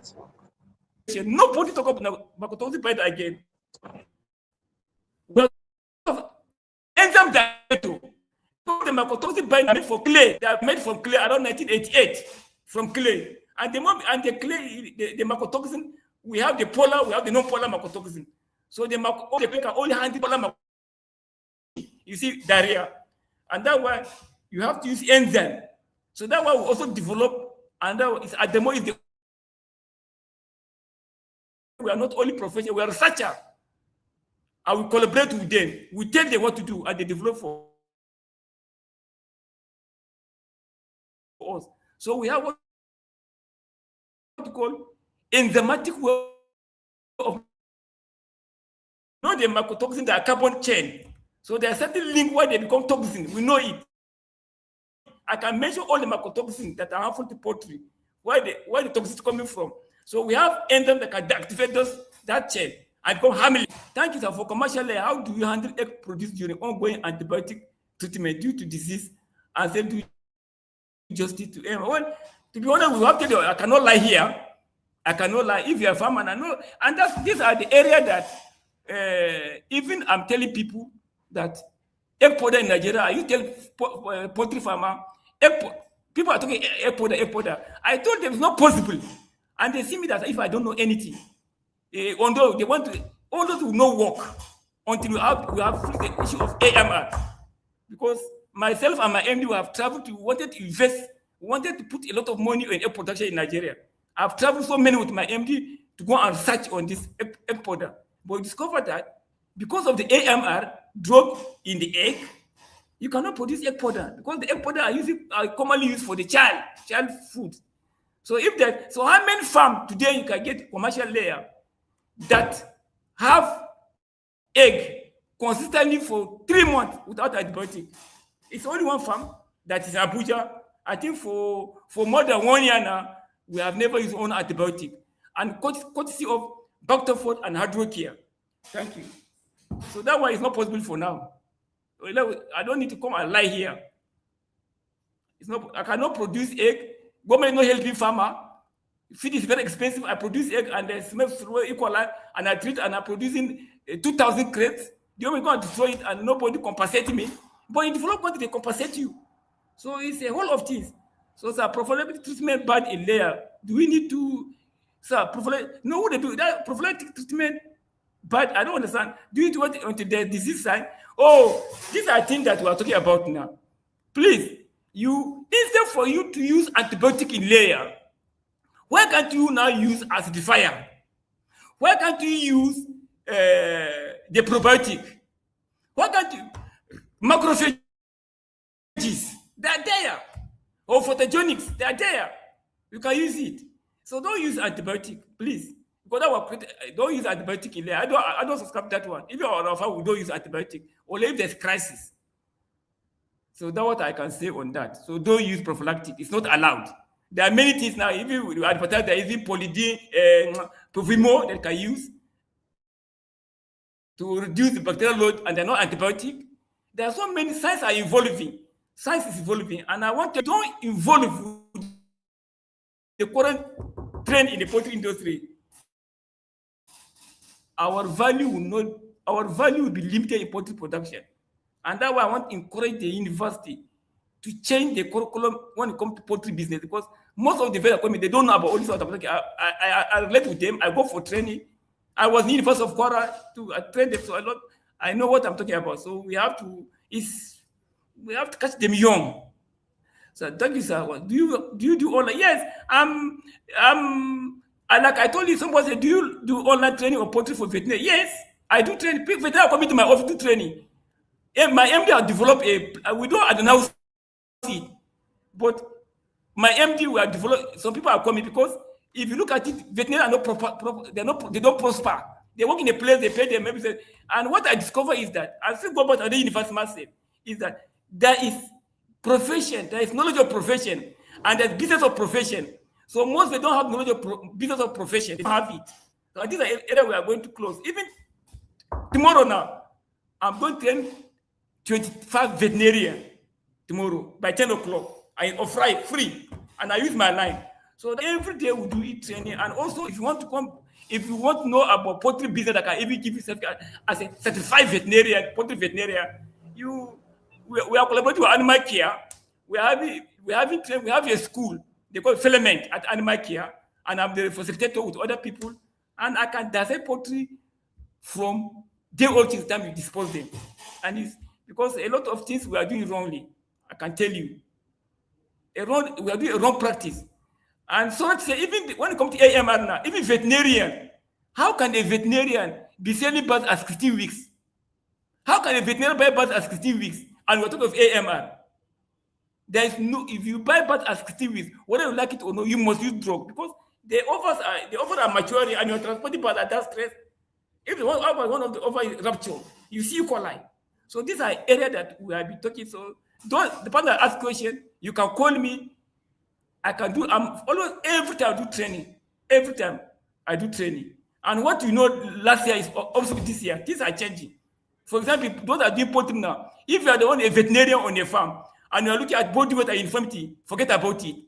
Things have changed. I can tell you now, when you're by 12 weeks, I can tell you when you're about to going to be on peak production. I can tell you the week they will be on peak production. Science is evolving. And that way we are doing training every time. Every time I'm training. Even by Friday now, I will be in the East for training. I'm going to 5 states in the East. People are calling me to do training. They in cluster. Only few. So even for this year, about 10 people, 10 organizations approaching me. I say I'm already fully booked till 2027. So that's what at the moment is bringing on table. And all this, at the end of the day, it improves our professional. It also handle this AMR issue we are facing. in Nigeria because it's a big problem. It's a big problem. Very big problem. All right, thank you so much, Dr. But James. like I say also, people that they use a drug that is reactive. We know it. Nobody knows about it. What is the cause? That's the point. You can see solution. For some time, some of us we claim we know it, but we don't know.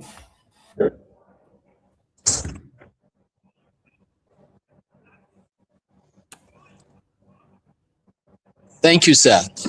It's as if the network has even concluded for you. And these are the questions that have came in and you have responded to them. I tried to make myself for 25 minutes. That I rush it. I will target it. So that I couldn't finish it. I cannot take it for granted. You deliver excellently well. Thank you, sir. Thank you, Mr. On John the behalf Garba. of the, I appreciate it. Thank you so much for the impact and training and upon training of both veterinarians, farmers, veterinary paraprofessionals in the poultry medicine or poultry practice. We cannot thank you enough for your input and Adamo at large. Thank you and our best regards as we look forward to having more of you in such engagements.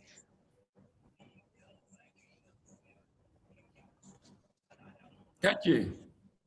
Thank you, sir. Distinguished participants, thank you very much for your resilience and holding on to the last. They say that he that laughs last laughs the best. The he that stayed to the end, the Holy Book say, he shall be saved. In this regard, he that stayed to the end shall partake of all the benefits that comes with the blessing of the last, which is not the least. At this junction, permit me to say that we'll be taking the last presentation by none other but one of our own, Dr. Mark Ofua, widely known as the Snake Man of Lagos. And he will be doing justice to wildlife medicine in the 21st century. I would like to briefly read for us a citation for him. I will summarize it. Dr. Mark Ofua is a leading voice in West African biodiversity preservation, wildlife rehabilitation, and anti-poaching advocacy. He specialized early in treating domestic and companion animals. He later transformed his medical practice to focus heavily on rescuing endangered and misunderstood native species. These include venomous reptiles, pangolins, and primates intercepted from the illegal bushmeat and wildlife trafficking traders. He has worked as medical director and senior surgeon for St. Mark's Animal Hospital and Shelter. He's a wildlife veterinarian, wildlife rehabilitator, and chairman St. Mark's Animal Rescue Foundation. He is a West African representative in Wildlife Africa. He is a founder and chairman of Pangolin Nigerian Trust. He is a veterinarian with passion for the wildlife. He is educated and then he is also a fellow of College of Veterinary Surgeons Nigeria, added to his DVM degree. He is a member of the IUCN SSC Pangolin Specialist Group and Small Carnivorous Specialist Group also. Distinguished participants, it will interest you to know that Dr. Mark He's also a television producer and host. He hosts a program created Dr. Mark's Animal Show, which is a kids educational program broadcasted across Africa to teach conservation to the younger ones. He's a policy advocate and youth mentorship. It is my honor at this junction to welcome Dr. Mark to the stage. Dr. Mark, please, you have the stage. Thank you very much for that flowery introduction. I'm grateful. Good afternoon, everyone. Thank you for your patience. It's been a very, very beautiful event, and it's been a learning curve for me. And thanks to the last speaker, our indefatigable Dr. Wageti. That man is a loaded bundle of knowledge. Thank you for your class. I also want to thank the organizers of this event. Thank you very much for the honor, and it's a privilege to be here. Without much ado, we'll dive into the discourse for today, and I'll do my best not to take time, I would even reduce the time that was given to me to save time by not repeating what has been said. The topic for the theme is centered on AMR. Even though I'll be talking on wildlife in the 21st century, we would also be we'll be glancing off AMR and for us to see where we have challenge in wildlife medicine. Thank you very much. So I go ahead. First of all, I hope I'm audible, loud and clear. Can I just get a... Yes, you are loud and clear, sir. You're audible, right. Loud and clear. Thank you very much, sir. All right, so let's go on. Wildlife medicine has evolved. We're talking about wildlife in the 21st century, from treating injured animals in the zoo, especially when you're talking about Nigeria. It's always been in the zoo. We are still growing towards that stage where we'll be treating injured animals in the wild. You know, we're talking in Nigeria, mostly it's zoo or captive situation. But in the 21st century, wildlife has grown from treating injured animals, you know, to a multidisciplinary science approach. Wildlife health is inseparable from human health and environmental health. And this is something we're just beginning to acknowledge. It's a fact that's been there, but we're just beginning to acknowledge it, and we'll be showing more light in this discourse. Now, wildlife is a multidisciplinary science, and it involves conservation medicine. We have, to some extent, we have a bit of this in Nigeria, and we're growing it. There is WIVAN, the Wildlife Veterinary Association. I would encourage listeners to learn about it and join. Dr. Wageti's field, poultry medicine, I dare say it's full. Dogs and cats, you know, companion medicine, it's a full field, and with other branches of medicine, veterinary medicine. But wildlife, it's a budding one. It's just upcoming, and the majority of the people are in the government sector. We have very, very few private veterinarians in the wildlife sector. So as they say in the good book, the harvest is plenty, but the laborers are few. So with this lecture, I hope we would have more laborers in the field. Now, wildlife also concerns disease surveillance. I'm going to talk more on that. Emerging infectious disease. I'm going to talk more on that. Ecosystem health, One Health. Now, when we talk One Health, we usually limit ourselves to domestic animals, you know, our dogs and cats, our large animals, food animals. That's where we stop at One Health. But in this talk, we'll see how wildlife is an integral part of the One Health commune. Biodiversity conservation, which goes with conservation medicine. Almost no veterinarians are not really heard of in this place. I still know that up to some years ago, if we want to tag elephants, they still bring experts from outside the country to do something as simple as tagging elephants. But it's a good thing that we have veterinarians that have been trained on that now. And then also there's public health protection, which is what we're talking about today. Zoonosis and then AMR and all that. So what is wildlife medicine? Wildlife medicine is a branch of veterinary medicine that is dedicated to prevention, diagnosis, treatment, management, rehabilitation, and conservation. So you see there's a wide aspect to it. And then the beautiful thing about wildlife medicine is the small animal practice has a role to play, because we treat, we treat hyenas, we treat lions, we treat what have you. The equine practitioner has a role to play for zebras and other equids. And then the even the poultry, we need the Dr. Wagetes in the wildlife, because we have birds as well. And then the fishery, we have sea animals and all that. So all these, wildlife medicine actually encompasses all aspects of veterinary medicine.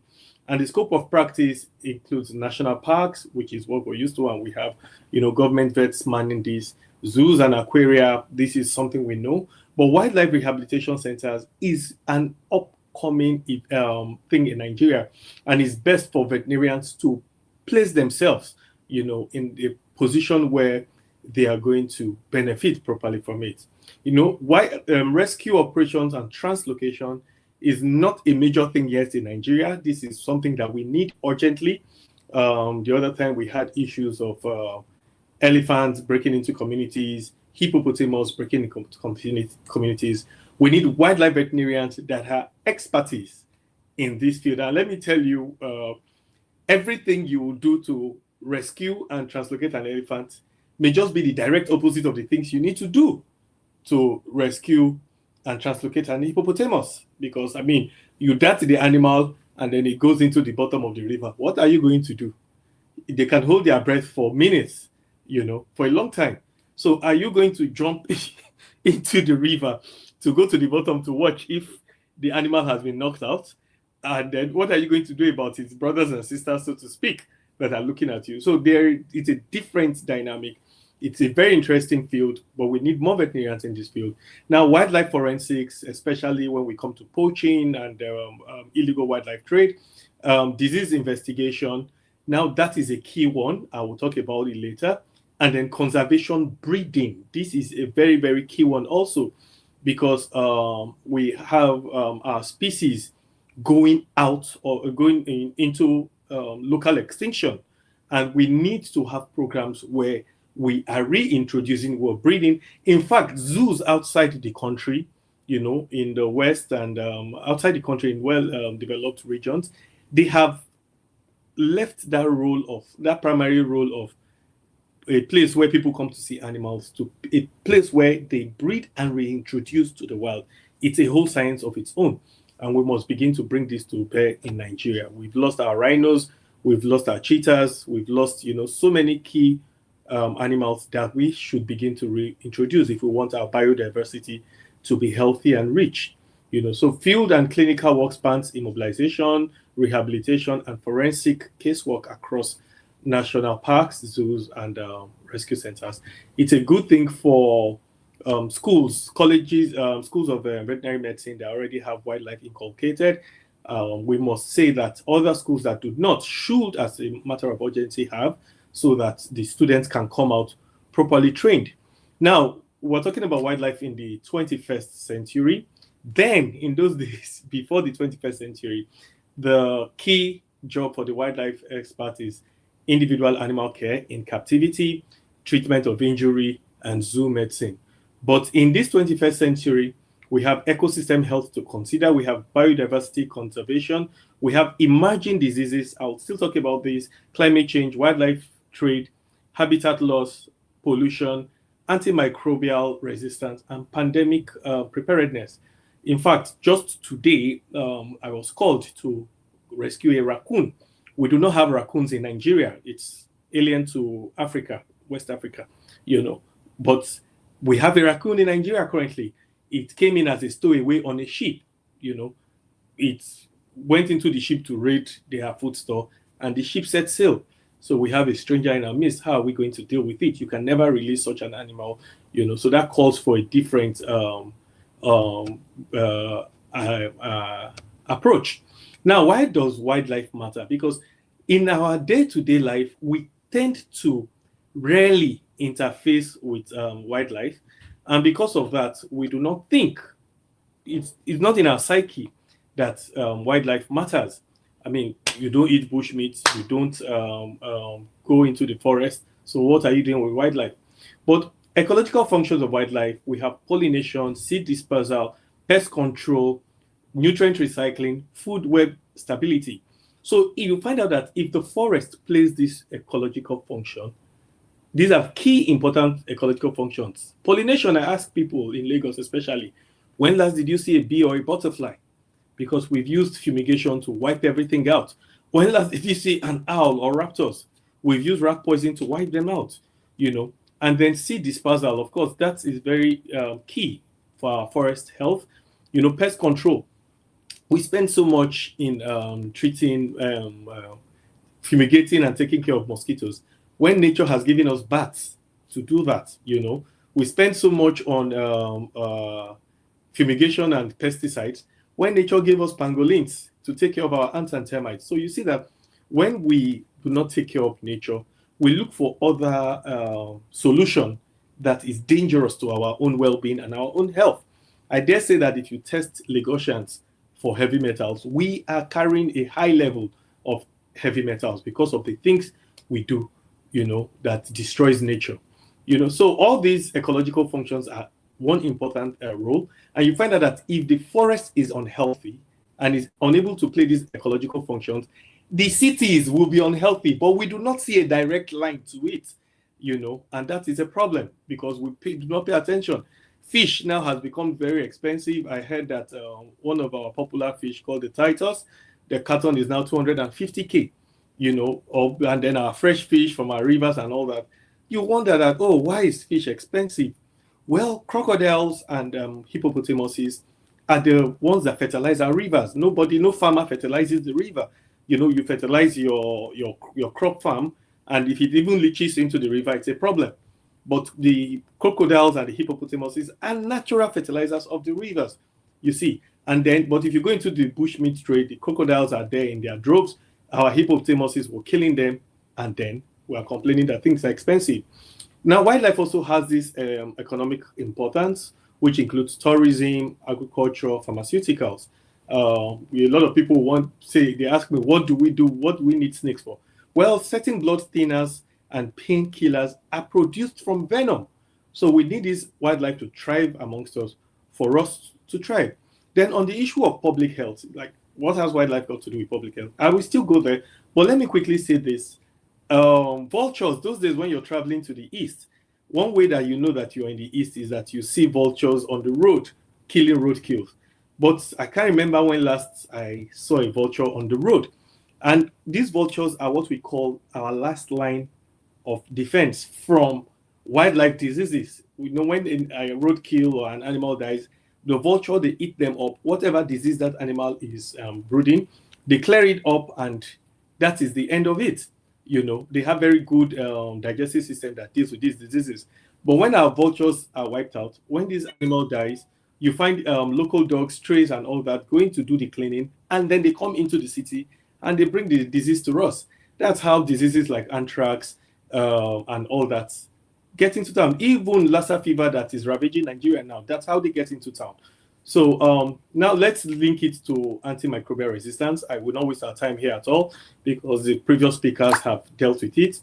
AMR occurs when microorganisms develop the ability to survive. Dr. Nasiru did a good job there telling us how they develop resistant genes. Now let me quickly say this. These diseases that we're talking about from AMR, there are two ways we can get diseases from animals, from wildlife. There's emerging infection, which I mentioned earlier. These are diseases that we have not developed immunity to. We do not even know anything about them. We do not have medicine for them. That is a problem of its own. No need to talk too much. We remember how COVID-19 shook the whole world. That is an explanation.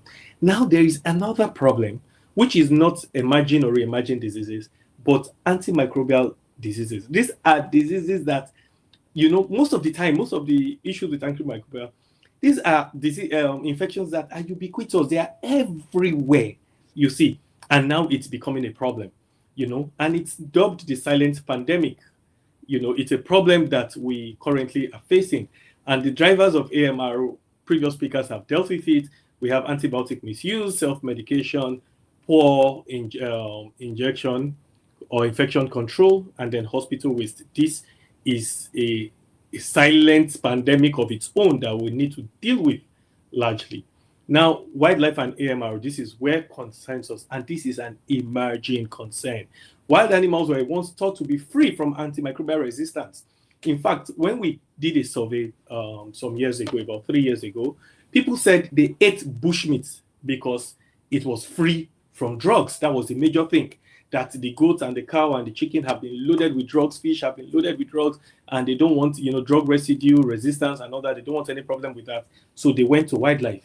They said these animals were clean, no doctor has done what not on them.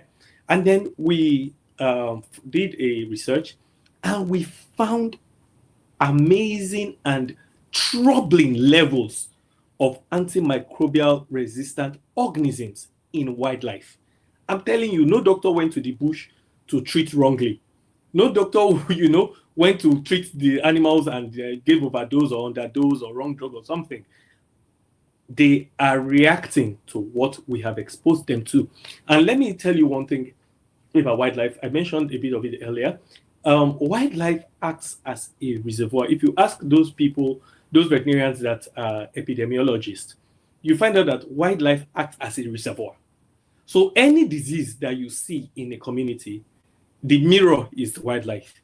So when you treat the community and you leave the wildlife, there will be constant reinfection, remirroring, and that's why we've not been able to deal with Lassa fever, because no matter how you treat, it still comes from the wildlife. Mpox is there and all that, you see. So because of that, these diseases that we have dealt with, that we have drugs for, that are now developing resistant genes, these are ordinary, let me use that word, ordinary bacteria, viruses, and whatnot, but they have now become superbug. When you mention superbug, think of Superman. He's now wearing a cape and he's indestructible. That's how these diseases have come. They have become superbugs. So you have your common diseases like E. coli, diseases that you will just use minor antibiotics for and they will clear. Right now, they are not responding to anything. So this is a concern, and it's something we'll have to look into. And you can get all animals are involved. For the emerging diseases, we usually say animals that are close to humans in genetics. For example, the primates are our greatest threat. But when you come to AMR, it does not matter the breed or the species of the animal. Any animal can be a threat. And how do wildlife acquire resistant bacteria? There's this very connection. It starts with humans. They can be from hospitals. They can be from wastewater in the hospitals, veterinary, whatever, the farms, the whatnot. They flow into the river. Livestock farms also are not left out. Fish farm is, oh my goodness. Because when the fish farmer drugs his pond, and then with maybe the doctor says after 2 hours, you release the water and put fresh water. Where is the water going into? Going into our rivers, going into the environment, and the wildlife will drink from it, and then it comes back to humans. So the transmission routes include water, soil, food, scavenging animals, migration, seasonal migration, and that is the seasonal migration is what will bring a bird from the US or from China to Nigeria, and then they'll come with their own AMR. So that you see that this AMR thing is a big pot that we are constantly mixing, and then there is human contact. Human contact usually comes from the bushmeat trade and the illegal wildlife trade. So you see, these are circles that we must look at if we really want to control antimicrobial resistance. Now, like I mentioned earlier, the wildlife acts as reservoir of anything we do, you see. So if we are polluting the air, for example, carbon dioxide, carbon monoxide, wildlife will keep it for you and give it back to you. You see, if there are diseases endemic in a region, it's resident in wildlife, rabies and all that, it's resident there, and they give it back to us. So also AMR, now, since we're sending it to wildlife, they are keeping it and then sending it to us. These are lists of bacteria and organisms that we have seen, you know. Dr. Nasiru was talking about first line, second line, last line antibiotics. Now we see animals that are resistant to last line antibiotics. And that shocked me. If you look at the table on the right, you find 100% resistance to common antibiotics and then to carbapenem. It is scary. As a veterinarian, I have not seen carbapenem. I have not used carbapenem before. You see, I have not used it, but wildlife is already being resistant to it. So this is a very, very chilling, bone-chilling experience. We're talking about our common doxycycline, tetracycline, vancomycin, 100% resistance. We can even say tetracycline. Yes, everybody uses tetracycline. But 100% resistance in carbapenem, imipenem, and all that, it's not something to joke about at all, because that is a time bomb waiting to explode. No, now, like I mentioned, wildlife, they act as sentinel. Whatever the wildlife reflects environmental health. Detection of resistant organism in wildlife indicates that the environment is contaminated and humans are impacted.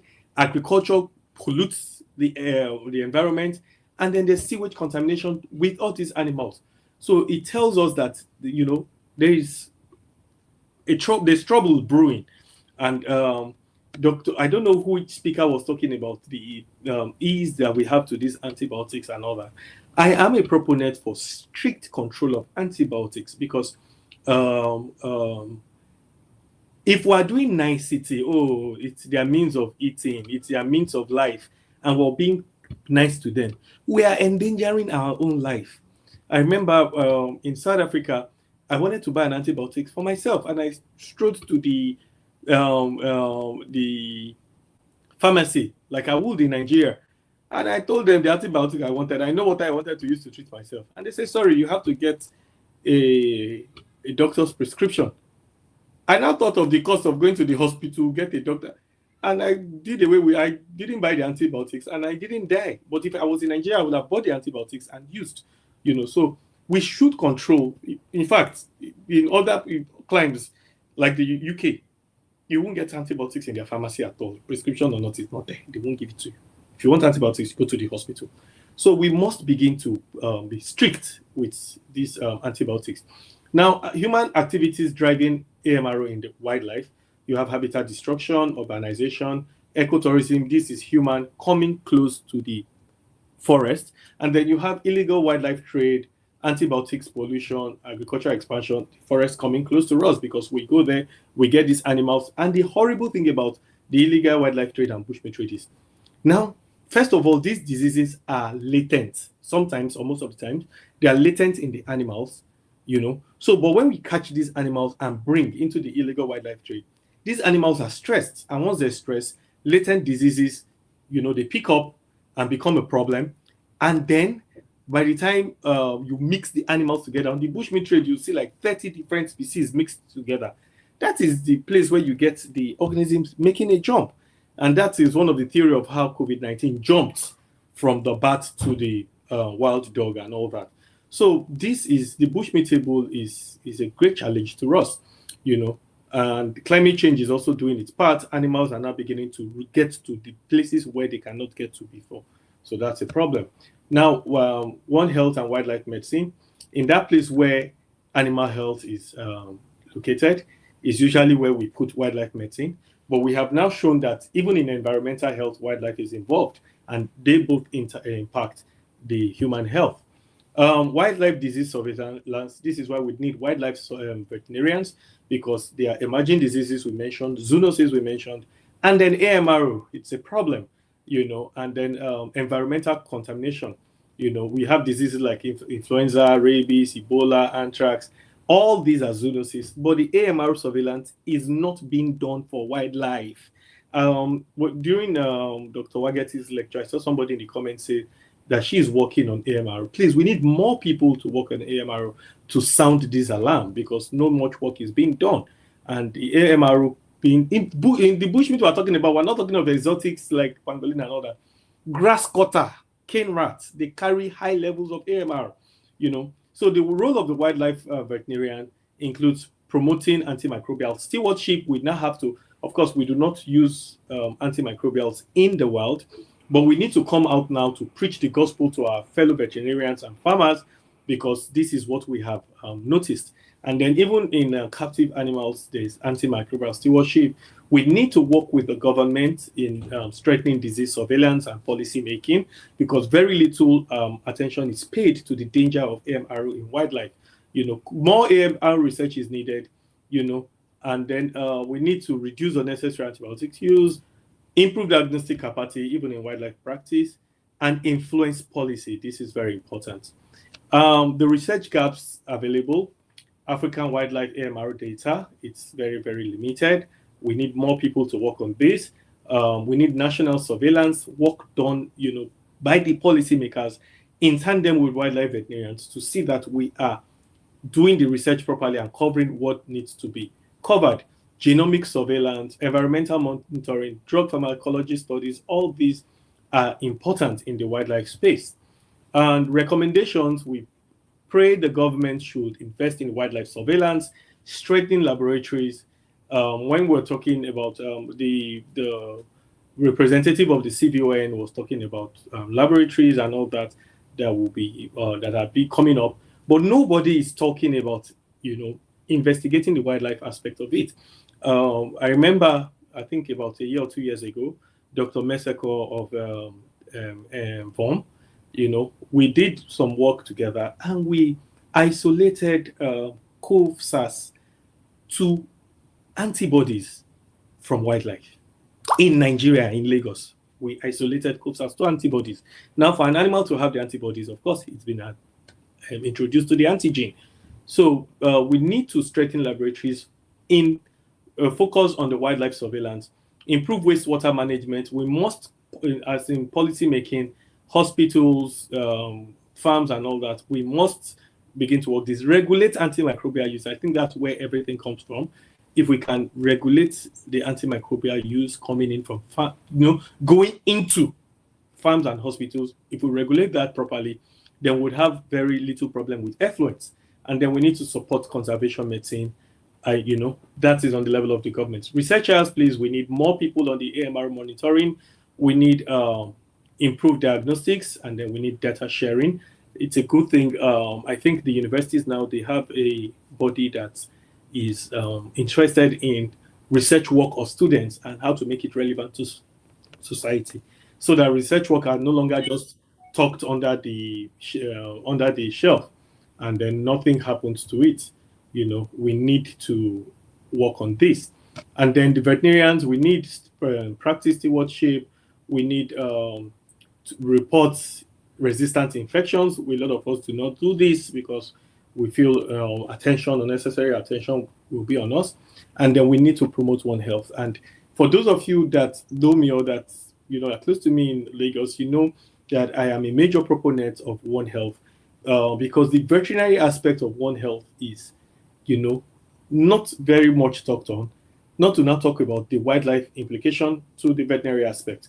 So we need to speak more. I remember when I was invited to AMR Week, even by NAFDAC, and then the one by the Lagos Teaching Hospital, Luth.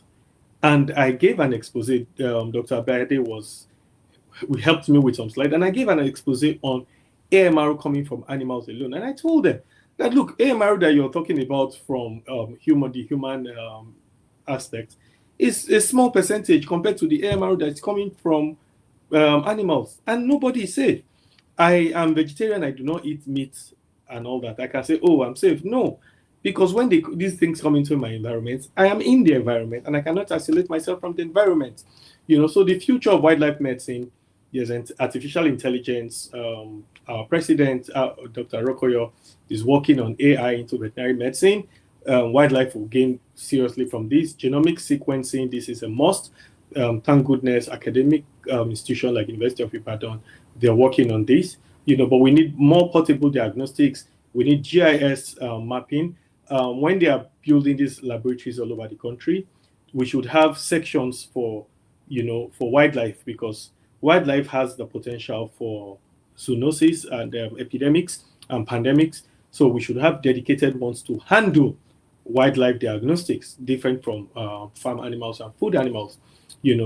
The environmental DNA, we need to scour and monitor our environment, and then precision health monitoring. All these are needed. Now, the take-home messages from this talk: wildlife medicine has become central to global health. In the 21st century, wildlife is no longer on the sides, it's central to global health. And in Nigeria, we must begin to acknowledge, wildlife medicine as being part of One Health. Wildlife is both affected by and contributes to AMR ecology, because it's the reservoir from the environment. It takes from the environment and gives back, maybe in multiplied fold, back to the environment. Wildlife contamination links human, livestock, and wildlife together. Environmental contamination, links human, wildlife, and livestock together. AMR cannot be solved. So you, the farmer, can be doing microbial stewardship in your farm, and the local wildlife, your rat, your cane rat, your snake, and all that, are bringing this AMR to you. So you are a part of the environment. AMR cannot be solved without wildlife surveillance. One Health provides the most effective framework. Every veterinarian has a role to play in this silent pandemic. In conclusion, wildlife medicine in the 21st century extends far beyond treating individual animals. We have stated this. Wildlife now serves as a critical indicator for ecosystem integrity, because it's a reservoir and is a sentinel for AMR and an essential component of global health. So addressing this silent pandemic requires integrated surveillance, response, AMR stewardship, and all that. So thank you very much for listening. Protecting wildlife is protecting ourselves. In the era of antimicrobial resistance, conservation and public health are no longer, separate efforts. They are all one. They are all linked. And the earlier we recognize this, the better for all of us. Thank you very much for listening. Very much, Dr. Mark. What a brilliant presentation. Right. Thank you very much. Before we start receiving the questions, I'm particularly interested in the raccoon story. Maybe you will help share a little of what happened and what steps have been taken so far with this visitor or stranger or invader. I don't know the right word to qualify the raccoon in Nigeria. Oh, well, so first of all is isolation. We have isolated, and then we'll do an array of testing, oral, fecal, we'll take samples and test, we'll send to the laboratory, and we'll write a paper on it and circulate, because you find out that this is interesting because the raccoon was captured, and handed over to the wildlife veterinarian. We can imagine how many of those stowaways that have quietly become a part of our ecosystem and causing havoc. So this investigation will give us a window to what we face. We'll do full screening, bacteria, virus, and all that on this raccoon, and then ensure, which is just going to be a case study, and it will give us a window, for example, for policies to be done on ships and planes that are coming into the country with possible stowaway. Yes, that's very well. That's very good. Unfortunately, we don't have a system to trace its route or the possible source. But the history of the captors, those that capture the raccoons, how about the location? Oh, so it came in a ship. So it's Lagos, the wharf, and who knows, before we see Jack Robinson, it has gone back. So if we find something interesting, then we'll now have to alert the authorities and start contact tracing, for example, because a lot of things we attribute to village people and home trouble are actually the things we did with our own hands. Sure. That's very true. All right. I'm trying to see if there are questions for you so that it will be highlighted and you respond. I'm not sure there's any. See?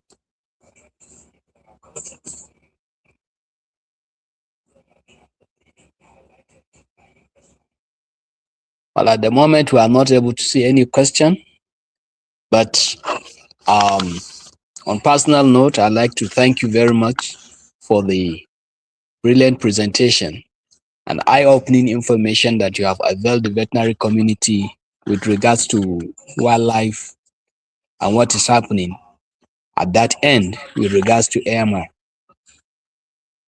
Without much ado, if there are no questions coming in, I would like to thank you so much on the behalf of the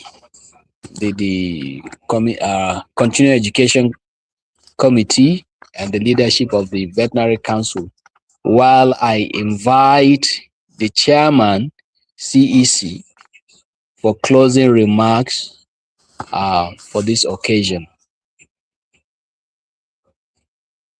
Thank you very much.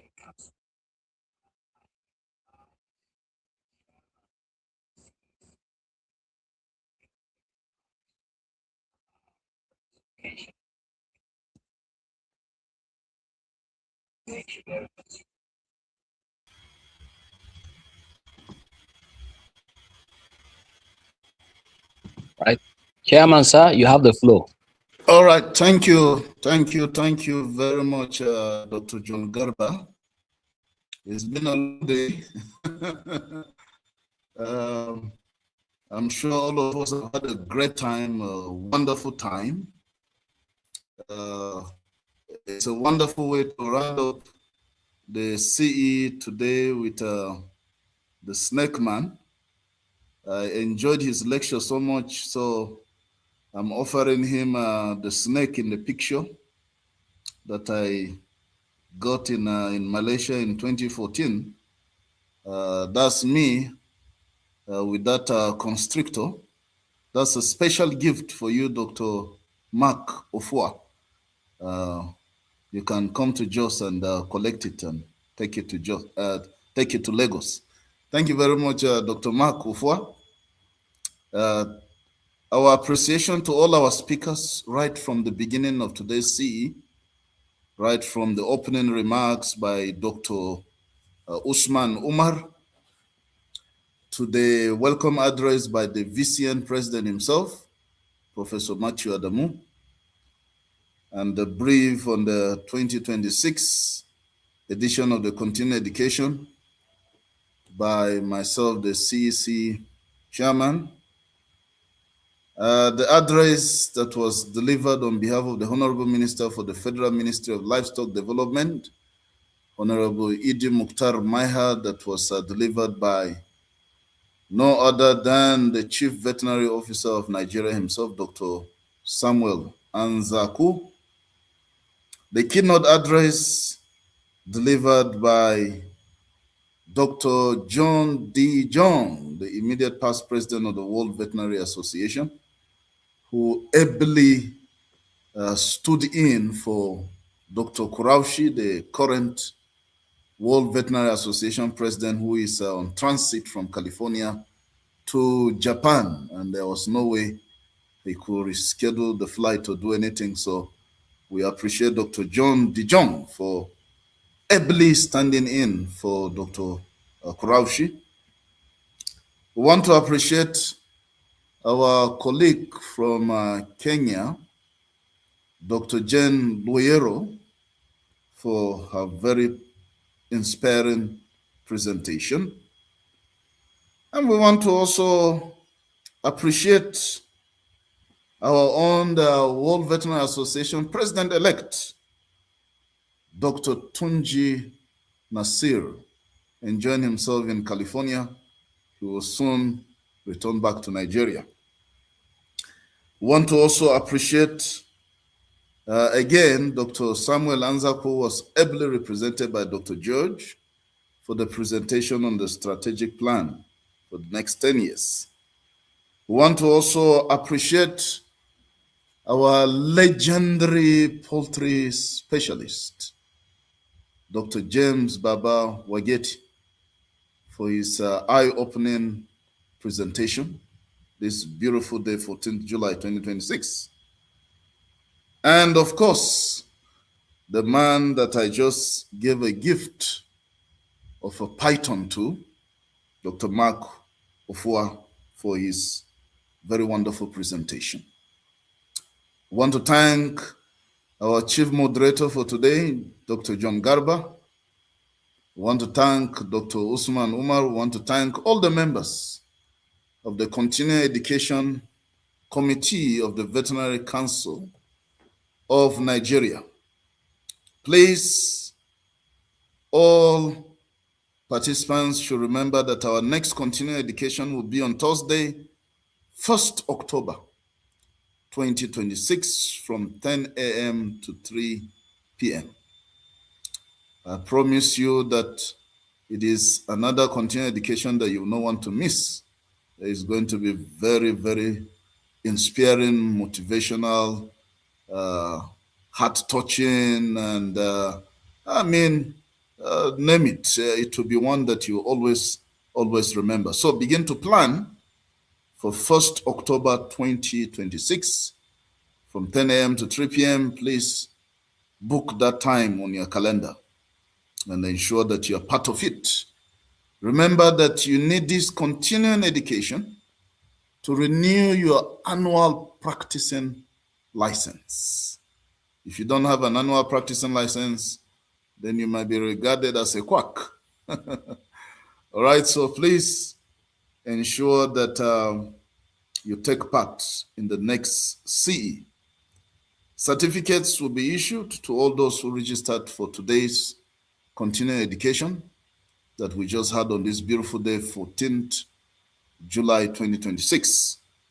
So just give us a few days and then you begin to get your certificates. If you have any challenges that are still pending, maybe on the Google form or whatever, please contact the Veterinary Council of Nigeria. You can contact Mr. Kwangs or Daniel or Blessing or Dr. John Garba himself, or even the registrar of the Veterinary Council of Nigeria, Dr. Fadipe. So want to appreciate all of us for being part of this continuing education. And we believe that all of us had a very wonderful, had a beautiful time today, and that this will be one continuing education that we'll continue to remember again and again. I want to especially thank the President of the Veterinary Council of Nigeria, Professor Machi Adamu. I can see that he's still in the room, looking still very strong and fresh, in spite of the many hours of our continuing education today. So I want to appreciate every one of us. Thank you for being part of this continuing education. So over to you, Dr. John Garba, so we can just wrap up and be out of here. Thank you very much. Thank you very much, Chairman. And thank you very much.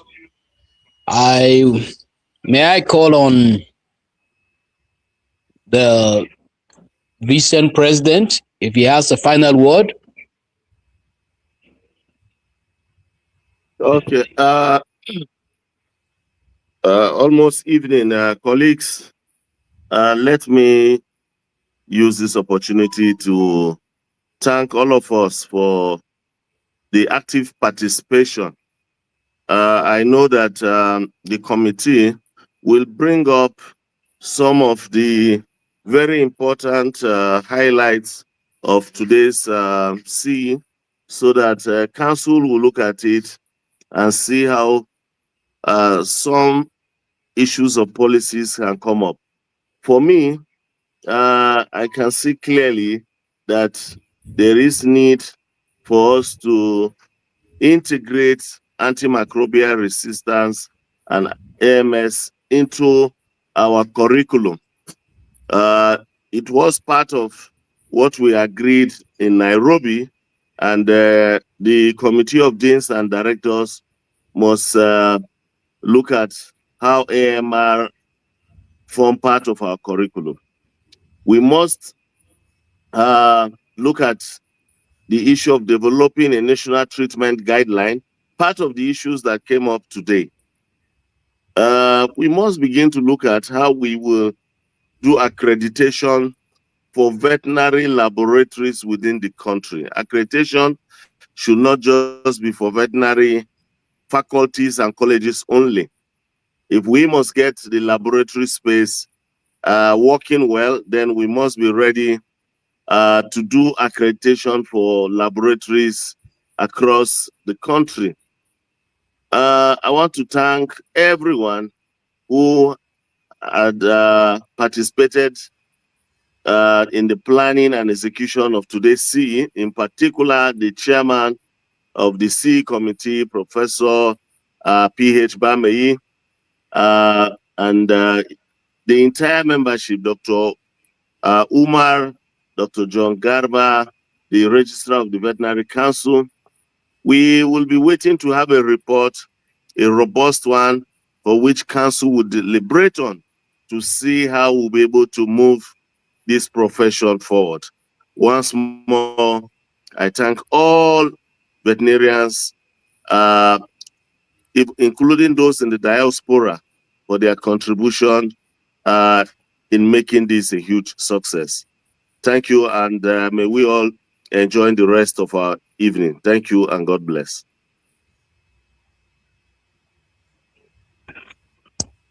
Amen.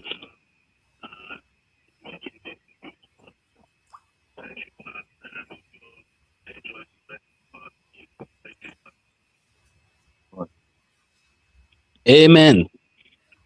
With this final word from the president, I have the privilege to say that the IT will be shutting down. Have a lovely evening rest, and see you at the next CE. Thank you very much, Dr. John Garba. Thank you, Mr. President. Thank you, Dr. John Garba. Thank you, everyone. Enjoy the rest of the day. Thank you. Okay.